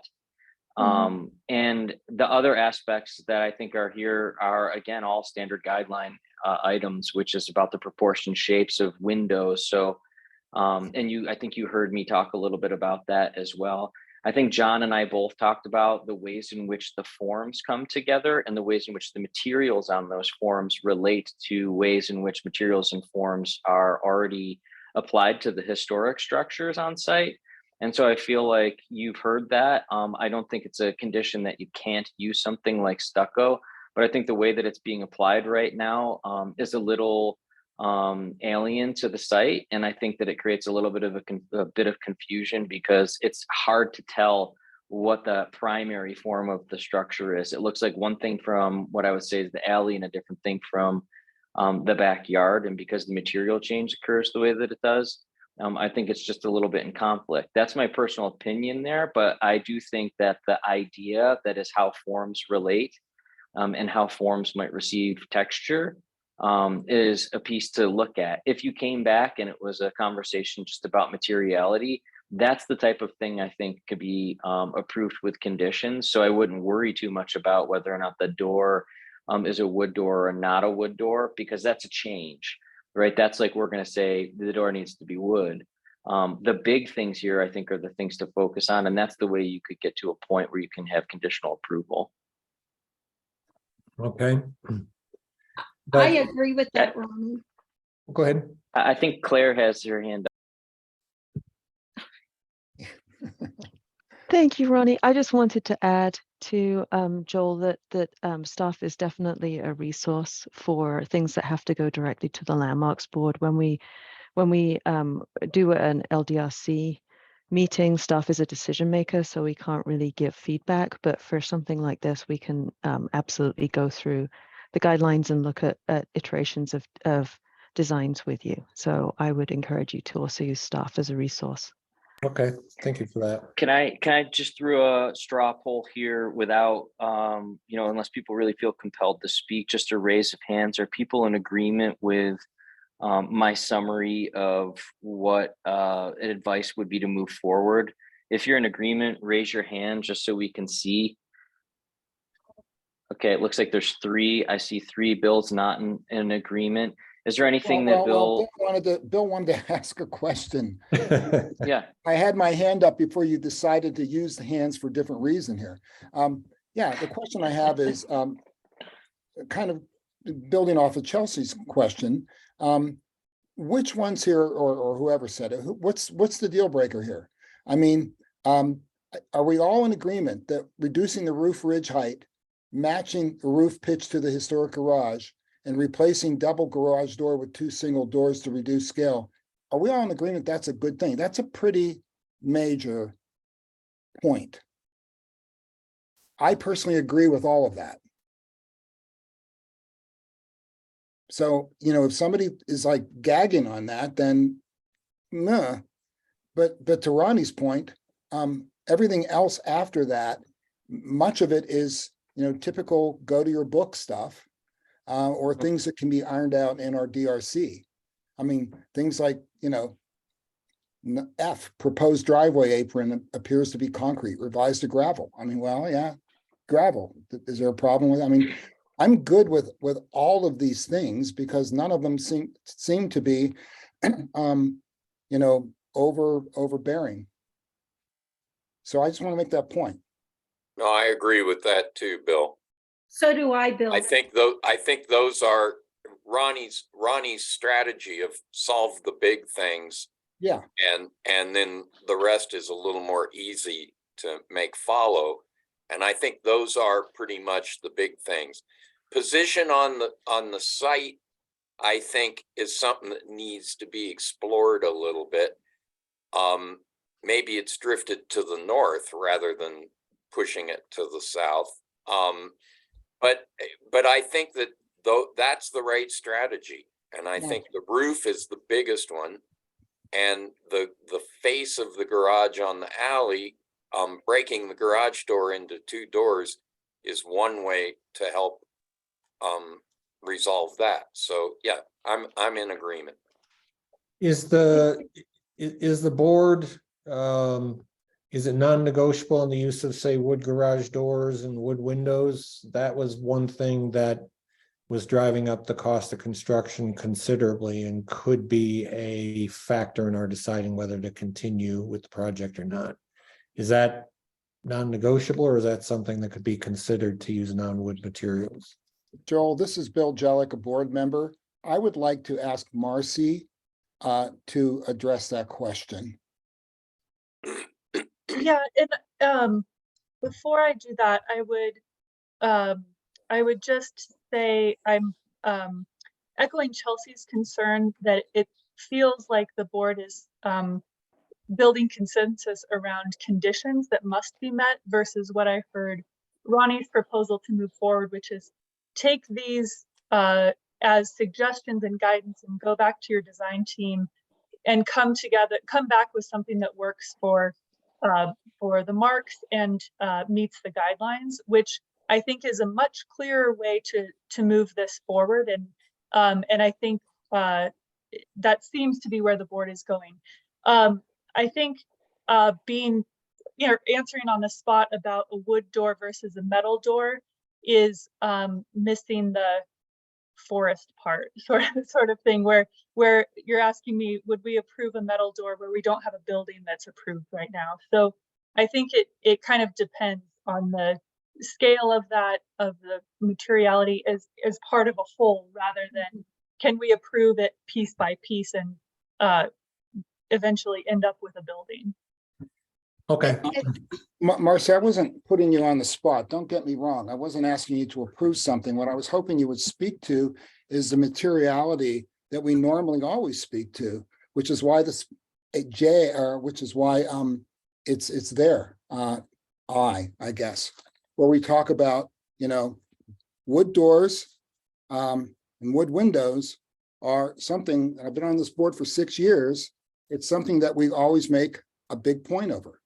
Sure, Yes, and- everything's negotiable, Joel, but I just to let you know that historically, the way we've gone is we've been very tight on sticking to, original material when it comes to wood, to doors and windows. Okay, that's helpful. Yeah. Yeah, it's sort of, there's no way to prove anything that's not before us, but I think Bill's point is it is definitely preferable. to Use wood. Yeah, and I'm only saying that because Joel's making a point that was something that was driving up costs. It could be a deal breaker for him to adhere to it. Well, that's right. And if we think it's going to be a deal breaker, then, maybe we don't invest more money with the architect to change the roof line if doing that by itself isn't going to be enough. So we just want to know, have Yeah, good information on how we want to move forward. without rendering an actual, firm decision right now. I think that's the best we can do. Marcy's point should be well taken by you, in that there have always been exceptions. These rules, these guidelines are bendable to a certain point. So that's why we're not saying, absolutely hard and fast, yes or no, but we are telling you that in the past, we've been very, very tight on adhering to wood material for doors and windows. That's helpful. I appreciate that. Thank you. Thank you. So is there anything else on this public hearing, or are you all comfortable bringing this to a close? Well, it's up to Joel. Joel, and No, I I do think- know staff will be a great resource for some of the notes they've taken tonight and some questions you may have. No, I appreciate that. And I think we will proceed with the withdrawal of the application. I think that's the recommendation we're hearing strongly. And my sense says that's the best course for this time as well. Well, we're not recommending it, but it's an offer that, A strong, I'm gauging the way the winds are blowing, so there you go. That's what it was. You were reading the wind. Yes, reading the room, reading the Zoom. Reading the Zoom. So, tea leaves. Thank you Right. so much. all right, well, thank you so much for your time and guidance. I really appreciate you're giving us an opportunity to speak and to hear the debate and to come away with something I think we can use to go forward. So thank you all for that. Yeah, You're thank welcome, you. Joel. for Good your luck to you. Presentation. All right. Thank you. Thank you. Bye-bye. Bye. So 2 more hearings to go, but should we take a 5-minute break? Yes, we should.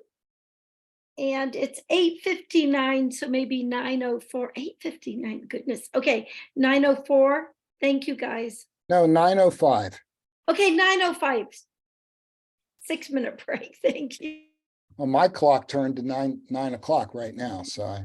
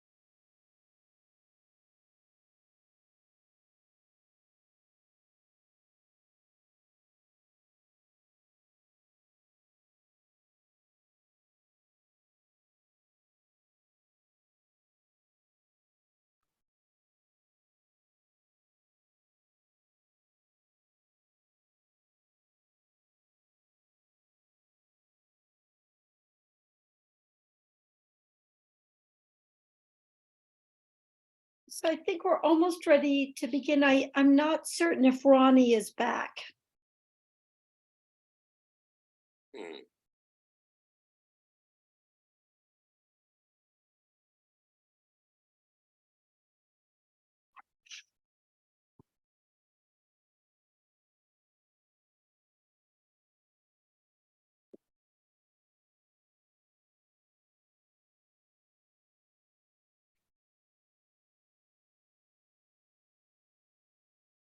I'm just waiting for Ronnie unless someone else.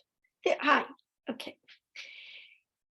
So welcome back. Item 5B is a public hearing and consideration of a landmark alteration certificate application to add new storefront window openings, exterior patios, awnings, and paint at 1346 Pearl Street, a non-contributing property in the downtown historic district pursuant to section 91118 of the Boulder Revised Code. Thank you to the applicants who have agreed to this virtual format. Claire, are you leading this presentation as well? I am. Thank you, Abby. So I'll go through the quasi-judicial hearing procedures again. All speaking to the item will be sworn in, and board members will note any ex parte contacts. I'll give the staff presentation. After that, the board may ask questions. The applicant will have 10 minutes to present to the board, and the board may ask questions. We'll then open the public hearing. After all members of the public have made comments, the applicant may respond to anything that was said. We'll then ask everyone to mute their computers and the board will deliberate. Motion requires an affirmative vote of at least 3 members to pass. Motions must state findings, conclusions, and recommendation. A record of this hearing is available on YouTube in a couple of days, and the official recording will be added to the records archive within 28 days. So I'll pass it back to you, Abby, for ex parte contacts, but I wanted to note that a previous version of this proposal was reviewed by Ronnie and Chelsea on September 28th at LDRC, and then a redesign, which is much like the proposal in front of you today, was reviewed by Bill and John on October 26th. This also may look familiar to everyone except Chelsea, as a 2020 proposal was reviewed by the full board in September 2020. So back to you, Abby. Thank you, Claire. So I'll ask for any ex parte contacts. Bill? No. Chelsea? Nope. John? None. Ronnie? None. And I have, excuse me, I have none. Great.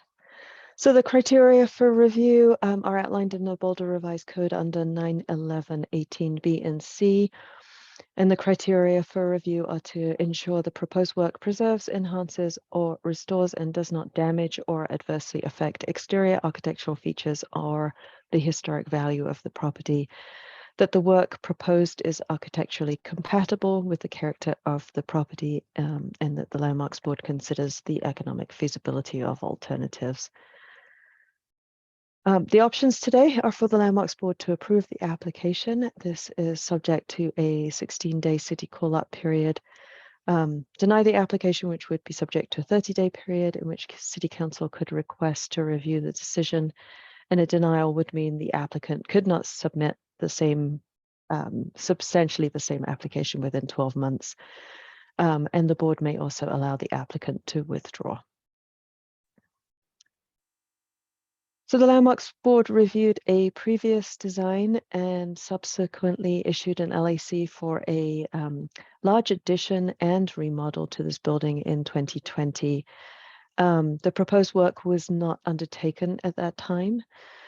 So then in September of this year, the applicant proposed a scaled back version that does not include the large addition, and that was referred to the full board. They subsequently returned to the LDRC with a redesign that was again referred to the full board. So here we are today. So 1346 Pearl Street is located on a prominent corner where 14th Street, which is here, crosses the Pearl Street Mall, which is here. This is the courthouse, the county courthouse. And here's a Google Earth image, which even though it's facing southwest, I find it a little bit more helpful to orient. This is the mall here. And then this is the county courthouse. The building in question is this one right here. So courthouse, this is the Colorado building. This is Avanti. This is a grilled cheese shop right here. Hopefully you are familiar with the mall and are now oriented. Unfortunately, this is not the building. This is the Masonic Temple that was on this corner in 1945. Before then, a fire in April 1945 rendered the stone building unsavable. You can see though that Walgreen Drugs was a tenant in the building at that time. You can see their sign on the corner. So after the building was destroyed, a permit for a new building in September 1948 was issued, and the building was completed in 1949 for a new Walgreens. The building was constructed outside of the period of significance for the mall, which is 1858 to 1946. So this was completed in 1949, so 3 years outside the period of significance. And the rear of the building is here. And then this is also part of the building here. So Walgreens was the corner tenant. So the building actually didn't change much between 1949 and 2004. Here it is in 1964 as the Walgreens still. Walgreens moved out in about 1966. Yep, 1966, and the building became a record store. Here it is in 1977 after the construction of the mall. In 2004, the stuccoed parapet and broken pediment at the top here was added. The Walgreens storefront was modified. I call it the Walgreens storefront, but it actually persisted as the record store as well, without the Walgreens awning and signage, obviously. The storefront windows at this time were infilled with a stucco material, and the original tile for the Walgreens, which is the band across here, was painted to match the stucco color. And you can't actually see it on this picture because it's behind a tree, but a second floor addition was added to the west end of the building, which is this part here, and a thin brick applied to that building, or that part of the building, I should say. So this is the building today. You can see the parapet that was added in 2004 with the broken pediment. This screens a roof deck, which was added in 2009. The area below is the original Walgreens tile here that has been painted, and the 2004 storefront windows that modified the original storefront include a faux wood trim. That's the green part at the bottom.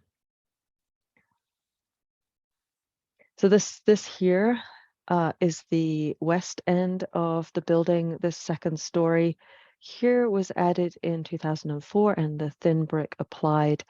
The divided light windows and awning were also added in 2004. This is the 14th Street elevation. It's difficult to tell from this photograph, but the brick has been stained this deep red color. It's actually a very kind of yellow wire brush brick underneath.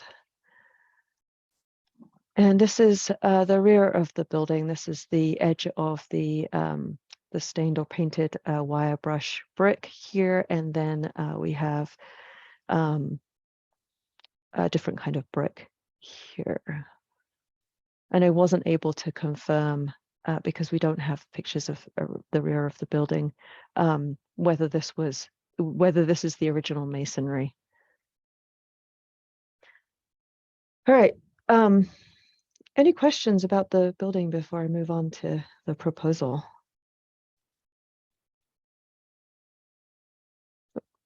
Okay.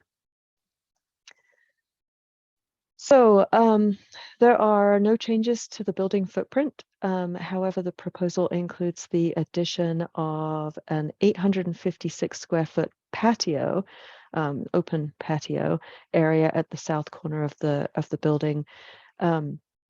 The space is delineated using railings within the existing surface parking lot. So no additional actual building does this railing around a patio area. This is the existing and proposed for the north elevation. This is facing Pearl Street Mall. The proposal is to remove the circa 2004 windows at this part of the building and replace with a retractable window with a bar at the sill. Replace this existing patio railing. The engineered wood trim product at the lower edge is proposed to be removed, and white thin brick with gray mortar applied flush with the existing finish. These are the existing windows that will be retained. The proposal includes applying a skim coat stucco over the existing tile, which is kind of this band here, and repainting this portion of the building. So not including the thin brick, which is already there, repainting this a color that's called Elder White, which is kind of a cream color, with the parapet trim painted iron ore. That's around here. And there are new canvas awnings proposed, and a new canvas shade at the existing roof deck in this kind of butter yellow color. So this is the northeast elevation. This is the corner. So we have some detail here. The proposal includes removing the existing wood windows and door installed in 2004 and replacing it with a new black anodized aluminum storefront. There's a kind of a bump here in the stucco finish, and the applicant would like to remove that so it's a more smooth finish. This is the rendering of the proposed from 14th and Pearl, the primary corner. Moving around, this is the east elevation facing 14th Street. New paint would differentiate the three distinct bays. This is Elder White, like that kind of cream color. This bay is 23.5 inches in this direction. The existing mural that's here would be repainted in this section. The middle section here is called Mindful Gray. It's more of a gray color and is about 25 feet wide. And this rear section is about 30 feet and is proposed to be Van Dyke brown, which is, see, this brown color. There are some modifications to the parapet at this elevation. This middle section is a metal panel painted iron ore, which matches the parapet trim here. Part of the existing 2004 stucco parapet, this little piece here, would be reduced in height to create the new height on the parapet wall in this section. There's also infill of brick and installation of a steel cornice at the top of the parapet wall proposed here, and that would increase the parapet height about 12 inches higher than it exists currently, just at the southernmost section. There are new black anodized aluminum storefront windows and doors in new openings centered within the painted bays, these two new bays here. So these are new openings. New lighting is proposed, new gooseneck light fixtures. Oh, and there's a steel pergola awning at the southernmost bay, which you can actually see. It projects just here. So this is the south elevation. This is the rear that faces the existing parking lot. The proposal for this elevation includes a garage door style window in a new opening that includes a bar sill. I don't know what you call that other than a bar sill. And a new door opening right here. The rear brick would be painted the Van Dyke brown to match, so it's consistent with around the corner. And then there's an existing metal cornice which would be repainted in the iron ore, the dark trim color. There's a new patio railing which you can see down here that would define the patio within the existing surface parking lot. And festoon lighting is also proposed. And here's the rendering of that proposed southeast corner and the 14th Street facade. You can see get a better view of the proposed exterior patio, but you can also see the proposed new windows and doors and the paint to create these three differentiated bays. Here are some of the details. This is the faux wood trim that was installed in 2004. It's proposed to be removed and replaced with the thin brick, white thin brick with gray mortar. This is the proposed color palette and detail of the existing tile in that band that is proposed to be stuccoed. And this is the existing brick at the south elevation. This is the one at the south elevation, the rear. And this is the color. You can actually see from this how it's been stained. Actually, it possibly is a paint. And this is the color that's underneath that stain or paint. And you can see that it's that wire brush texture brick. And these are some examples the applicant has provided of the proposed folding window for the north elevation facing Pearl Street. These ones where you can see it closed and then open.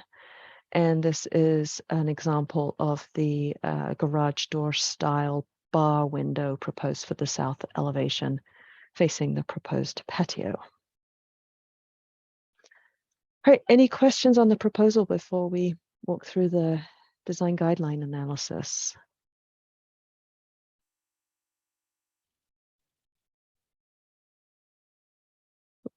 Okay.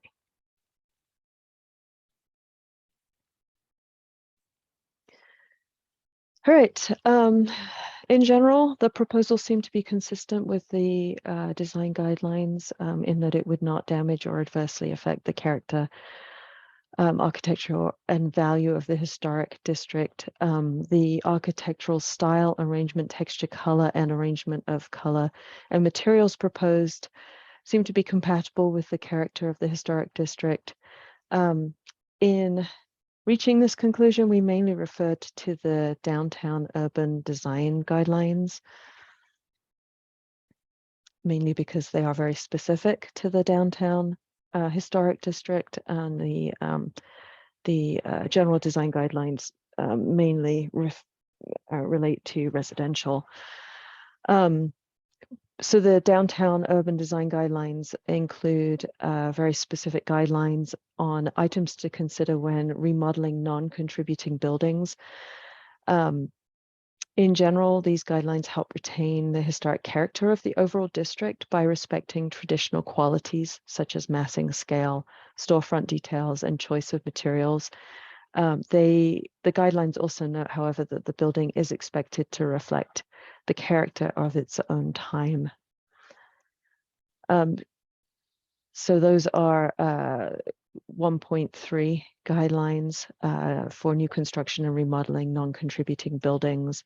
And staff found the proposal is generally consistent with the guidelines 1.3, specifically 1.3A, with the integration of traditional storefront patterns into the 14th Street elevation. We considered the addition of contemporary parapet material would give a subtle and appropriate emphasis. We thought it was consistent with guidelines C and D in that the proposed changes reinforce a human scale with the traditionally scaled storefronts and building components, and with guideline E, with the addition of contemporary cornice material to vary the parapet height. And guideline F with the addition of storefronts on the 14th Street elevation to create interest and activate 14th Street. And guideline H by dividing the east elevation into 3 generally traditional storefront widths, using paint to differentiate the different units and a subtle height difference at the parapet. The downtown urban design guidelines also include general guidelines that apply to all buildings in the district. These are guideline 1.4. We found guideline 1.4.A potentially problematic, mainly because of the original construction of the building and subsequent modifications to the building that occurred in 2004. And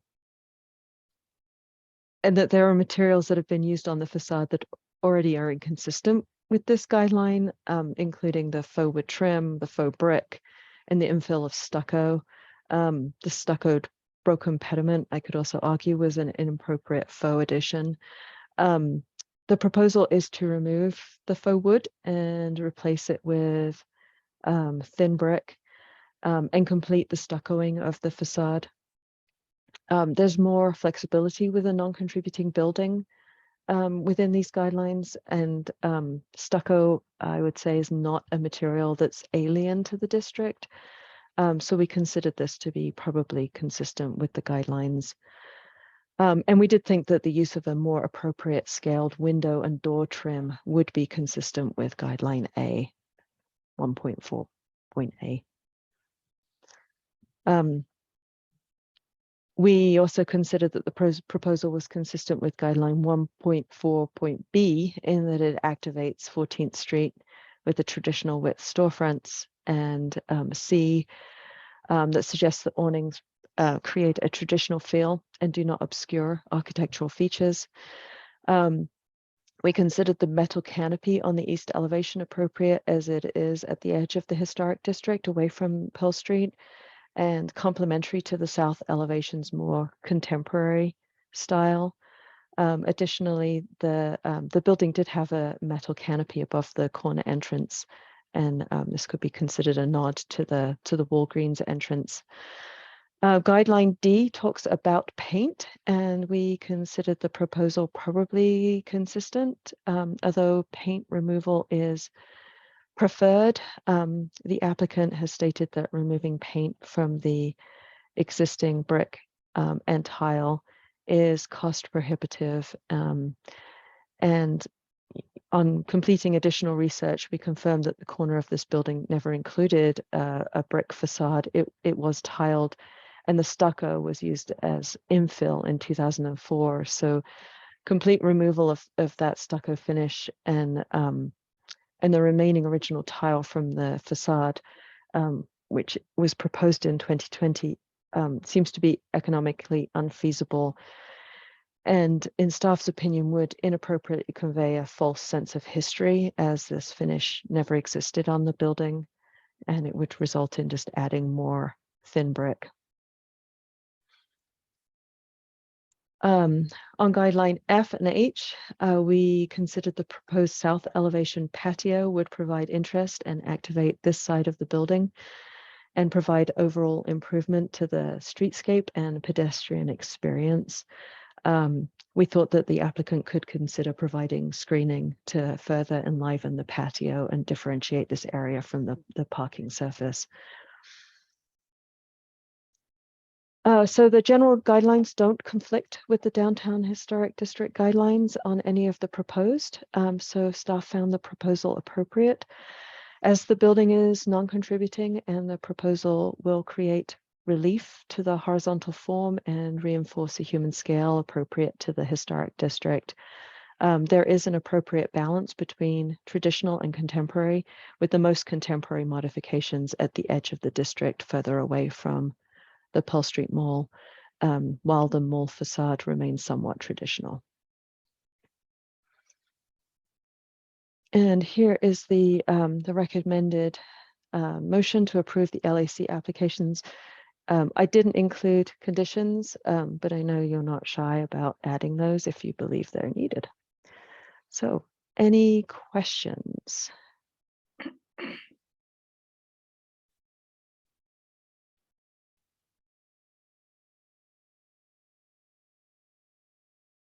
Nope.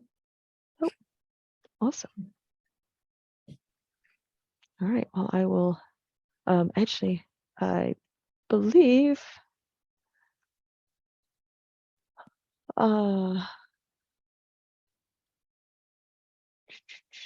Michael is here, I believe is going to give the applicant presentation. Aubrey or Brenda, if you wouldn't mind. I have promoted Michael, who has rejoined us as a panelist. Michael, you should have control over your microphone and your video now.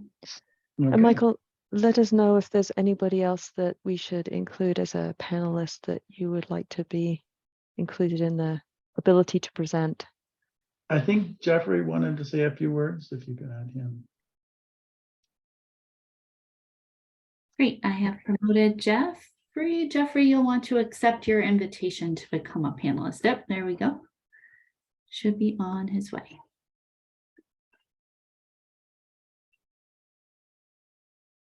Okay. And then Michael, I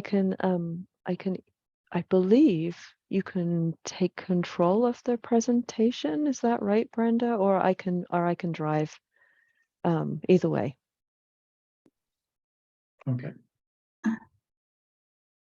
I am not sure how to do that one. You might want the easiest for Claire to drive for you, if you don't mind. Okay. Yeah, we'll give you those verbal directions as we go. Jeff was going to start. Do you want to say a few words?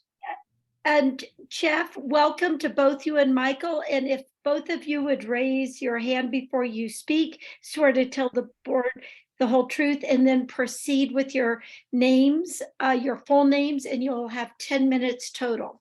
Thank you. I agree. Jeff Wingard, I'm with the WW Reynolds Companies. Thank you for the presentation, Claire, and thanks to Aubrey and the rest of the staff for all the great work you've done on this and helping us get through the last few weeks of review on this.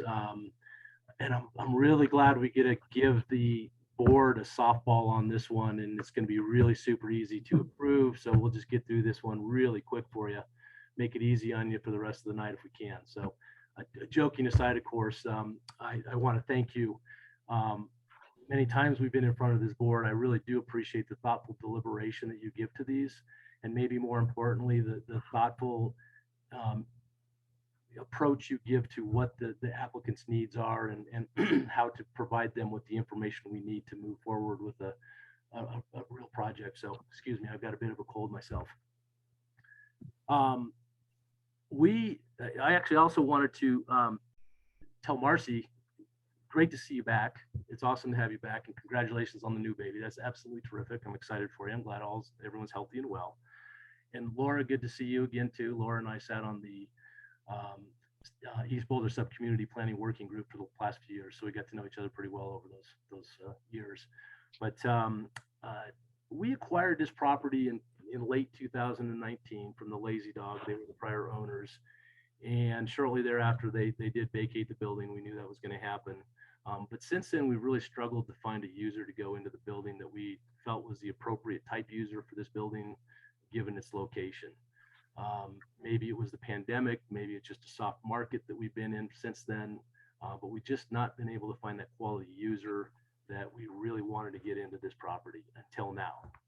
So as opposed to what we had put in front of the board and what the board approved back in 2020, this time around, we're not asking for any new building. We're only making improvements to an existing non-contributing building in this district. No new construction, there's no demolition, no structural changes.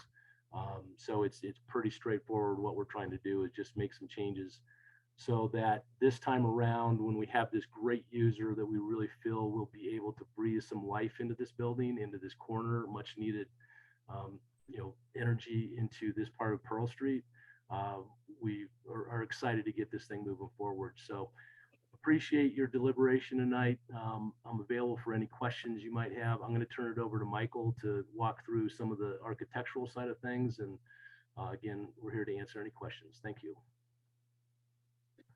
Thank you. Claire, if you could go to the next slide. So we're really excited today to present our proposal for 1346 Pearl Street. This project is an adaptive reuse of the existing property with some key features, which we hope that you'll support.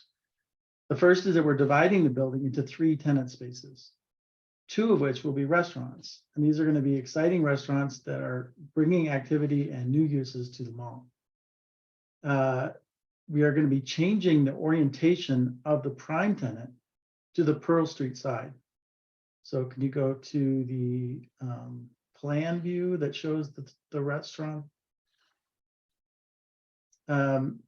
So what we're doing, which is pretty innovative, is we're taking what was a north-south orientation and we're turning it to an east-west orientation. So you can see the prime tenant will be in this light blue, and they are going to be addressing the Pearl Street side along with the roof deck above. We're going to be adding 2 new storefronts on the 14th Street side. And as Claire mentioned, this is going to activate and create much more interest in what is now just a brick painted wall. This alley activation as well in the rear where the orange patio is cutting, adding almost like another 27 feet of activation along 14th and creating interest in what is basically just a parking lot right now.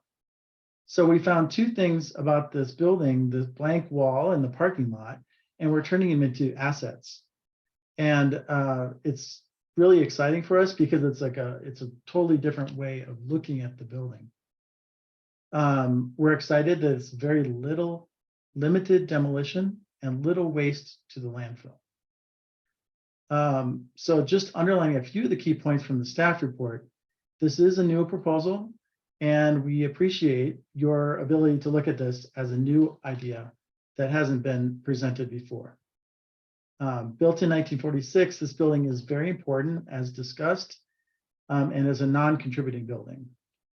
The building never had a brick facade, and we wanted to be clear that it's always had some kind of stucco or tile or veneer type product. The masonry that may be existing in that front facade is concrete and not a finished material. So it's probably not worth exposing. We appreciated the comment that the removing of the stucco or exposing the masonry or the use of thin brick could convey a false sense of history. This is actually something that's really important in our practice, is that we believe that the building should be of its time. And when we, these thin brick kind of applications tend to be, it's like we're trying to avoid the Disneyland effect. So that we appreciate that complexity, and we're not making that any worse than it is now. And we decided not to continue with that approach on the rest of the building. And then finally, the most important thing from the staff report is that the project appears to meet the design guidelines, which we agree with, and that it is compatible with the as you know, it was great to hear Claire go through all of the different ways that this seems like a compatible project. So adaptive reuse, I know it's sort of like, this is like 101 preservation, but adaptive reuse is probably the most important tool that we have as preservationists in our community. Because if you can't adapt a building to the changing world around it, it's not going to survive. And there's a great long history of this building over time, from the Walgreens to the Music City to the Rocky Mountain Records and Tapes. I remember growing up in Boulder and spending a lot of hours going through vinyl records in the Rocky Mountain Records and Tape store. The Pearl Street Mall was pedestrianized around this building, which is a fascinating piece of history. And of course, the Lazy Dog and the Roof Deck Addition and the Broken Pediment. So each one of these users are bringing a new layer of history and meaning and memory to the building. And adaptive reuse is the preservation toolkit that we can use to make this an interesting building. The proposal is a reuse of the building, and it adapts to the new realities of the restaurant industry in these post-pandemic years. The idea of having like a 10,000 square foot huge restaurant is just not where it's at. And if you look at Avanti, what they've done as well is break it down into smaller concepts. We hope that our development will take this building 10 to 20 years into the future with the right sized spaces. So if you could go back, I just wanted to hit one more time on those elevations. I'm looking for the Pearl Street elevation first. Claire did a great job going through. You can see how little is changing. Basically, we're keeping the thin brick. It's there. It's part of the adaptive reuse. We may not have made that choice, but it's there and it's not hurting anyone. We are adding, we're admittedly adding the light colored brick, thin brick or tile down at the base, because the green wood, yes, thank you. The green wood that's there now is actually degrading. It's like a MDF type product. The water gets in there, it expands, and it's really not an exterior material. We don't know why it was put there. So it needs to be a durable material. It's a stud wall right now, so it's going to have to be an applique of some type. And so we think the best fit there is a light colored complementary thin brick. The next slide.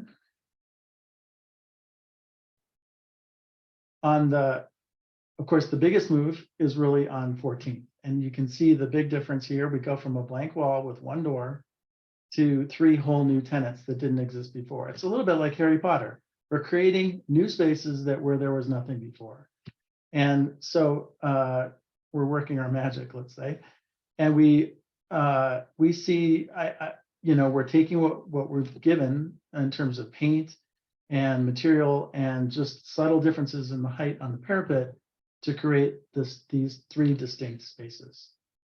That's important because the prime tenant is on the right, and then the secondary tenant is going to be on the left. The third tenant, which has not yet been determined, is the light gray one in the middle. Next slide is, I think, just the corner. So again, sorry about these formatting problems, but we really feel like all the bumps and the articulation and the painted tile, and it's just confusing and distracting. And so our proposal is to skim coat over it's still there. If someone wants to go back and retrieve it in the future, it's still there. But we're going to try to make a very clean backdrop. We will have, of course, signage on that, which would be a different permit application. And then on the alley side, that's the last slide, you can see the door and the activation of adding this transparency. It's gray here, but you'll be able to see into the restaurant. You see the server making drinks, and you'll see the people, the patrons coming in and going. And so you're going from like a really just a blank facade with a gas meter on it to something that's really going to be interesting. So we're really excited about all those opportunities that we've created, and we really appreciate the board's time. I'm assuming I'm running out of time.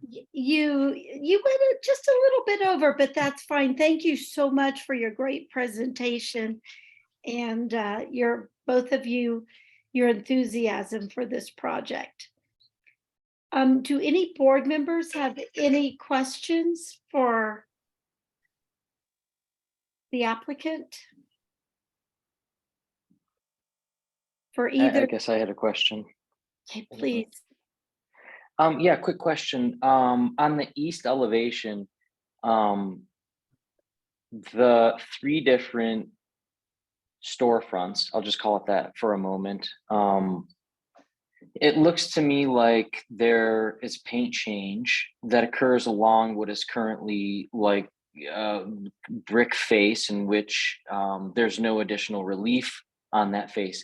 Is that just a paint change that happens across kind of a staggered brick joint, or is there something else happening there? Well, unfortunately, we're on the property line. So our ability to add relief or 3-dimensionality there is going to be limited by, the legalities of moving. Like, I would love to put bumps coming out or pilasters or something else, but the existing building is sitting right on the property line. And yes, those paint changes can happen at a score. We can score the brick at that point, but there is no change in surface. Thank you. Any other questions of Michael or Jeffrey at this point? Seeing no raised hands and hearing nothing, we'll move on to see if there's any members of the public who'd like to comment in public participation. And just a reminder that you should see your raised hand button at the bottom of your screen should you wish to participate at this time. If all else fails and you can't find your raised hand button, you can reach out to me in the Q&A box.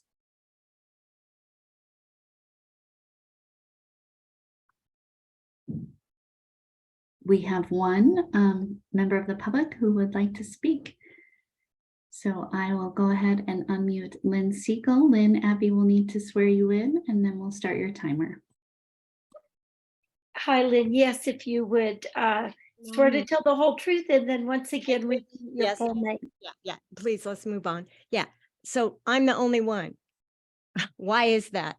I'm just real curious why I'm the only one here that cares about this prominent feature in Boulder, right across from the courthouse. Just wondering. I think engagement has a little work to do. Now, I think everybody knows my happy place is kind of cheesy.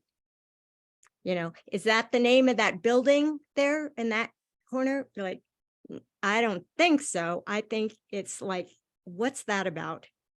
I mean, is that what Boulder's been reduced to? My happy place? I don't think so. I like the fact the parking place is taken up with some real potential income. And the other buildings on the east side.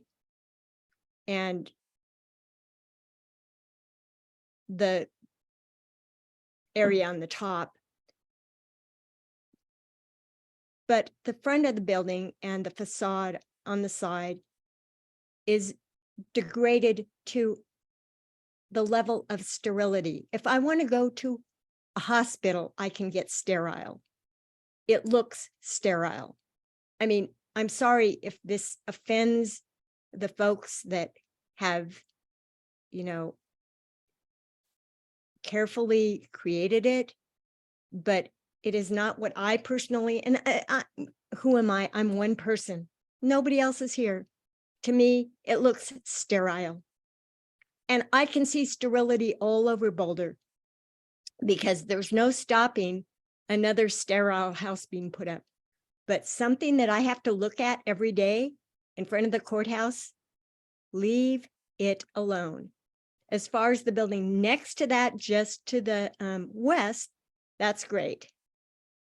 I personally don't like blonde brick trim, thin trim, but that's just my personal opinion. Maybe everybody else loves it, but I think this place looks wonderful as the Lazy Dog. And it was done in 2000, I thought 8, but I guess it's 2004. And I think you can do cementatious green wood and that won't degrade, Michael, you know, just beautiful with red and green, complementary colors, really nice. Leave it alone. I don't need more sterile. Like I said, I don't enjoy trips to the hospital when I'm going to the courthouse and as part of the Pearl Street Mall. And I know you want to breathe life into it, but you know what you're doing for me? You're sucking the life out of it.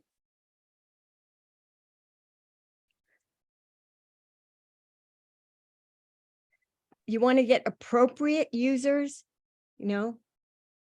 What was wrong with the Lazy Dog? I'm sure the rent went up way too much. Like WW was working on Liquor Mart. He was working on Google out there. You know, he's got his hands in every pocket in town. Done.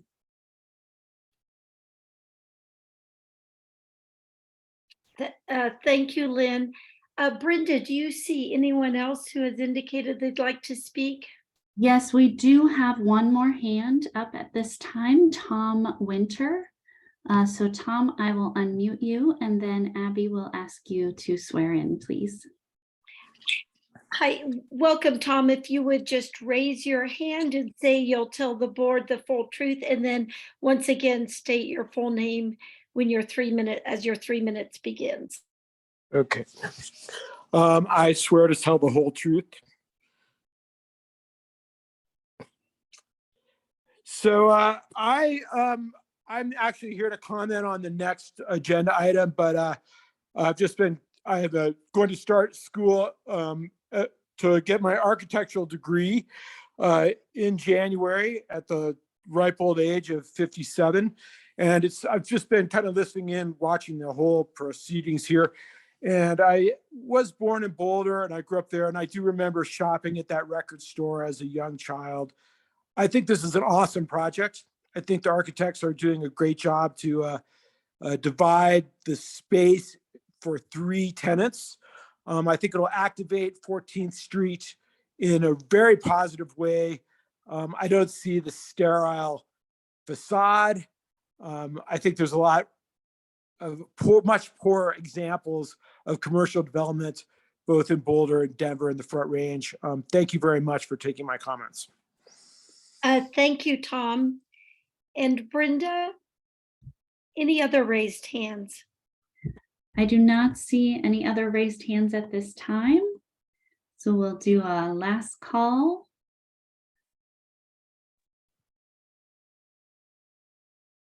And I think we are safe to close the public hearing. Thank you, Brenda. So the public hearing for this agenda item is now closed. And Jeffrey and Michael, you would have 3 minutes to respond to anything said during public comment if you would like. I would. Claire, are you able to pull up the proposal and the packet and go to page 4 of the packet?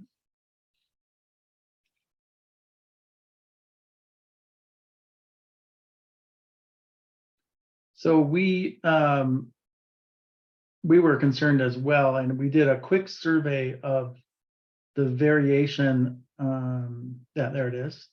Some of the variations that we see on Pearl Street, you know, we in our mind, like I've been there 100 times, and I think of the red brick, But when you actually go and you look with your open eyes and you can see the diversity of color, there's the peppercorn, which is quite a light color. It's actually lighter than, it's almost a true white.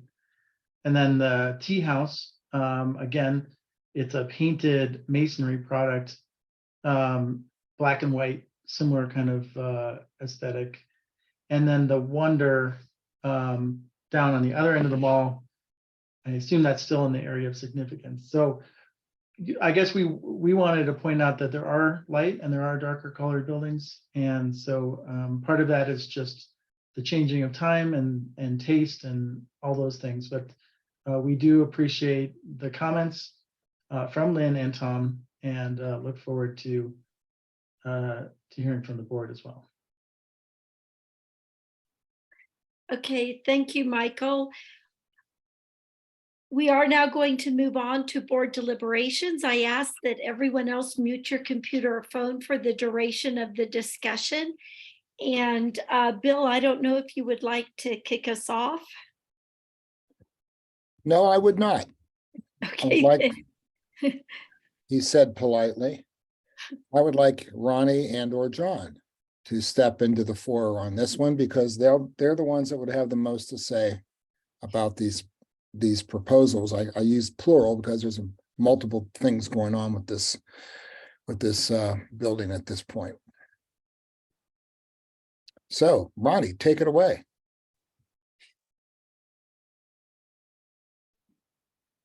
Okay, if you guys would like me to. Abby, should I take it away?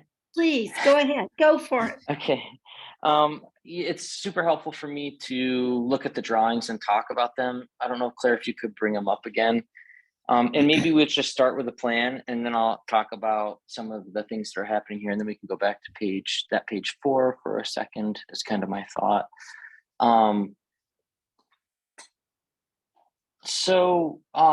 Okay, first of all, I think, what a great idea, great mission here to divide the space into smaller usable spaces for your tenants, and then to do it in a way that is relatively proportionate to the dimensions of typical developable building faces downtown, which is like 25, 33, 50 foot building lengths. And I recognize these don't just nail it spot on, but those traditional dimensions are called out in the design guidelines. And that's like the platted properties of our historic downtown and those across the nation. So, that happening on predominantly the 14th Street side of the property. And then I will also say the use of exterior space that may have traditionally been used for service activities, including parking, for outdoor seating, is wonderful. It's just so consistent with what our just community vision is, I think, in making downtown an active space. And so I think that all of those moves help to improve the overall character as well as activate outdoor space downtown and on 14th Street, which I think, as the applicant noted, wasn't, a primary face of this building. At least it's not as primary as the Pearl Street face. So I think that those are all wonderful things. If we could look to the 14th Street elevation for a second. And the way that that's being accomplished on 14th Street in terms of the creation of additional openings, as well as the articulation at the cornice through the addition of brick material and the jogging or removal of brick material in order to get those dimensions to work, I think are all great moves. So, I think that those are the primary things of this proposal. And I think that those are all very consistent and approvable aspects of what is in front of us. I know that this is a new proposal, but I have to say, I have said the same thing about this building so many times because it has come in front of us. So I'm going to say them again, and you're going to have to forgive me. I think that predominantly the corner of this building is the thing that I would like to kind of focus my attention on. It is the stucco corner, and I think the moves that are made there to remove some of the existing material, which I guess is just covering or removing and covering the tile, makes a lot of sense. But I think in the process, we're creating a somewhat monolithic surface at this corner, which I believe is the thing that you're hearing some reaction to, at least from one of our community members, that relates to the sterility. In reading the guidelines, which I know staff put together really good analysis of, but I went back and looked at it again. I know that there is language in there about monolithic surfaces. In fact, images in there point to facades that are long and unarticulated. I recognize that there is articulation on this and that we have windows, but I think the monolithic surface and the lack of detail is the thing that's my greatest contention with this proposal. And it has been consistently every time I've seen what is effectively a very similar proposal coming in front of us for this corner element. The broadest strokes of this application are very strong, and I applaud them for all the reasons I said. But I do think that there's a missed opportunity here, and it's at the corner predominantly. And I can share a little bit more about that. And I think maybe I just run into this right now. I recognize the value in having a kick plate, and the guidelines talk about kick plates, and we understand why kick plates are there and how they behave and why they behave. But the proposal for this kick plate is a long horizontal kick plate. That is not how they traditionally worked. They sat underneath windows, and we saw how the structure of the building let itself sit and anchor itself to the ground at the points that aren't windows. It may not always find itself following that pattern, as some of the examples were shown.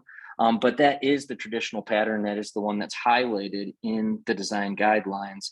And in my opinion, having this long horizontal kick plate that is made of material that's proposed is a little questionable. It doesn't recognize the structure. It doesn't pursue the standard pattern of it being an infill between openings. And then that would be one thing that I would recommend that we have a conversation about. Other things, and I wrote down a couple of pieces here, but if we go to the other side elevation for a minute.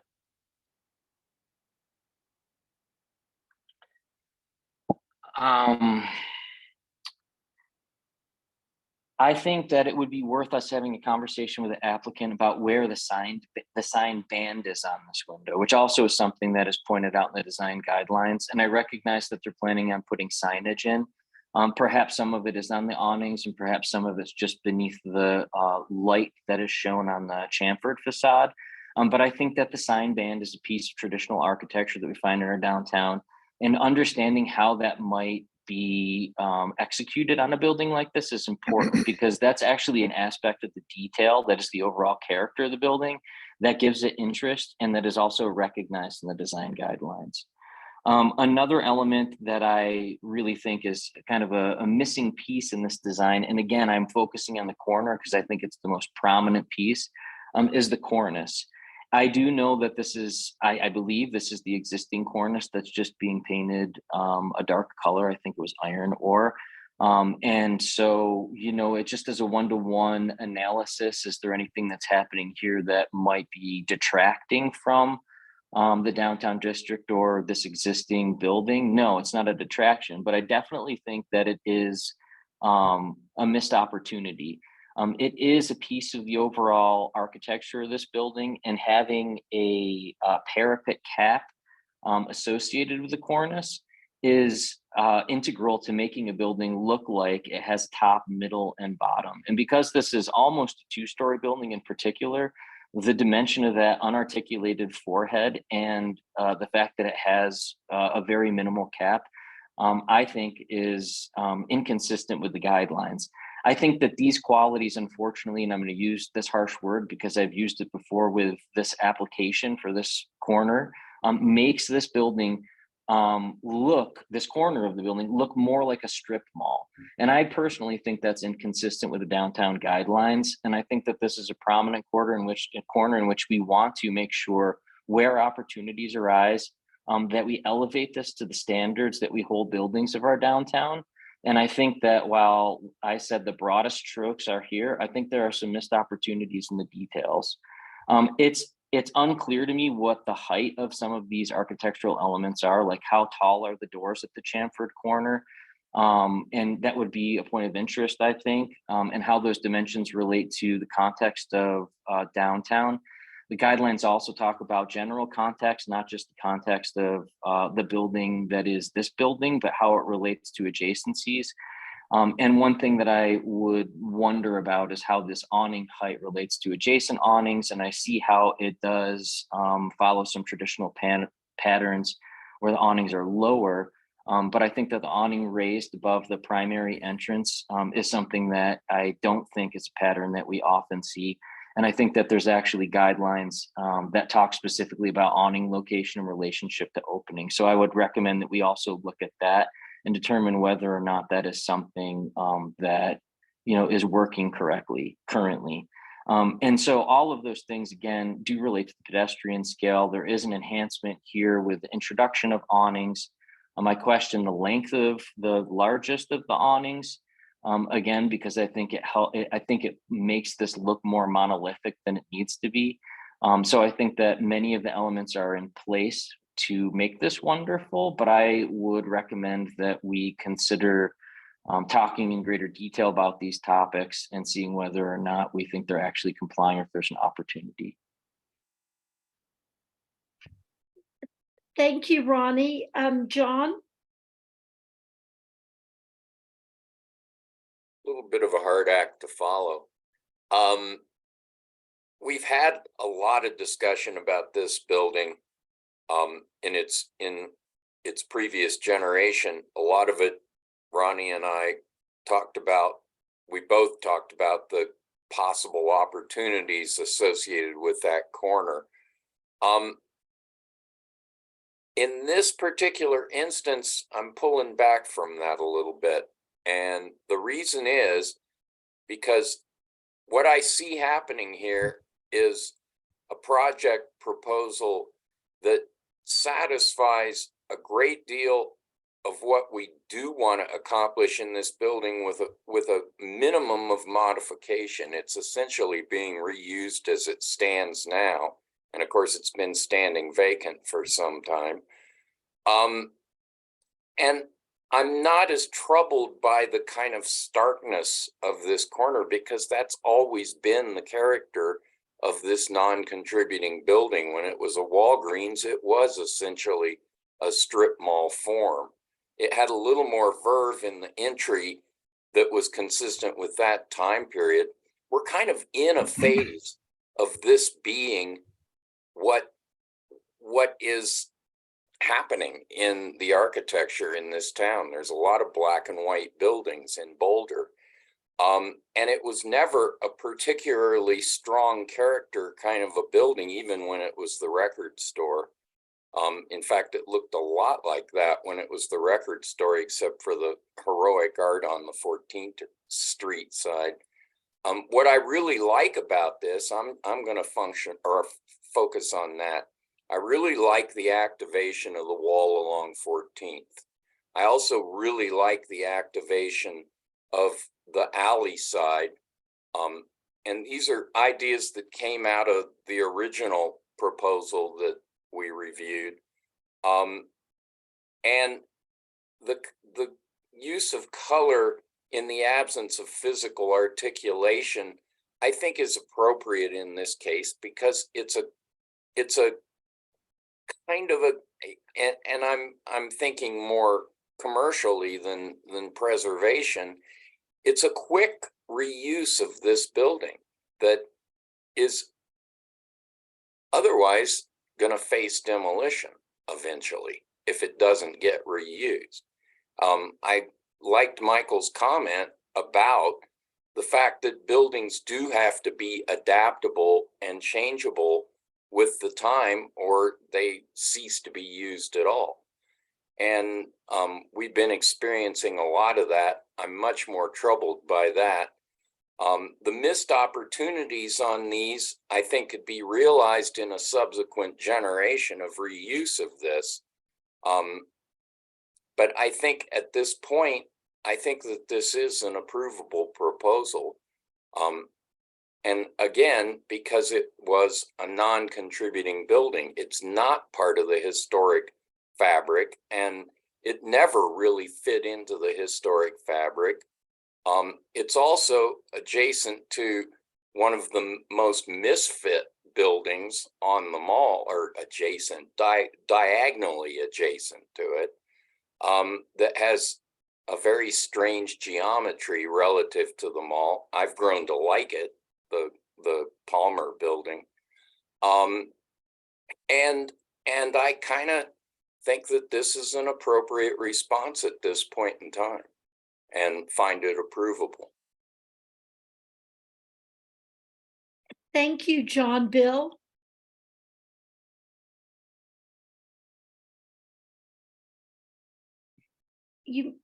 Bill, you may be muted. Sorry. Presuming nobody wanted to hear my hacking and coughing. I'm tending to agree, again, having seen this multiple times before and in DRC as well. It always strikes me as, I don't know, awkward to see this massive, as Ronnie termed it, monolithic chamfered corner here. Regardless of whether, you know, it was historically like that when the original Walgreens was there. There, of course, was a building that predated that Claire showed us that looked nothing like this. It always just seems out of place to see such a massive, bright thing right on that corner in these drawings. Of course, it's not that way today, but I can't imagine. Yeah, well, go back. Yeah, there you go. There's your original. Just because that's the way it was back in the day, it doesn't mean that it's, you know, tasteful. To me, you know, that's just not a very, you know, pleasant looking experience to look at that, considering what the Pearl Street Mall has become over time. But with all that said, I'm not an architect, and I wouldn't know what to suggest to the applicant to do with that corner other than what he's already going to do with it. The comments regarding the paint color, I also agree that are too bright, particularly on the chamfered section. Regardless of what the applicant has seen up and down the mall, these are not things we necessarily agree with. They have just happened. John alluded to the, you know, current trend to paint everything, you know, stark black and stark white. And, you know, I don't think that's the tone and tenor of the Pearl Street Mall, honestly. I think it's more of a brick, earthy kind of thing, like it was probably when it got started. It's just morphed over time into this multicolored Scandinavian village kind of look, which, like it or lump it, that's what we have. But regardless, the building as I see it today, proposed by the applicant, I do agree with the way the 14th Street section is being treated. I can't speak to the parapet or, you know, the various other topics in terms that Ronnie and John have mentioned. But I would like to see that chamfered section of this building toned down in terms of paint, maybe going another shade more towards a tan or a brownish, just to kind of give us some relief from the brightness that is already or will be there if in fact you go with the current color. The rest of the color scheme looks fine to me. So it's my opinion. Don't know if it made any sense, but No, it did, even at this hour. Thank you, yeah, Bill. even at this hour. Chelsea? Well, to prove that this is all subjective, I'll disagree because I really like the white. I was just thinking about, you know, one of my favorite, I mean, I think it's been recently updated, is the Wonder building down on West Pearl, which is a very bright white. And I think it adds a sense of, you know, difference. There's different buildings with different character. And I think more than, you know, what creates for me a monolith is like if you just look down one street and it's all muted brick, like to me, that looks more monolithic as a whole than one surface being bright white. So I think it's more about how this building fits into the context of the buildings around it than it does that one surface. Because I tend to think that it will look better when the different buildings are different. And I like the bright white. I think it's more modern and it speaks to where we are in today's world. And this is not, you know, this isn't a historic building. But yeah, so I like the way that it was done. I think that it meets the criteria, and I think that sometimes, you know, we have to come to a point where we stop making people change everything they propose. And I think that they've done a really good job on this particular project. So that's you know, my main input. I like that you're keeping the My Happy Place on there. Every time I walk by, I see people taking pictures in front of it. You know, I can't explain human behavior, but there's something about it that makes people happy. And I think it's great that you want to carry that forward, and it creates a landmark in a way. People want to go to that space and take a picture, and I think it's a nice draw to the corner. So it's certainly an improvement from my days of drinking beer at the Lazy Dog in college. So thank you. I look forward to frequenting the new restaurants. Thank you, Chelsea. And now I'd like to share a few thoughts. You know, all buildings evolve and change. And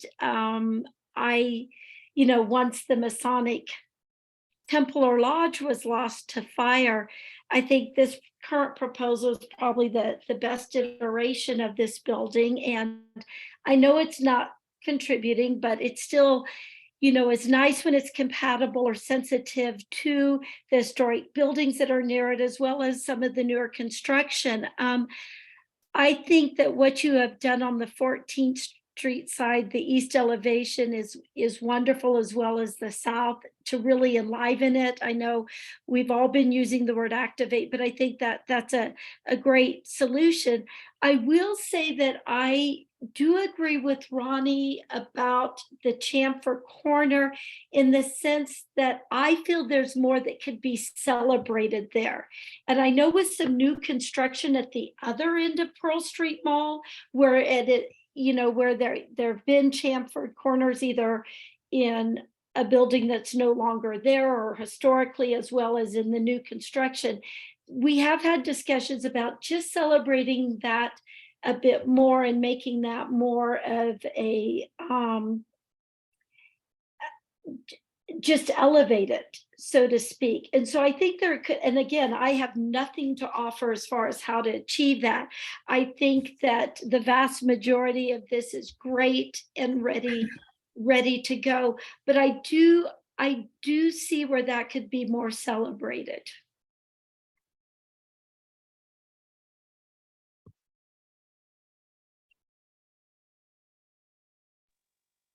Abby, can I say just a couple more things? Please.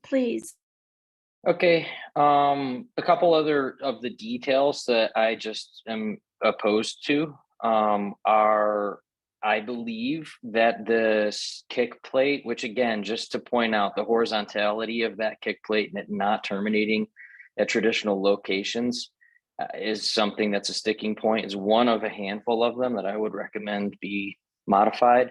I believe that you know, the proposal calls for a dark grout set up against lighter masonry. And I don't know how to get confirmation of that other than to look and see if, Michael, is that correct? I can see if you nod. Yeah, and so I think that's also inappropriate. I just don't see how that's a traditional use of grout and either masonry or what have you. I think it's going to look like a version of how my backsplash looks like. And so this looks like it's a little bit of an inside out. Another thing that I think is worthy of noting is if we go to those, well, let me just point to this. There's no trim that's currently expressed around the doors or the windows. So it's kind of like a stucco return at every intersection. If you go to the images that the applicant provided that are the examples, you know, these are buildings that I also could tell you that they're not the best buildings for us to emulate. You know, they're not the ones that we're like, hey, go look at the guidelines. This is what we redrew. We didn't redraw these. Okay, so, you know, I'm going to have a hard time doing it on this, but like because these aren't great, but the proportions of the dimensions between window and transom and how a window gets trimmed in relationship to its adjacency is important. And maybe it's just not demonstrated as accurate as I think the drawing is meant to, but it could be that it is all like a single dimension that is a very narrow dimension, which again, I think is just so atypical of downtown. And one thing that is evident in these images is how the cornice piece that I was describing earlier actually is employed. You know, all these buildings have a top. That's how they work. The building that we're looking at has a minimal top. And again, this isn't they're not removing a top, but you know, these are things that are patterns that are exhibited. I feel like we are missing something here as a board.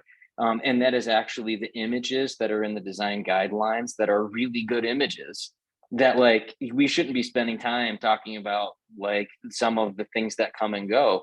It is actually about the mass and scale and proportion of all of these things, right? And I feel less compelled. Sorry, can you guys hear me? Actually, Bill, can you say something? We can still hear you. Okay, sorry, my earbuds just died. I mean, I feel less compelled about like the public art piece, but really it's these broad strokes that are missing. In our guidelines, we have drawings for like how these buildings should be put together. And like we all should be familiar with that and look at those and see what those elements are. And when I say monolithic surface, like there's a drawing. It shows like this, and it's not a wonderful one, but like when I'm saying it, I'm referring to that. Kick plate is shown, the sign band is shown, the parapet cap and cornice is shown. So I will just say personally, I think that this building is missing a lot of those things. Obviously there's no modification to the cornice, but there is to the kick plate. And I agree with some of the direction from board members about the color scheme that's suggested at the corner, in particular because of the lack of articulation on this building. So that's my position. I'm not going to vote in the affirmative for this if it stays the way it is, but I just felt like I should share that with you. Thank you, Ronnie. Are there any other board members who would like a second go at any comments at this point? Yeah, I just want to ask Ronnie, what would it take for you to vote, to make the changes that you just articulated, to put those design elements in as we've listed inside of our design guidelines and that you've highlighted in your comments? Yep. Okay, then you're the one that needs to make the motion. Well, I mean, I don't know if others are in agreement. I feel like I'm a lone voice here. And in fact, there are aspects, you know, like the height of the awning and things like that. Like, you know, I feel like I don't know what the answer to that is, but I do know that it looks foreign to me. You know, like, I guess I'm just sharing that, like, I would like to hear my fellow board members. I don't think this is contingent on my interpretation of guidelines. I'd love to hear staff's feedback about some of the things that I'm describing, and maybe they could weigh in on this. But you know, this is everybody, and I am not hearing from others the same kind of position that I have. So, you know, I guess I see Marcy took herself off. I'd love to hear what she has to say. Yeah, I think everything you've pointed out, Ronnie, would make this a better building on the downtown mall, and picking out those traditional elements like the kick plate and the sign band and the placement of the awnings, I think are on their own subtle changes, but will overall make a more cohesive building. And so that's my reaction to what's been talked about. And if and when appropriate, I have conditions based on the board's discussion. Oh, you mean conditions, the conditions that Ronnie articulated? Really each board member, if I heard a potential condition, I wrote it down. Oh, okay, great, great. So, Marcy, so we're back at a spot where we were with the first case we saw tonight, which is, you know, we need to articulate what it is that we prefer to see this application look like with conditions, and then offer the applicant an opportunity to either agree or withdraw. Yes, though I see these as very different in terms of the scale of potential conditions.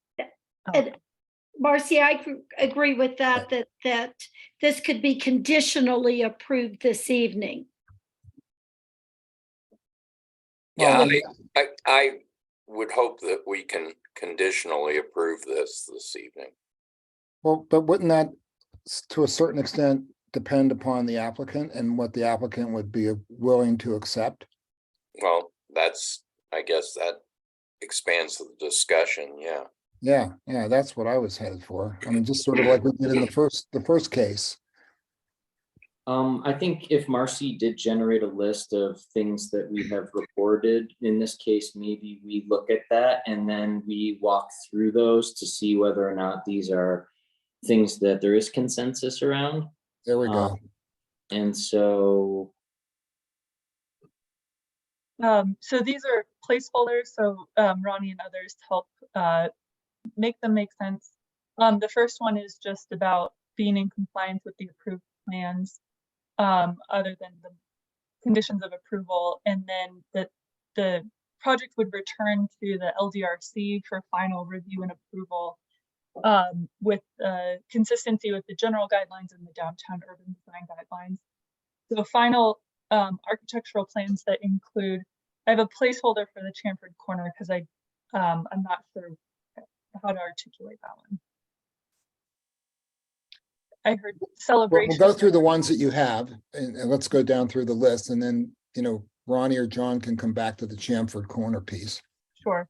The second one is to modify the kick plate on the east elevation, add a sign band on the north elevation, placeholder for parapet cap or cornice, revise location and length of awning, revise white paint color on corner to be more subdued, revise dark grout to we'll just say light grout,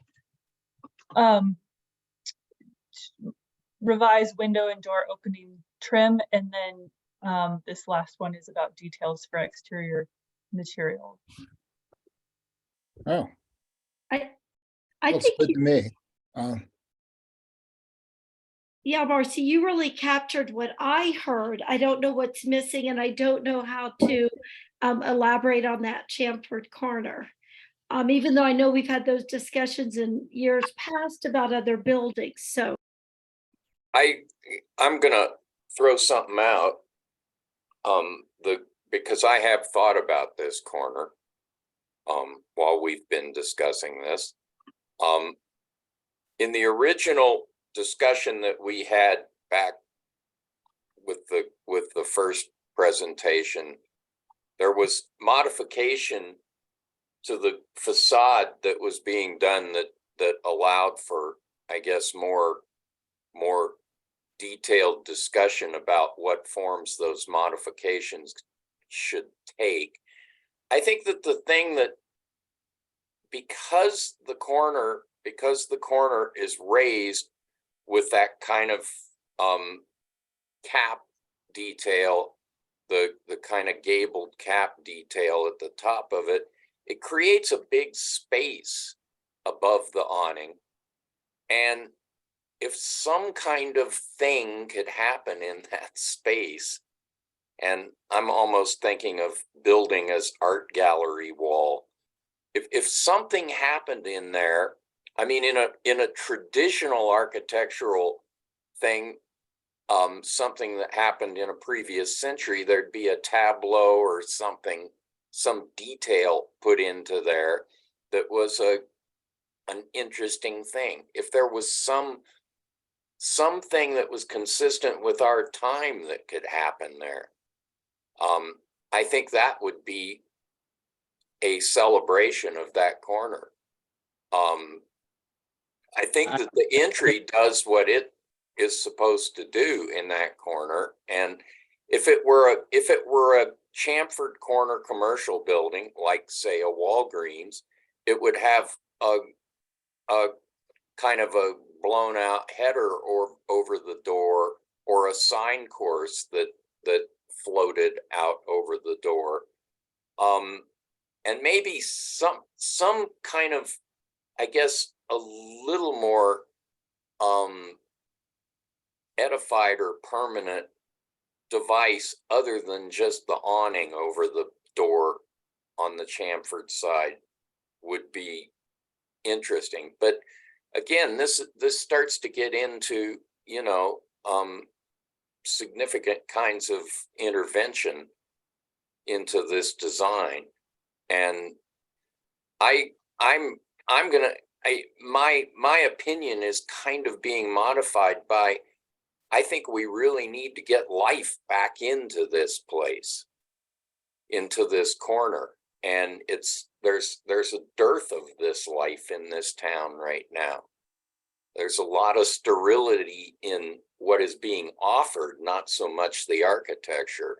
And I think that if something lively was happening behind that front door, you're going to accomplish a lot of what you want to accomplish, especially after daylight when lights are coming from the inside. And so that's kind of my attitude. I think that we could, the second condition, or the subset second condition there, not the first condition was add interest to the chamfered corner. I think a lot could be accomplished right up in that space over the door. I'll see what Ronnie thinks. Yep. I think we shouldn't be overly inventive. I think what we should do is take cues from the design guidelines and look to the historic nature of what happens in these large foreheads. And so, yeah, I think wherever there's a monolithic surface, we should look at the design guidelines of ways in which to break up large surfaces. And so if you wanted to add that at interest chamfered corner, and break up monolithic surfaces and as an all-in-one. And I'll just add a couple more to this, which isn't a surprise. It's stuff that we've said, but just to say it. John, I'm glad that you brought up the headers. I think this is a consideration. I would say consider exposing and articulating headers, which doesn't have to happen, but it's everywhere. I mean, and so, let's look at that. I would say that if there is a DRC review and this goes that route, that would be, so fundamentally helpful if that could be one type of articulation. I think that, and we talked about this before, James Hewitt really nailed down on this, which is, how does this building relate to the greater context? And I, in fact, think that there were images that showed this building in relation to adjacent buildings at one point. And if not, I do believe that some of the pedestrian scale and awning height pieces that I'm bringing up would be great if there was demonstration of how it actually behaved in relationship to a person, during the person scale, as well as adjacent buildings. In my memory, and Bill, I think you were there, I think we saw some stuff about that, and that was really pressed at one point.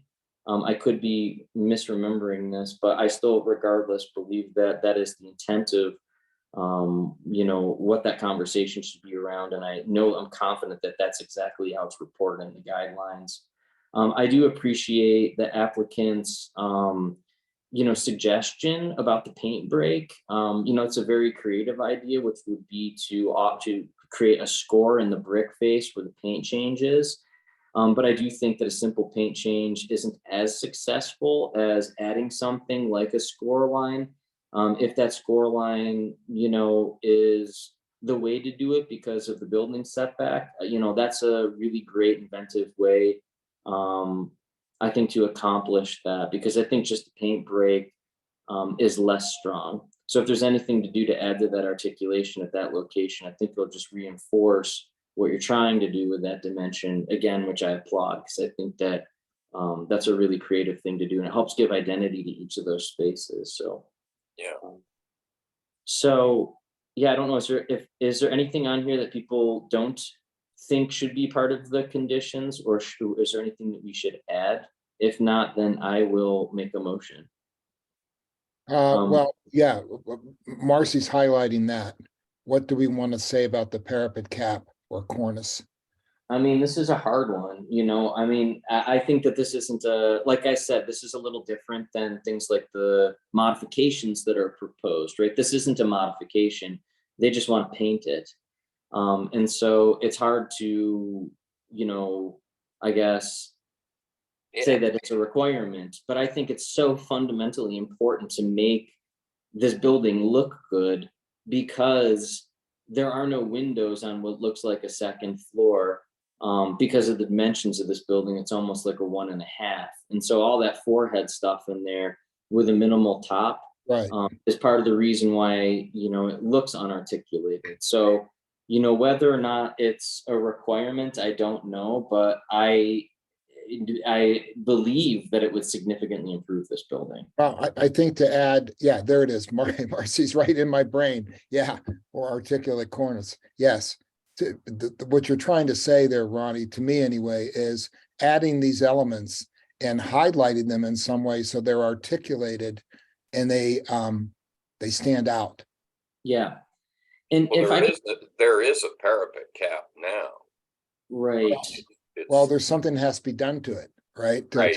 Basically the cornice detail. But, you know, if I could point one other thing out, if we just, I mean, Sure. Marcy's doing this, so I don't want to totally steer us off. And this is a positive thing that is happening in the proposal. So maybe I'll just report it because you guys are familiar with this at this point. The Pearl Street and 14th Street corner, to me, is the location on this building that requires the most attention. And the deviations from the standards in which they can be most interpreted and start to flex, actually, in my opinion, can occur on the 14th Street side.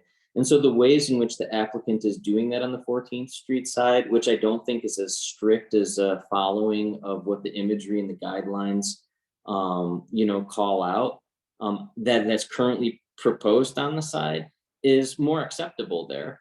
And so while I think it's pretty foreign to have cap and cornice that is a steel I-beam or C beam or whatever is happening up there, those are the times in which I think, you know, we could be more flexible, and the guidelines offer for that, like, interpretive piece there.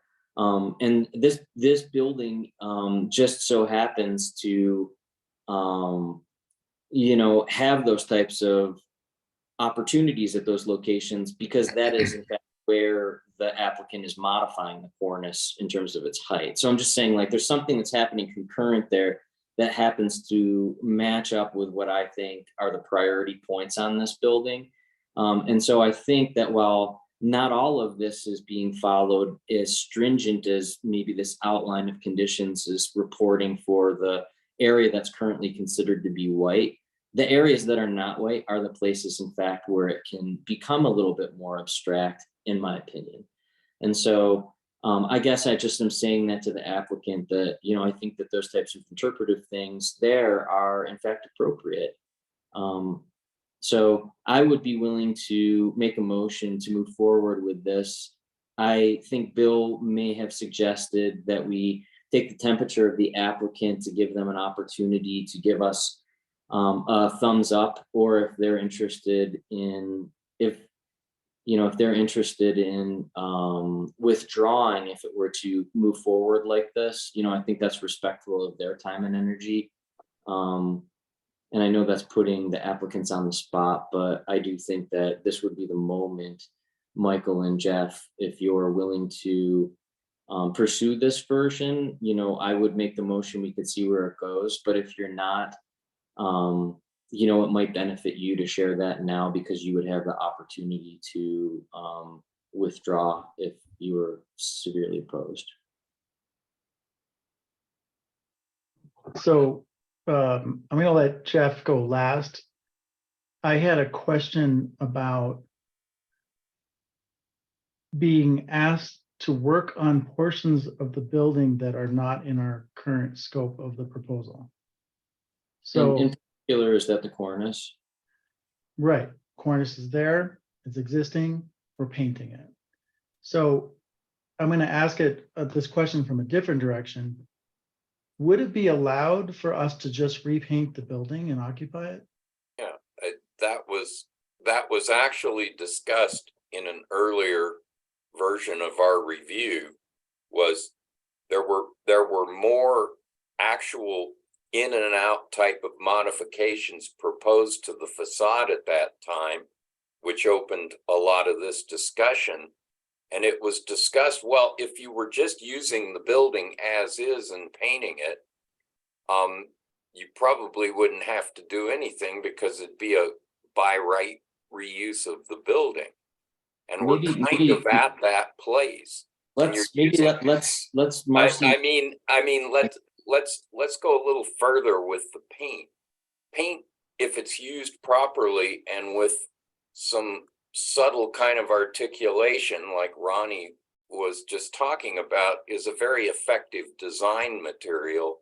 Maybe you could use paint to differentiate or articulate a little more in a graphical way, without getting into, you know, more constructive modification to the building, things that require a lot more construction. So where I was going with that is, I think we can accept, if we're doing a kick plate, that we do the kick plate in the way that you want it done. And we can make those revisions as a condition. So that makes sense to me. Like if we're putting in a window, let's get to the right size and the right proportion. But I think the owner also has a right to not have to do areas of the building that are not part of the project. So if we are skim coating the tile, which raises the question I think that Ronnie has raised, is skim coating the tile removing articulation? And it sounds like you would rather have that tile as it is there now. So we'd be fine to just paint it and not skim coat it, if that is the approach. But overall, I think we're okay with an approval with conditions. I just want to temper the expectations because I'm not sure what the authority of the board is to force us to do modifications that aren't necessarily envisioned by the scope of the work. And that might be a legal question for the planning for Marcy. Yeah, I would offer that the board might add the word consider if it's a scope of work that's beyond what's been proposed, which would then allow further discussion at the DRC versus a hard and fast list of conditions that if they're not met, it comes back to the landmarks board. So that could be a path forward. And I will just jump in. Michael, I totally respect what you're saying there, which is why this articulate the parapet and the cornice piece was the thing that I was wondering if the word consider should be in there. And to me, outside of the exposing of the header suggestion, that's the only other one that is, a question about the, scope that you currently have in front of us. So, What about adding the sign ban, Ronnie? What about that one? I mean, I think that the signage should be shown where the signage is going to occur. I recognize this is going to be a different review, but it is important to the disposition of the building. These blank surfaces that we're criticizing, there might be something that is proposed to go in there, which I think would actually improve the building, right? Like this blank surface. So, I think what we want to say here is demonstrate where the signage is going to go and consider adding sign band on the north elevation. Actually, I think we should say consider adding sign bands, period, because wherever they happen, it would be an added feature that I think could benefit the building. It does. In this case, it could happen on all well, on both sides of the building, or in fact on 3 sides if you wanted, and I think it would be beneficial and probably a low cost thing because you're already putting a sign up. Maybe they're not going everywhere, but I think the intention of this is meant to say is pretty cooked right there. So in light of what Michael has just said, point is taken that, we can put in words like consider, just to kind of suggest that we would like him to go in a certain direction. But for some of the most, demonstrated concern about this application, it was all about that chamfered section of the building and about the concept of quote monolithic, a sense of a monolithic wall or walls, and trying to find a way to, regulate that somehow, or to, make it less monolithic. When he's not suggesting he's going to do anything to that wall, is he, other than paint it? He's going to scrape whatever was on there and then, paint it. He's not suggesting that through their application that they're planning on adding anything else to it. So are we sort of stepping out of line on that one as well? I mean, Well, he's just saying, I'm going to just take what's there. I'm going to paint it. And we're like layering on all these things we'd like to see on that, when in fact, he's not going to be doing anything to that wall. Just painting. If that's the case, here's what I propose. I think I would like to make this motion, and let's let the applicant move to LDRC with the aspects of this that are the qualities that, we just talked about, and those that, might be different. Like if they're going to leave the tile or whatever, they're going to do something creative. Let's let that come back and have a collaborative conversation with them to see how it's meeting both of our goals. I mean, some of which are common objectives and others are like coming from different ends of the spectrum. So I would say we don't have to know right now. So But add the word consider to consider adding interest to Chamford Corner. That would satisfy that. Yeah, I think we have to be careful about that, Bill. I mean, I think consider is the way we're careful about that, because the issue of scope with a commercial building, you can modify a storefront in a commercial building, a traditional commercial building, and not have any effect on the rest of the building, except maybe repaint it. And that would be outside of review. The review would be focused on the modifications actually being taken, which would be limited to the storefronts. So I think that this building is a non-traditional commercial building in the context of the mall, but it's being treated in a similar way. The storefronts are the things that are happening up to the heads of the window or up to the awning height. The rest of the building is just being reused as a standing commercial structure. Except where we're punching in new windows and door openings, like. Right, but that's at street. I'm talking about just here's this building shell that is being tenant occupied. And I think that we don't want to get too far out on this. There's opportunities here, but they're going to require a lot more than just a kind of a paint and remake of the building. And I don't know that we can realistically apply them at this point. Well, we have to build this list of conditions, so we should at least get that done. Right. Yeah.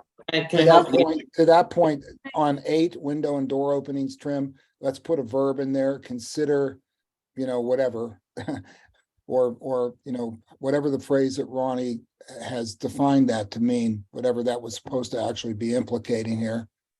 Add window and door openings trim, or Can I ask a question? Chelsea has her hand raised. Sorry. Go ahead. Okay, so just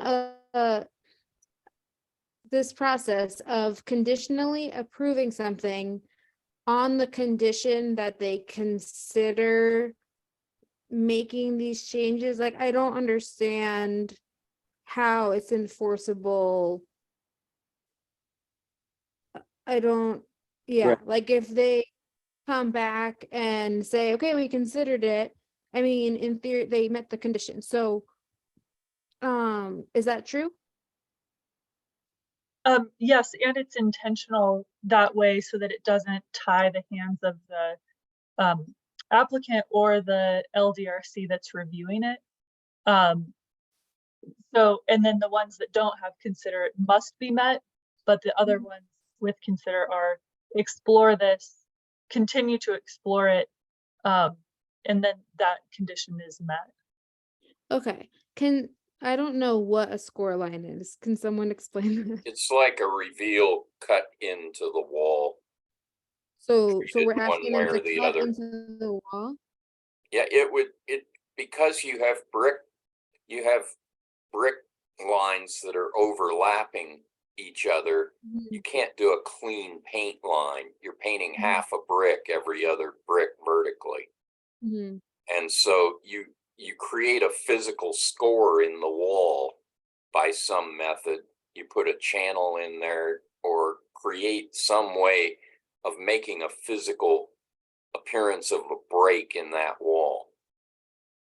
It's not a hard thing to do. Okay.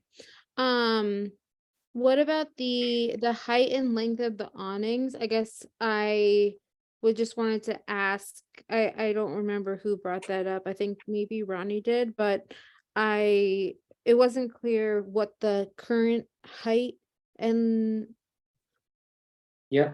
oh wait, That's- that's for the is that for at the roof of the building, or that's just on the sides? No, of it's the awnings over the windows. Oh, okay. That's fine then. I mean, personally, Well, no, I think on the north elevation, they're adhering to the height that was previously there in the lazy dog phase.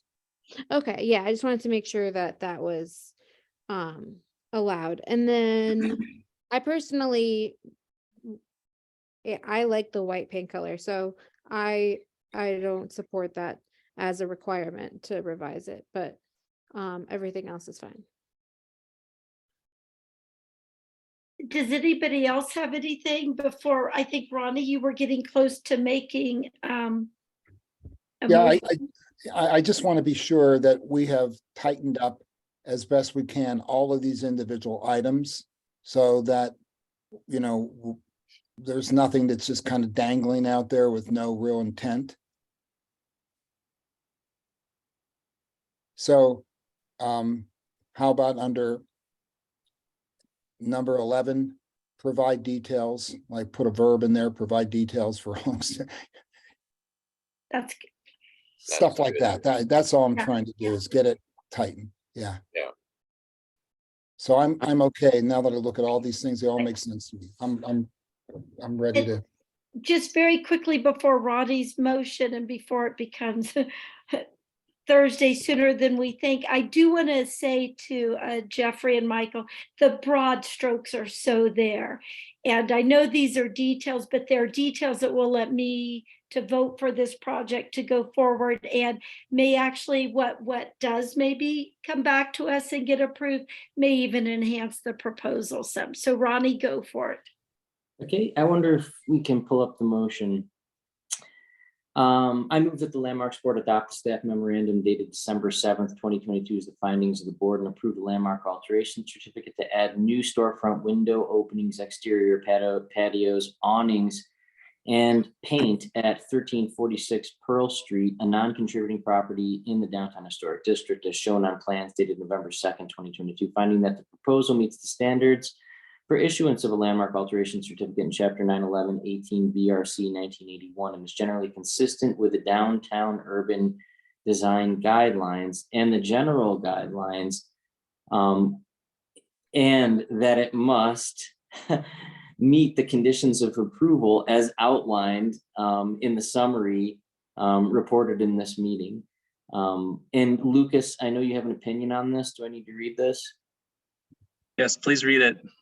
The conditions of approval include: one, the applicant shall be responsible for completing the work in compliance with the approved plans, except as modified with these conditions of approval. Two, prior to submitting a building permit application and final issuance of the landmark alteration certificate, the applicant shall submit the following, which shall be subject to final review and approval by the Landmarks Design Review Committee, LDRC, to ensure that the final design is consistent with the general design guidelines and the downtown urban design guidelines and the intent of this approval. A, final architectural plans that include: one, consider adding interest to chamfer corner and break up monolithic surfaces. Two, modify kick plate on east and north elevations.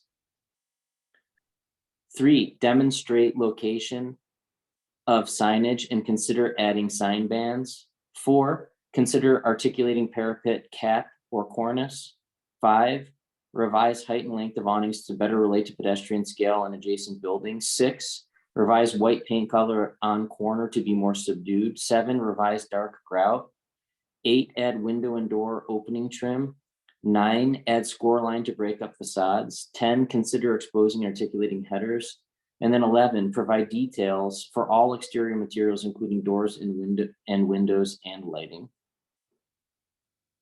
Thank you, Ronnie. Is there a second? I'll second it.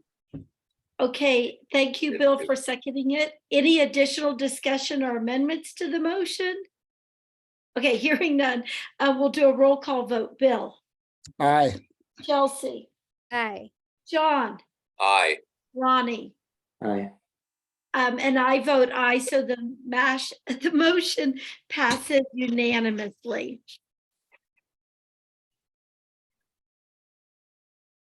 So thank you. You for your presentation.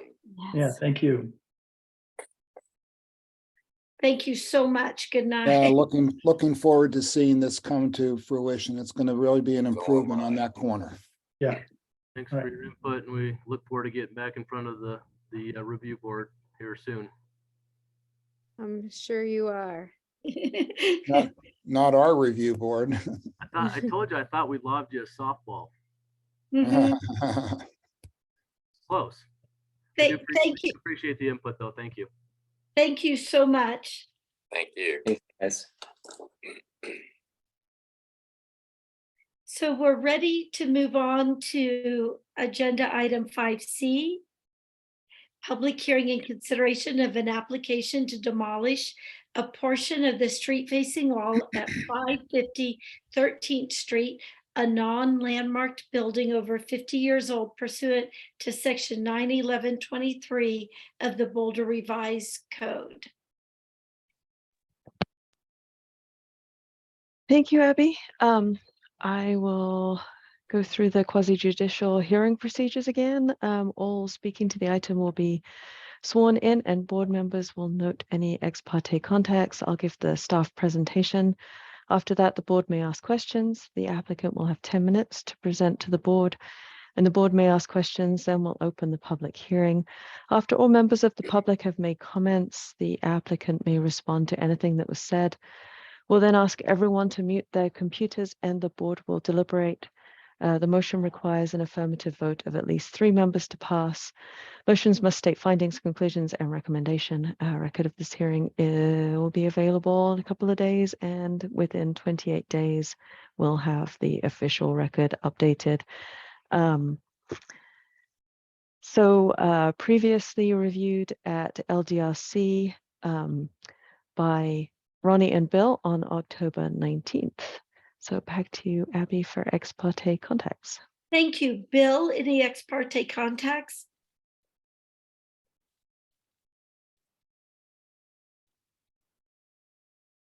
Sorry. Yeah, I was muted. No. Chelsea? Nope. John? No. Ronnie? None. And I have none. Thank you, Abby. So as noted in the agenda, the criteria for review is outlined in the Boulder Revised Code under 91123. The purpose of reviewing demolition applications is to prevent the loss of buildings that may have historic or architectural significance. That includes loss of architectural integrity. and to provide the time necessary to initiate designation as an individual landmark or to consider alternatives. The criteria that can be considered are the eligibility of the building for designation as an individual landmark, the relationship of the building to the character of the neighborhood, the reasonable condition of the building, and the projected cost of restoration or repair, although not deterioration caused by unreasonable neglect. The options for the board today are to approve the demolition if the board finds the building does not have historic significance, or if the board considers the changes are not detrimental, or to place a stay of demolition for 180 days to consider alternatives to demolition. The stay would expire on May 8th, 2023, which is 180 days from the date the Landmarks Board hearing fee was paid. The third option is to initiate landmark designation. If that were to happen, we'd schedule an initiation hearing within 45 days of that decision.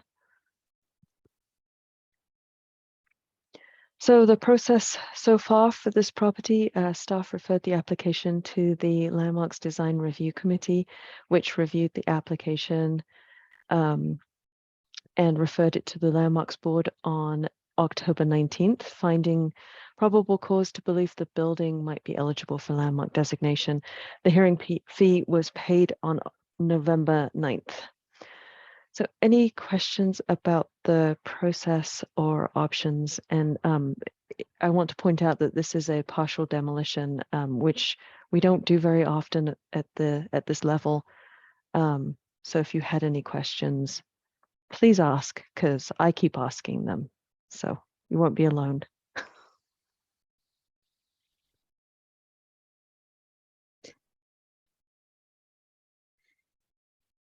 Good. Okay.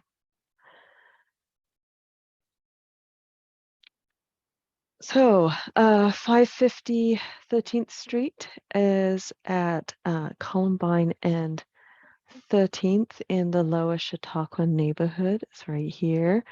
The front of the house faces onto 13th Street, which is kind of hidden behind the lines here. There's an alley access from the 14th Street alley to the rear of the property, and this is the alley back here.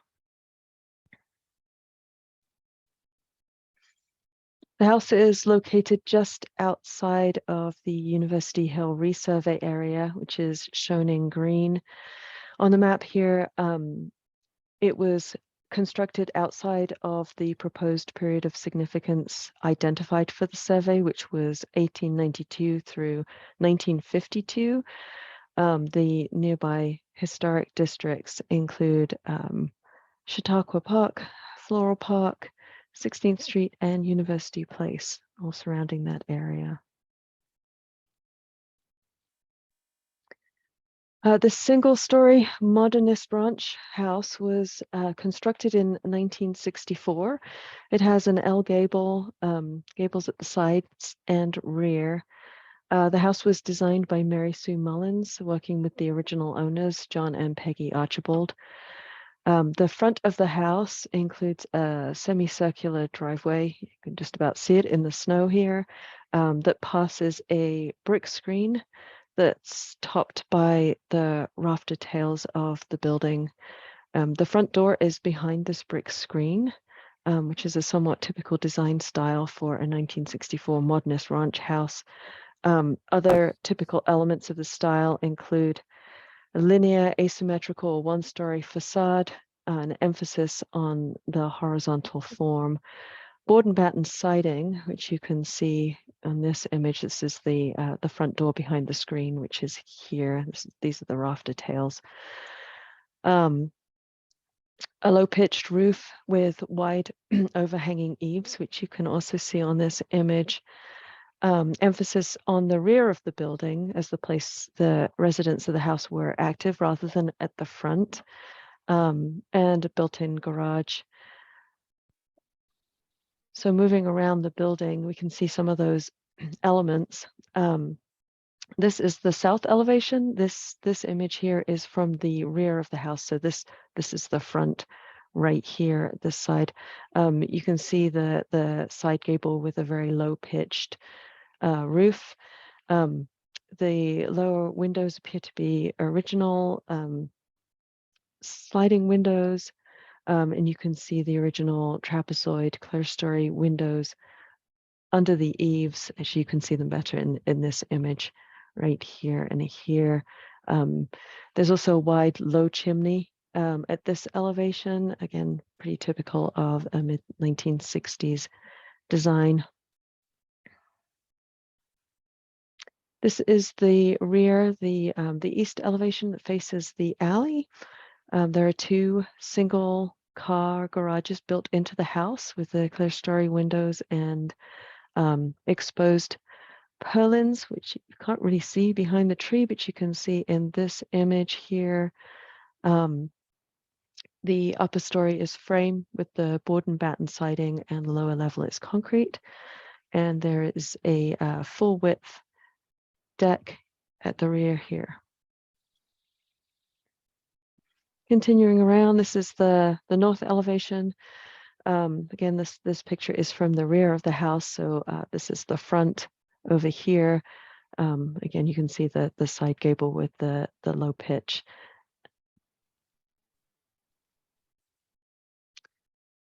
So we've not been able to obtain any additional historic images of this house. This is from the tax assessor card taken in about 1964, right after the house was completed. The increased height on the screen wall, which you can see, the wall was increased by height by about 5 courses, is the only significant modification that we identified. So there is a high level of historic integrity to this house. And again, this is shows how intact the house is. This is the tax assessor sketch from 1964. And the current survey, you can see the footprint is identical. There have been no additions to the house since it was constructed in 1964. This is the screen wall here. This is the chimney, the rear deck here, and the garage back here. So the house was designed by Mary Sue Mullins, or to quote a Daily Camera article from 1965, they described it as a Mullins planned residence. Sue Mullins was not a formal architect, but designed more than 300 buildings as a sideline to raising her family. She moved to Boulder in 1960 from Texas, where she had designed approximately 100 buildings.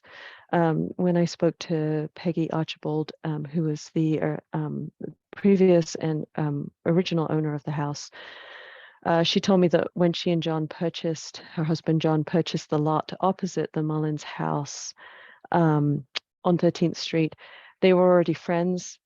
And Sue asked if she could sketch out some ideas for their new house, which she did.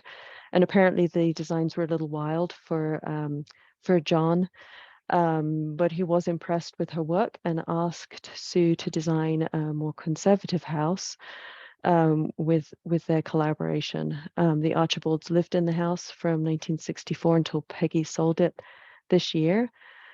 Sue went on to design other houses in Boulder, and including 8 in the Gun Barrel Country Club area, which is not within the city limits currently. In addition, she designed buildings in Texas, Arizona, California, and internationally.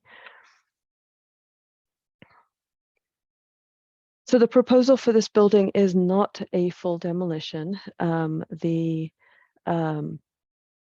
The definition of a demolition that requires historic preservation demolition review includes removal of a portion of a street-facing wall. The proposal includes removal of 2 bays of the screen wall. I don't know how these pictures kind of got smushed together. This is at the top here, the existing, and you can see that there are 6 bays here, and the proposal is to remove the 2 southernmost ones and the adjoining material here to expose the front door, and then remove courses of the brick to reduce the height of the remaining wall. In addition, the overhanging roof at the south end of the west elevation wall is proposed to be removed and replaced with a flat roof. As you can see, this is the existing and this is the proposed with the flat roof here. This is the rendering of the proposed.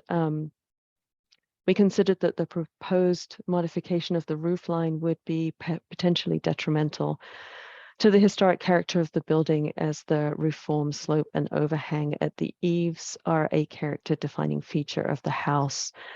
The code, Boulder Revised Code, says that if a modification doesn't retain fully framed and sheathed roof above that portion of the remaining building to which such wall is attached, it is considered demolition. And the intent of that part of the code is that significant changes to the roof would damage the integrity of the building to the point where it would become ineligible for future designation. The modification of the street-facing screen wall could be considered appropriate, as the original plans for the house demonstrate that the change is consistent with the original design intent of the architect.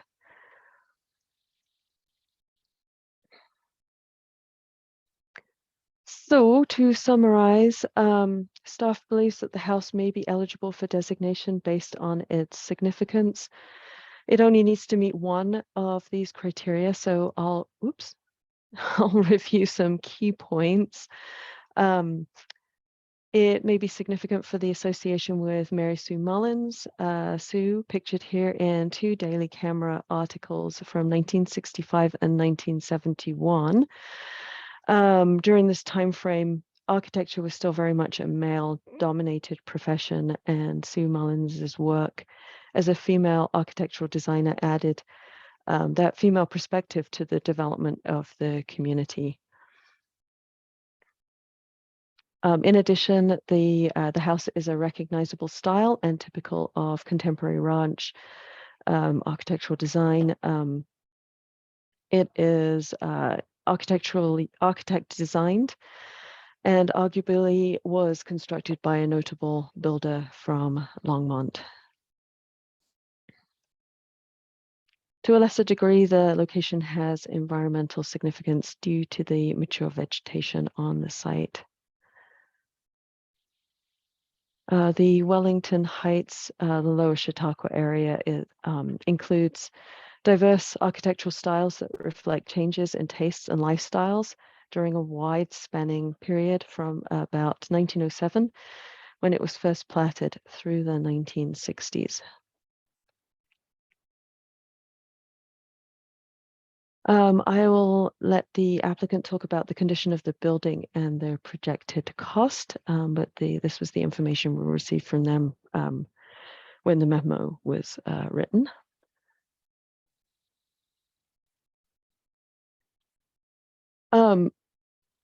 So we have a recommended motion that would assume that the board finds the building potentially eligible and that the changes would be detrimental. And this is where this becomes somewhat more complicated than a full demo, in that the board can review the eligibility of the building, and if they decide that the building is eligible, whether the proposed changes would be detrimental to a future hypothetical designation.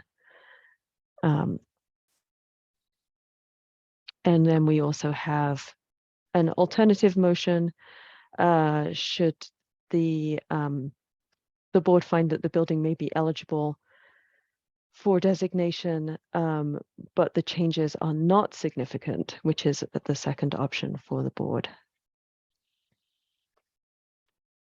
Did anyone have any questions? Well, don't we have an Yes. option? Sorry, yes. I have a question. Is this I'm sorry, who's speaking? Chelsea, go ahead. Okay, well, don't we have a third option, which is to allow the application to move forward? This one would allow the application to move forward. You could also find that the building is not eligible. Yeah. That is another option. Yeah. Okay. So there's three options. Okay, so I have a question based on the very thorough and direct letter that we received from Peggy Archibald, who was the original owner and builder, with her husband John. And she was extremely clear and direct about the fact that Sue Mullins, who was not an architect at the time, did not design this house. Her husband John did, and Sue just helped draw up the plans according to John's initial sketches, designs, and vision for the home. So, like, so much of the memo and the reasonings for why this building met criteria for historical significance are based on Sue Mullins being the architect. And so can we just have a discussion about like this new information that came to bear and how that impacts the information that we've received and how to handle that? Yeah, I have to second Chelsea's question. I found that memo very compelling and interesting in that it wasn't clear. I think that the way to proceed is a discussion about the form of the house itself, the design of it, rather than getting into the issue of the personalities involved in its creation. Well, John, if you would, I would like to address that. And I think this is unique as the building is built recently enough that we still are able to get firsthand accounts about the construction of the building, and they're still conflicting. Our research was based on a conversation with Miss Archibald, her daughter, and contemporary newspaper accounts from the time.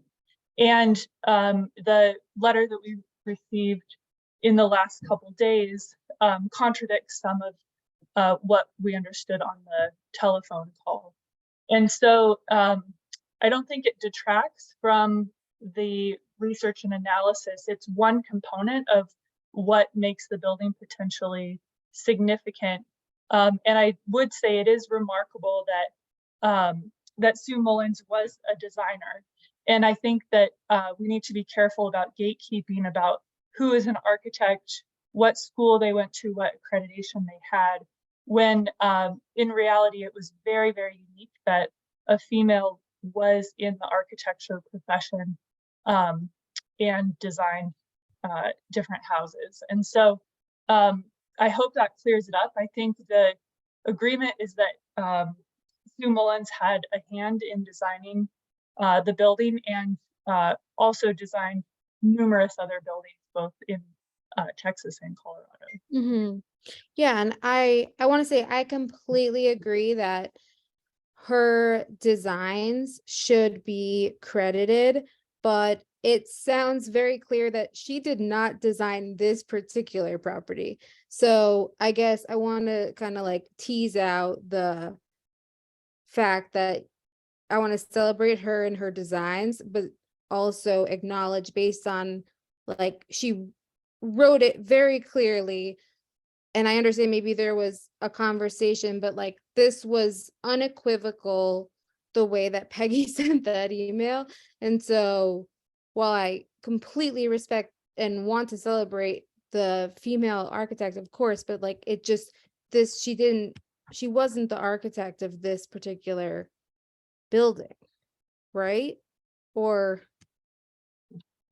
I think what we know, we have these conflicting accounts of the design process from over 50 years ago.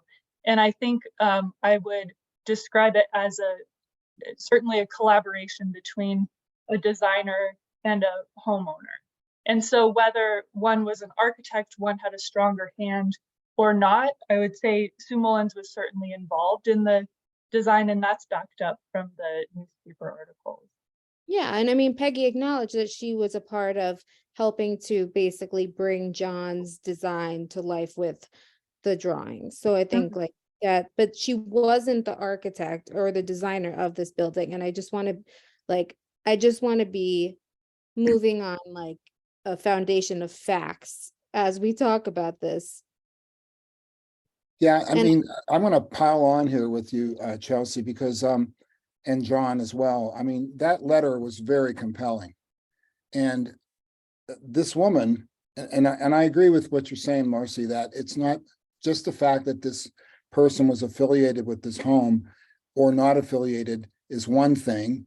The house does actually have to stand on its own, regardless of who designed it and architected it or built it. And we should at least look at it as, you know, we would any other quote vernacular type of construction that might have happened, you know, at the turn of the century by some, you know, noteworthy builder who also had kind of a flair for, you know, incorporating certain types of, you know, architectural styles. And now we venerate some of that stuff because it's so old. So I agree with you on that part for sure, that the building should stand on its own. We should examine it regardless of who claims ownership of its design. However, this letter from Peggy Archibald, the person who was there during the process of how it was built, needs to be consumed, digested, and thoughtfully, you know, understood, because she is, as the prior owner, and I would give her more, I don't know, respect isn't the word, but more Credence. credence, yeah. credence, because she was there at the time the place was conceived and designed. So I'm going to take her word. She seems like a cogent, you know, thoughtful, you know, together person. And from the way she wrote this message, she wants it to be understood that in no way, shape, or form, like she said, no way, shape, or form was this building actually Sue Mullins' design. Sue Mullins was a transcriber, according to a person who was right there at the time that this was happening. I don't know what other facts staff has to contradict that, but according to the co-owner and person who was married to the guy that came up with the ideas, Sue was merely an interpreter of John's idea. The one thing I don't agree with in all the things that Sue said here, I'm sorry, that Peggy said, is where she kind of downplays herself, her family, and the house itself.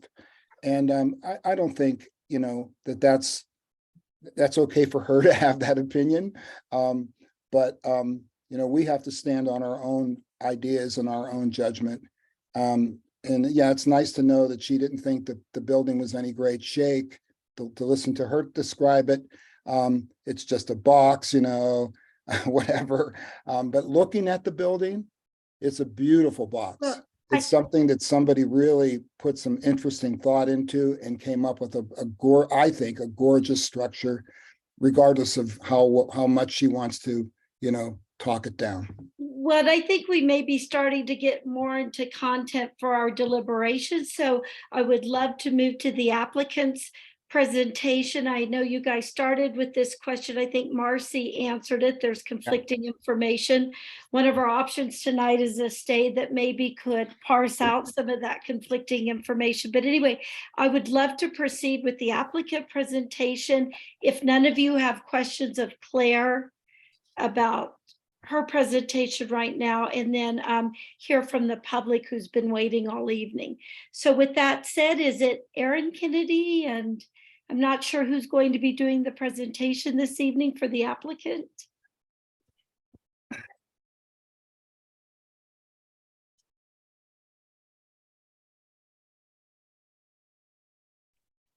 Yeah, I see Erin here.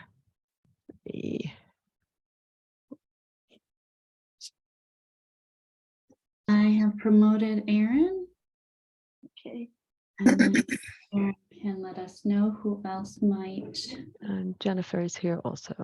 And Jennifer, excellent, thank you. And Tom has his hand raised, so I think Tom would also like to speak, so. Great.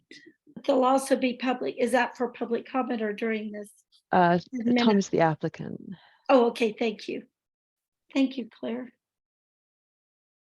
And you should each be able to control your microphones and your cameras. And Aaron, Jennifer, and Tom, if you all speak, when you do speak, just please say you promise to tell the board the whole truth and state your full name. And I will, you'll have 10 minutes total, however you want to share that time. So the first speaker, please go ahead. Swear that you'll tell us the truth and state your full name. Thank you.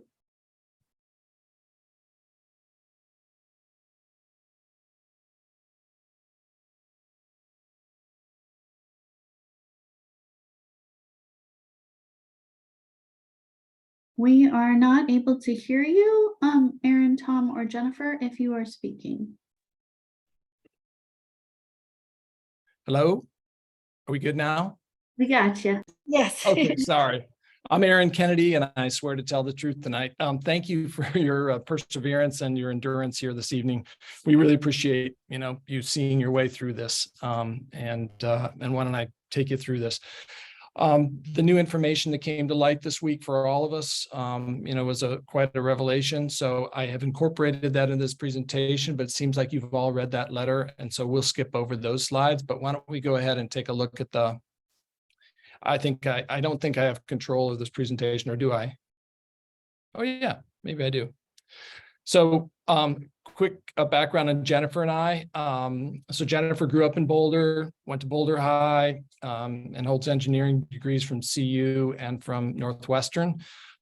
She and I raised 2 children, one of which is in the foreground on the right here, our daughter Tess. And new information for you all is that actually Jennifer grew up in the home that Sue Mullins was sitting in that black and white photograph in the Boulder camera. So she knows that house, and we know her architecture perhaps better than most of the people on this board. And it's all of the buildings we know of her in Gun Barrel are much different than this one, which does reinforce the fact that this was probably not her design. So we'll show you a picture of one of the other ones along the way here as well. So anyway, my background is steeped in preservation as well. My great-grandparents moved to Boulder. My grandfather was a doctor in the 20s, 30s, and 40s in Boulder. My parents founded the first school in the nation, probably, they believe, for historic preservation and conservation, called Campbell Center for Historic Preservation. So I grew up with this. My parents were conservators of antique furniture and wooden objects, worked for museums and clients around the Midwest. So I know a lot about preservation and conservation. I appreciate it, and I've lived my whole life with it. Why don't we try moving to the next slide here? There we go. So 550 13th Street, your very best view of it is this time of year when there are no leaves on the trees. Otherwise, it's pretty much invisible at the end of a dead-end street. So it's not a prominent building by any stretch of the imagination. It's quite a hidden building, but it's surrounded now. I shouldn't say surrounded. On the north side is a much newer building that sort of dominates over the top of it, unlike when the black and white picture was taken. Why don't we go to the next slide, please?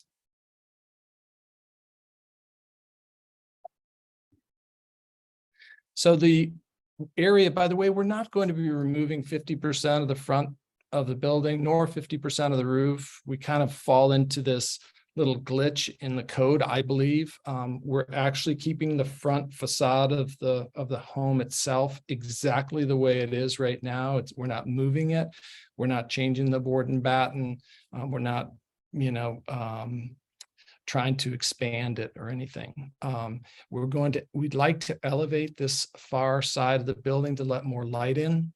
The original owners of the building, which I'll explain to you in a second, had extensive art collection in there. The Archibalds did, and they did everything they could to reduce the light that came into the building, presumably to protect their artwork.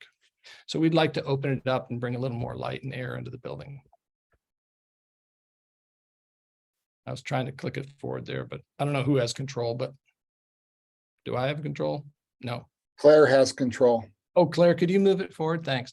So I'm going to skip the letter. I'd highlighted some things, but let's skip that. I think you've all read that, okay? So why don't we talk about our intentions for the building? Our intentions are to maintain the general design integrity of the home. We'd like to preserve the existing construction materials and not move them all into a landfill. That is an alternative for us, I suppose, to pursue the complete demolition of the building, but we're trying to do the opposite of that, and I hope you can respect and appreciate that. We'd like to do a gentle exterior update. Again, as I said earlier, to bring a little more light, a little more solar gain into the home. Allow views to the outside, and we'd like to maintain the original brick and the board and batten exterior. We're not intending to change that. We'd like to expose that front door to improve visibility and safety.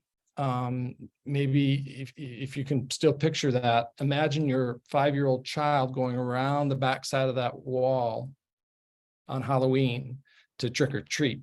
Or can you imagine being inside that home when somebody comes and knocks on the door in the dark and no one from the street can see you? That wall, we believe, is a safety problem. So we think it's appropriate to shorten it by those 2 sections that Claire described. And we are prepared to invest at least $1 million to help, bring this home up to code. Some of the things you talked about in the very beginning of this meeting, 5+ hours ago, which would include the insulation and the improving the window rating and the appliances, everything, all the appliances and everything are, well past their useful lives. And the electrical wiring and the HVAC and everything needs to be upgraded. It's all basically original as far as we can tell. Okay, let's move to the next slide if we could, Claire. So our assessment is that this idea of landmarking the building is fairly weak, and we've talked about a little bit of the reason for that. The Peggy Archibald piece, I think what she just said is that this home was not built nor designed by high-profile, noteworthy people in the trades, that the Archibalds really developed the conceptual design for this home. So I did want to point out that the other 2 elements, though, the street-facing view, we believe is not the most compelling example of a contemporary ranch architecture in Boulder, certainly not one of the most. And we'll look at some pictures later why we think that. And we think that the modest changes we're proposing to the building will certainly not make it out of character with our neighborhood, the Lower Chautauqua neighborhood, and they'll certainly be consistent with the design theme of that period. So let's proceed to the next slide, please. So the staff's finding was that the building, the property is an important example of contemporary ranch style. Why don't we go to the next slide? You've heard that. And we believe it's not a contemporary. It does have some of the design elements that were commonly used during this period. Absolutely, I totally agree with that. But the owners commissioned the home did not want to have this natural light hitting their art collection, as I mentioned before. So they built walls, and then they even extended that front wall higher so less light could come in and less visibility into those what is a dining room today, windows. And the house also doesn't bring the outdoors inside, which was, again, very typical of that sort of mid-century style in the era. The modest adjustments we're proposing, including a portion of flat roof and a couple of additional windows, are consistent with the contemporary ranch architecture and probably make it a little bit better example of that style in that period. We believe elevating that right facade and adding some flat roof will create that asymmetry, which was very typical of the mid-century period. The house doesn't have an open floor plan with combined living spaces, which again was part of the innovation that was happening in that mid-century. It doesn't have that today, but the changes that we will make will do that. We'll create a more open floor plan, not that you're caring about the floor plan. Why don't we go to the next slide, please? The second point was about, the property is significant for its association with the architect Sue Mullins. Let's go to the next point. I'm going to kind of move through these slides a little quicker because you guys already have talked about this, that it really wasn't a Sue Mullins design. But you didn't really talk about the contractor. Some note was made about maybe this was some noteworthy architect from Longmont. It really wasn't. He actually died either the next year or the year after that when he was building a home in Longmont. He hadn't really built that many homes. He was readily available and built this home in 3 months' time, which I think says something about the simplicity of the home, which I'm fine with the simplicity of the home. But again, it's not like this was some contractor that we need to be honoring and has been honored in the Boulder County area. Let's go to the next slide if we could, Claire. So again, these are points you guys have already talked about for the most part, except for a couple of other things. Point number 2 here, there's really no record of any U.S. municipality holding either Mr. or Mrs. Mullins. Mr. Mullins and Mrs. Mullins sort of owned a construction firm together. They would design, build, and live in their homes, which included the one home in Boulder that they designed, built, and lived in, and a handful of them out in Gun Barrel. That was their mode. They didn't do that at 550 13th Street. She participated in the draftsmanship, but they did not build it and they did not live in it. But that was what they did with most of their homes. I called down to Midland, Texas, where the bulk of their homes, as Claire mentioned, and spoke to the city planner and who manages historic review and that sort of thing, landmarking. And she had never heard of Sue Mullins, nor the Mullins family. So I thought that was kind of interesting in her hometown. Anyway, the city of Boulder had stated in their document, Claire didn't mention it tonight, that maybe the Mullins had developed the Island Green neighborhood of Gun Barrel. They absolutely did not. Those who have been around for a long time know that the Williams brothers did that, and Tom Stewart was really the primary developer out there, built 150 homes in the Island Green area, and the Mullins did up to 8 of them. So anyway, regarding female architects, our architect, which is mentioned here in the last part of this, that's Tom works for, Sarah Semple Brown, has been in Colorado. Many of you may have heard of them for 40 years. It's a female-owned firm. More than 50% of the employees are females.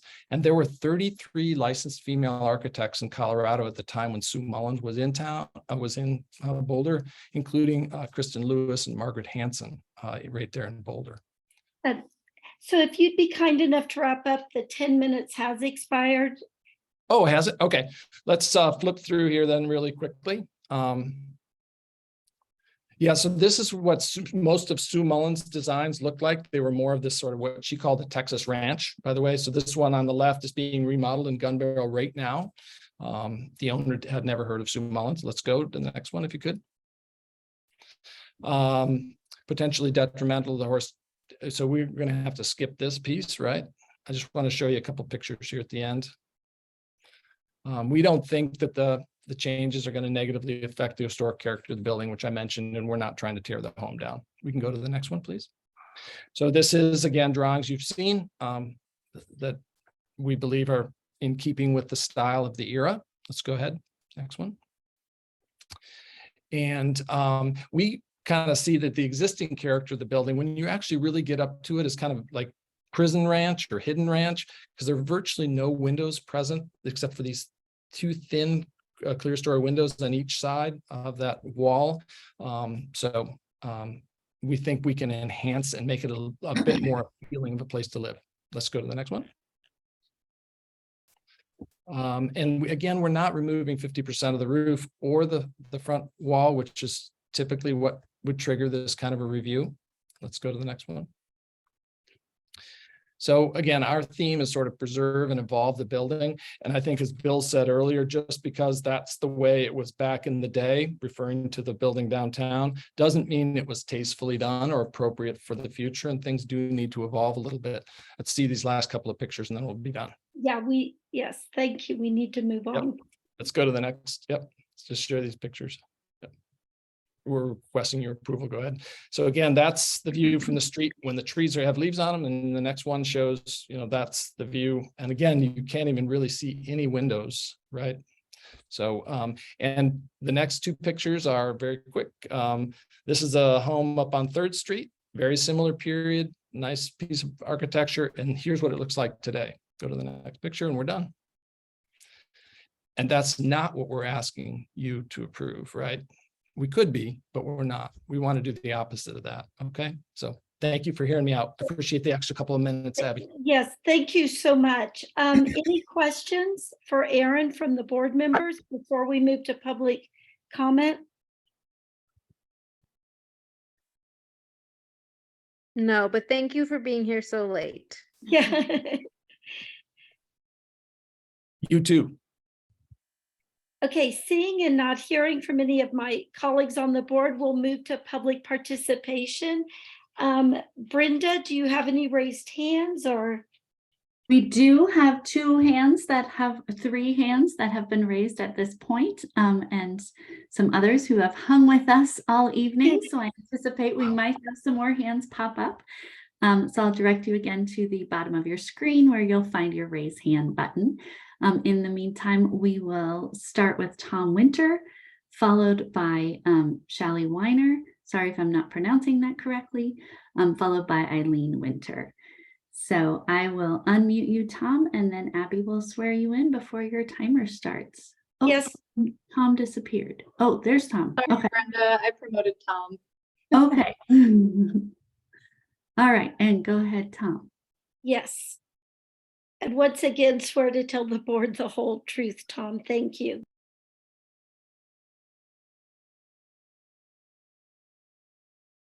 Tom, you should see your mute button and you'll want to push that. Here, I'll give you a ask to unmute. Thank you. There you go. Apologies.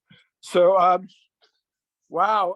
Well, I introduced myself earlier. It was very interesting to look at that Pearl and 14th Street project and hear you guys discuss it. It's been quite an educational process for me. A bit of my background, I'm from Boulder originally. I never thought I'd end up back here, but here I am. Pushing midnight on a Wednesday.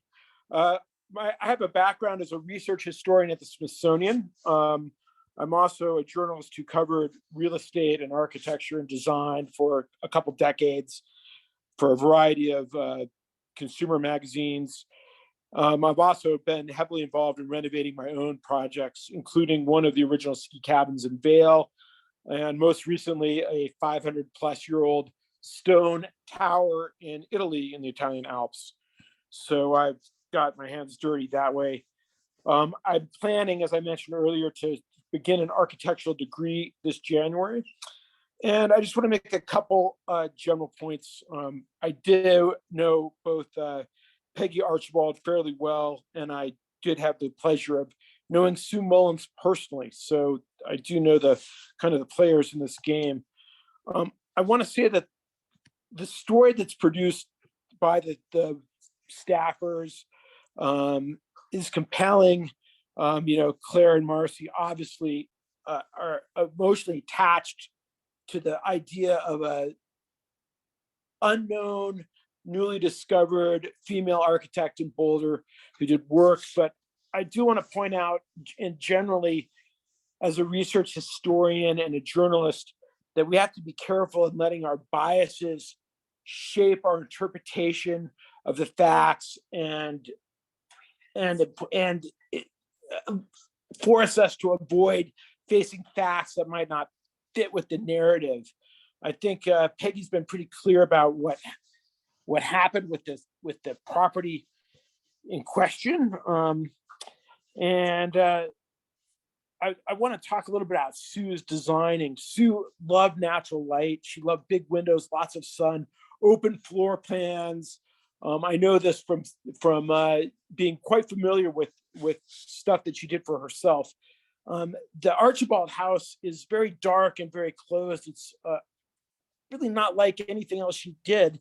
And I think that kind of points to the fact that the provenance is slightly different. It doesn't really fit the narrative that we've heard from the staffers. And I also would like to say that the proposed renovations to this property add a lot of the elements that Sue probably would have put in if she was going to live there herself. Knowing her and being quite familiar with the design she did, she loved natural light. She loves less story windows. She loved bringing the outdoors into properties. And I speak from personal experience. So that's kind of my comments to this. So thank you very much for listening to me. Thank you for your time tonight. Thank you, Tom, for speaking, and your time has expired, so thank you.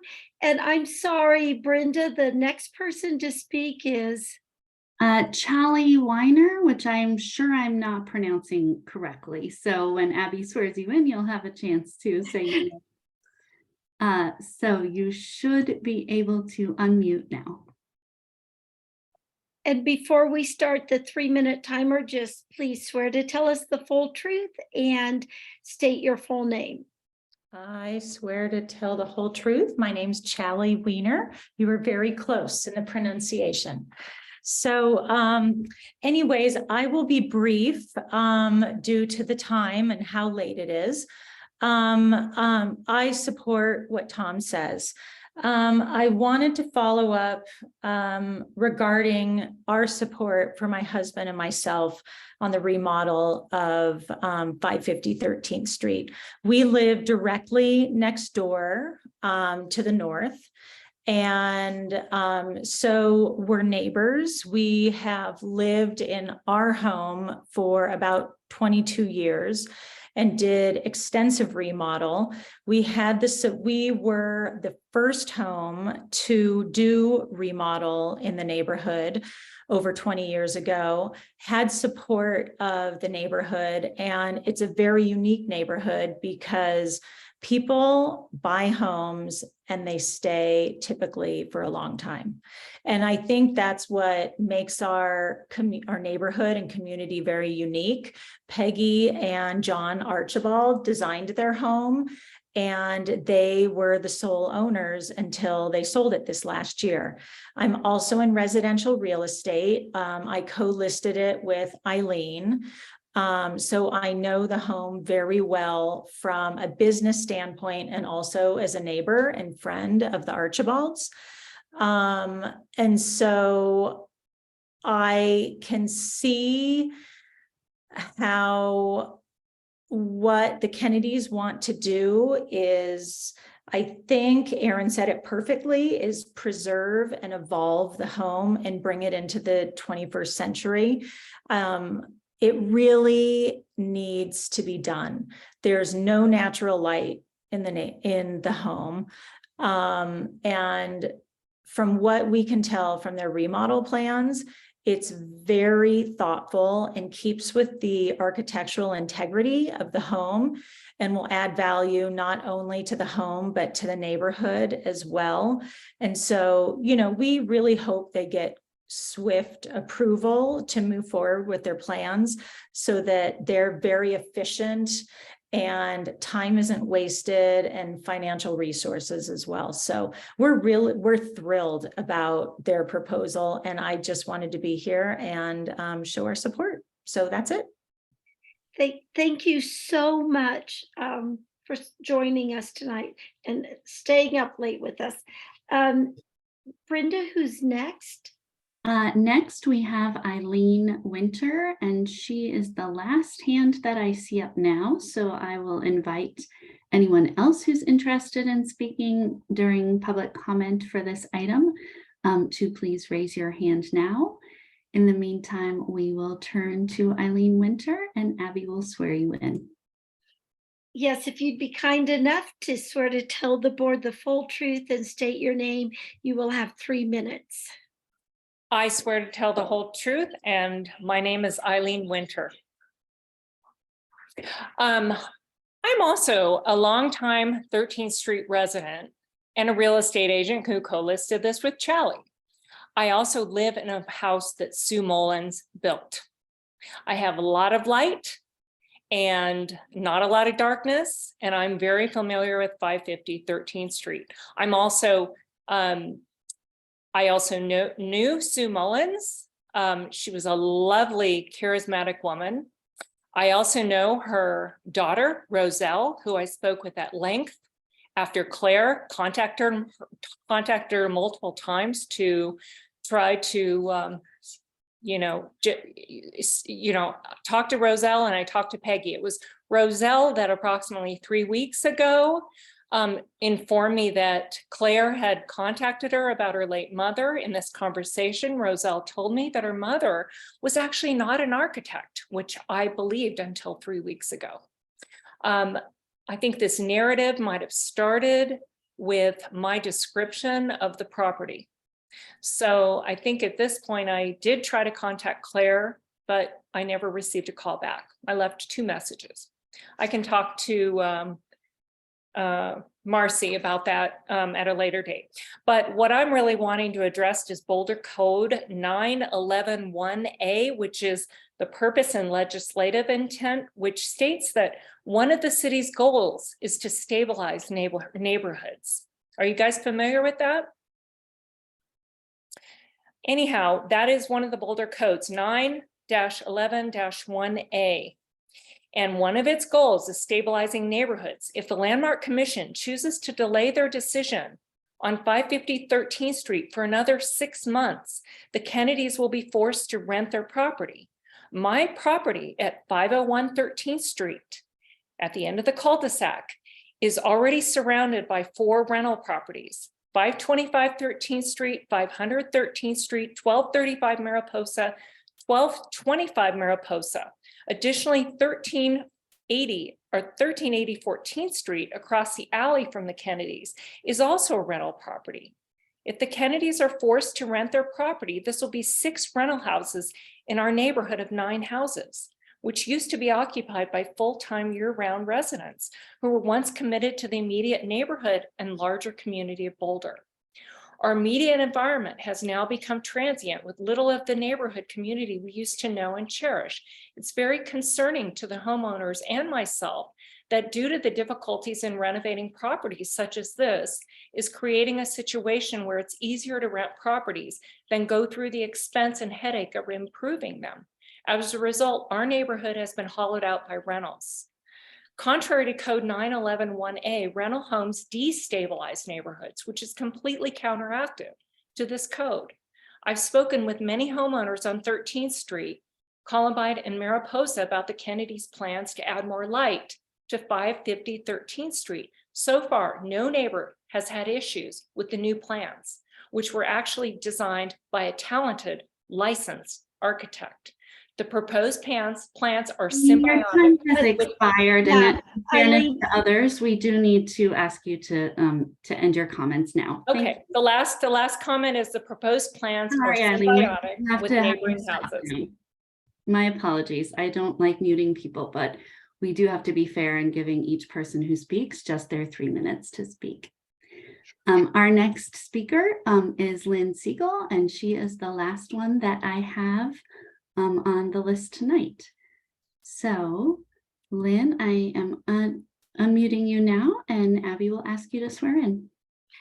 I agree. Done. Kennedy, do you know, Kennedy, that an 8,000 square foot estate at the basis, at the convection of Flagstaff and Baseline is being demolished through LDRC? Your case should have been LDRC. No one should have spent 5 minutes on this house. Clearly, it should go through. Yes, partial demolition. Lynn, I'm going to ask you to not yell at a community member who is an applicant tonight. I'm not yelling at him. I am telling him, does he know? Do you know, Kennedy, about this 8,000 square foot estate built of flagstone, fireproof, is being demolished through LDRC, the Landmarks Design Review Committee? This is unacceptable, completely unbelievable. almost gonna ask you to unchanged. stick The house to is this almost agenda unchanged. item. What, Brenda? Is this my? To mute you briefly, I'm going to ask you to stick to this agenda item, which is not what you're commenting on at this moment. So I'm going to ask Aubrey to start the timer again. We're going to start your 3 minutes again, and we ask you to stick to this agenda topic, which is not what you were just addressing. And if we can't do that, then I'm going to have to remove your permission to talk for the rest of the evening. Thanks, Lynn. Let's try again. Go ahead. You are not putting duct tape on me, Brenda. This is my lousy 3 minutes. Now, this house should have gone through LDRC, not through Landmarks Board. It should have taken all of 5 minutes to take down these 2 panels, and all 6 of them should go down, in my opinion. Clearly, this is a benefit to this house to have this right-sided Usonian, solar. Basically, it's Usonian. It's beautiful. It adds to the place, and it will never need to be demolished. Why did you spend an hour on this? Why? Circle Drive got nothing at LDRC. 1500 Mariposa got 10 minutes before the woman was cut off with a $400 utility bill. This is about environmental stuff. That's what you were talking about earlier tonight. Just isn't done. Jonathan Cohen hasn't seen it. Carbon footprint. No one's thinking of that. There's an elegant beauty between environmental concerns and historic preservation. A rock house completely demolished at the top of a hill. And this, yeah, Brenda, right. And this is a simple addition. It's not, and if it makes it unlandmarkable, so what? The people care enough to keep it, to preserve it, to add it gracefully on that right side. How can you spend an hour on this? Can you sleep at night? This was a no-brainer. 2 minutes, bang, done. Go on to the next.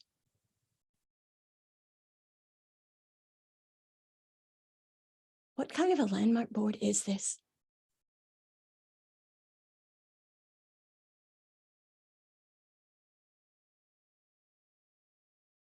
A sterile application of a building in the center of Pearl Street Mall.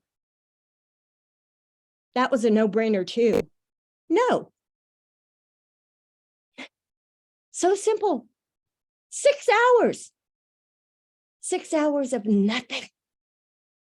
Except the east side of 14th and Pearl.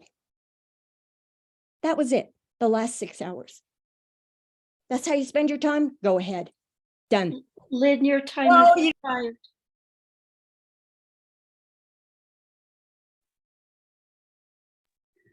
I don't see any further hands up, Abby, so I think we are safe to close this part of the hearing. Thank you, Brenda. And Aaron, you have 3 minutes to respond to anything you heard in public comment. Thank you, Abby. Honestly, I think it's all been said and it's late. So I think I'm just gonna turn it back to you. Okay, thank you. So now we will be moving on to board discussion. I ask that everyone mute your computer or phone for the duration of this discussion. I don't know who'd like to go first. Bill, typically we'd start with you, and I don't know if you'd like to go first. Okay, I pushed it off to Ronnie and John too many times tonight.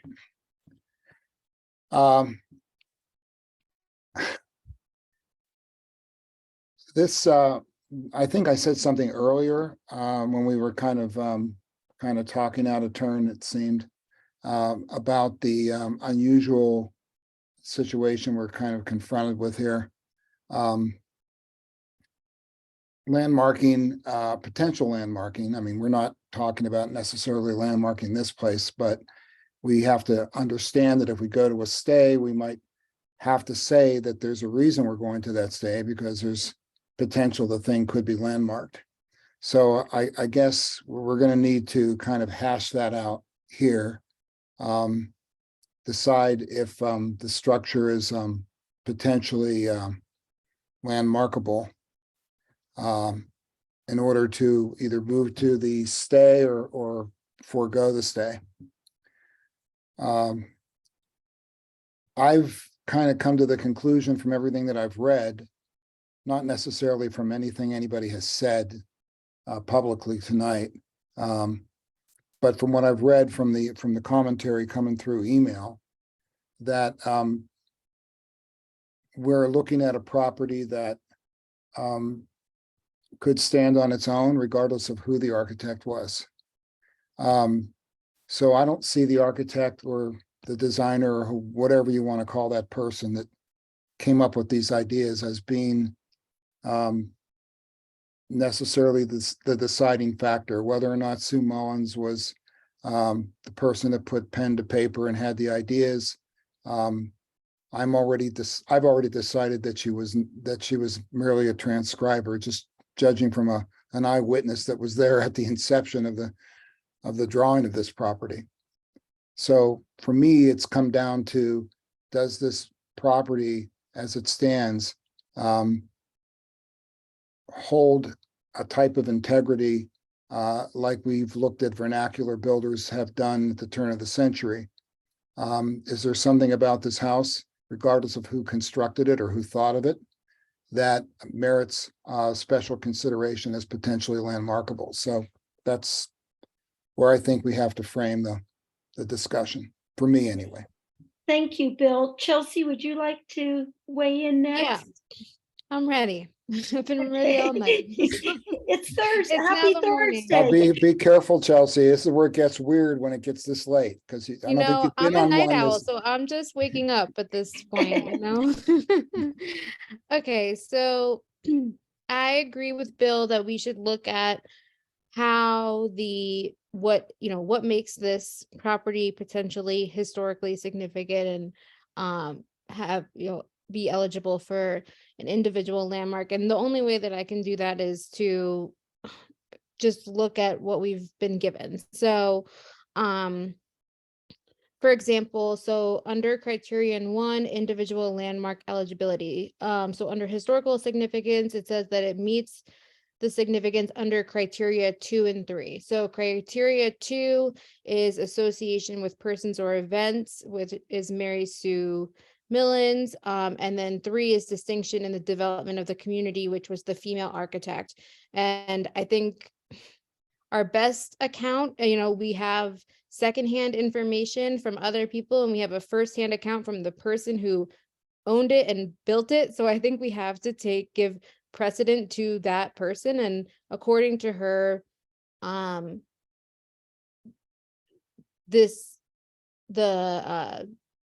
descriptions that articulate how this property meets criteria 2 and 3 are no longer relevant based on that new information. So then moving on to architectural significance, it says that it meets the significance under criteria 1, 2, 3, and 4. So we have 1 is the contemporary custom ranch. I don't think anyone can disagree with that. And then we have 2, which is the architect or builder of prominence, which again is Mary Sue Millins. So I don't think that that's relevant anymore. 3 is artistic merit, which I have a question about because it says custom build. So it says that that the addition of trapezoid, I don't want to try to pronounce these words at this moment, but I guess my question is, so it says, it describes it and then says are a feature of are a feature, are typical of contemporary ranch houses, but signify a custom build. So I guess I'm wondering, does the fact that a home is a custom build automatically give a home artistic merit? And that's a question for Marcy or Claire. I don't personally know, so it's a question. Yeah, I think the intent there is that there was a design intent using these characteristics that were popular in the age. So I would say in general, when there is a designer involved or when it's a custom home, it does have artistic merit, though that's not the only definition of it. Okay. Because artistic merit could also be like the combination of the, say, on a different building, stone, brick, and stained glass window. Like that, it's the accumulation of those elements that result in artistic merit. Okay, so seems like a low bar, but okay. I mean, it's basically the features of the home were typical of the time and therefore it has artistic merit. I guess what building built in Well- this time wouldn't have artistic merit? Is a question. Yeah, I don't- sorry, let me state that again. It's not that it has elements popular of its time that gives it artistic merit. It's that it was designed in that way with those elements, but there was a design intent behind it. I think, Marcy, the way I would put it, I want to jump in on this, is that artistic merit is obtained by how the combination of materials and forms is expressed. It's the expressive part of it. In other words, there are certain materials that are characteristically and routinely used in construction, like brick. But if you do something unique with how the brick is stacked, or you do something interesting about how the color is mixed, or those are the kinds of things that I would think would be, I guess, the basis of saying something has artistic merit. If it's done, if it's uses ordinary materials in an ordinary way, that would not be expressive in a way that you would say it has any particular merit. Well, and I guess that's why I have the question, because it describes it and then says these features are typical of a house for this time. So I guess it's just, I'm trying to understand what makes something artistically meritable. If that's a word. But anyway, okay. So that's criteria 3. And then I have a question of, so number 4, example of the uncommon, where it says, so the screen wall, I think that's the exterior screen wall. And I'm trying to make sense of this because this is what we're using to base these decisions off of. But it says, although somewhat typical of a house of this time period, the salvage brick screen wall is somewhat unusual. So is it somewhat typical or somewhat unusual? Like I am trying, I don't know how to interpret this. Well, I can express my opinion on that. Sure. I think that in looking at the images of going around the house that were provided tonight, and I'm not personally familiar with this house, I think that it had characteristics that were common in houses of that time that were built that were not particularly custom. They were pretty much standard, I mean, ways to do these types of things in houses in that at that time period. The screen wall that's on the front of the house is kind of a superficial element that's kind of additive to what is otherwise not particularly exceptional modernist facade. it, one of the things that's compelling about the house is the degree to which it's completely intact with its original form, but that alone is not a basis to say that it has sufficient merit to be considered a historic property. And I have to say at this point is that I know Sarah Simple because I worked for Sarah Simple very early in my career, and she's one of the finest architects in Colorado. So, and you know, it's outside of what we're discussing at this time, but her work is usually an enhancement on whatever project that it's involved with. So can I jump in? I think Chelsea was kind of on a roll with the yeah, well, diagnostic. okay, well, then I feel back like off. I totally agree with what John is saying, but maybe the author of the what you just reported should respond to your question quickly. And then Chelsea, I really appreciate the way in which you're kind of systematically going through this. It's very helpful, I think, for all of us. I'm compelled to, you know, I'm thinking like John right now, but I thought I'd jump in and say that because I know keeping on track for you will keep us on track with this thought. Thank you. Appreciate it. Yeah. So if the person who wrote that in the memo can explain how although somewhat typical, it's also somewhat unusual. Like how do I interpret that? Yeah, I think we could have been more clear in that piece. The screen walls, you find those in mid-century buildings, I think going over the entrance, creating this public-private sort of relationship with the door is unusual. So I think we could have said that more clearly, but that's what we meant. Okay. Yeah. Thank you. And then, okay, so then for environmental significance, it says it meets under criteria 3 and 5, but under geographic importance, it says none observed. I'm assuming it just meant 1 and 5. Okay. So it has mature vegetation and the area integrity Wellington Heights, but then it's not surveyed. So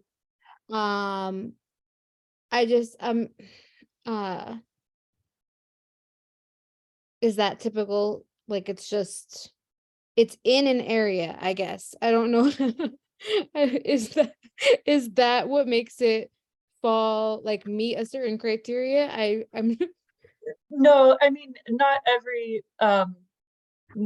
everywhere in Boulder is surveyed, and our surveys are now getting to be 40 years old or so. So that is a staff kind of analysis looking at the surrounding area, which is what it asks us to do in terms of the area integrity. Does it still have a character that that's intact or whatnot? So I think that one is less clear. I mean, it doesn't have to be in a potential historic district to meet the area integrity. And as we state, it includes diverse architectural styles that represent quite a range of houses and still do. So it meets the significance under criteria 5 because it's in that Wellington Heights, even though that's not a surveyed area. Yeah, an area doesn't have to be surveyed Okay. to be a defined area. Okay. So I think that goes through the majority of the pieces. I guess when I look at this, and if you take out the criteria, how it meets certain criteria, if you take out the pieces around Mary Sue Mullins being the architect, I don't see that there's much. And I understand we have to look at it from a architectural significance, and there is that, but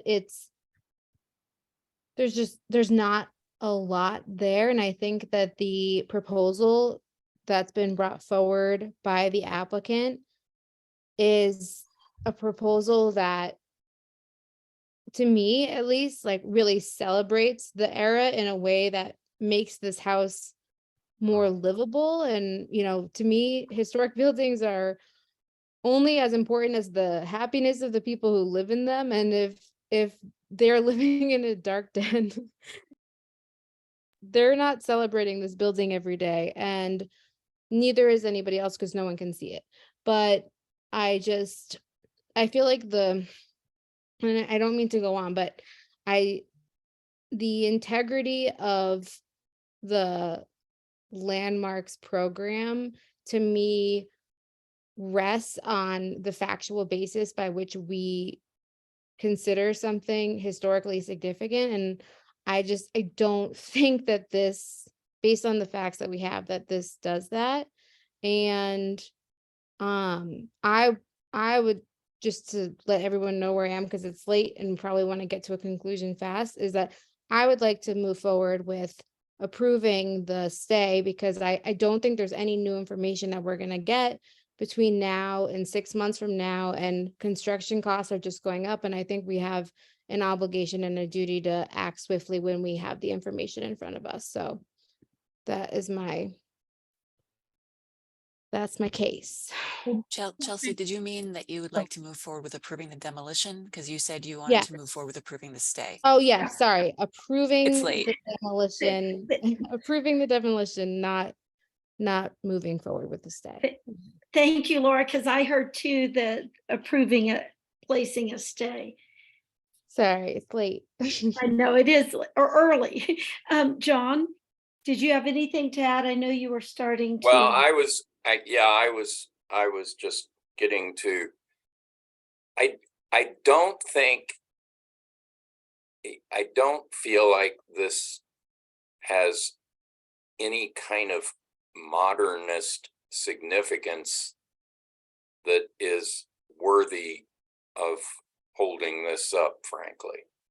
I feel like the proposal is an enhancement to the design and to what design intent there is there that was not fully realized at the time the house was built because of other functional considerations, namely the art collection and other things. And I just feel like this is one that we should probably allow to move forward. Ronnie? I'd really love to hear Bill's position again. And I have some thoughts that I'd like to share, but Bill, could you just restate your summary there? Yeah. And I want to add, because I have my hand up, many of the usual points that we use to judge historical significance to these properties are missing from this particular property, as far as I can see, but not all of them.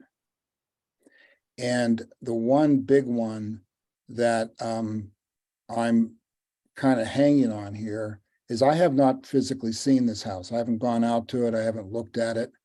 I'm not an architect like you or John. I can't look at this thing from a distance and say, oh, that does or doesn't qualify. I would have to see it, as I normally do. I mean, because all I've been looking at here have just been, even when I drove by, I couldn't really see it. So I would like to be able to see it. And for that reason, I'd like to support a stay, at least as long as it takes to get Landmark board members out there to look at the property. Now, why would I want to see it? What do I think is of merit here? The pictures that I've seen intrigue me. The building looks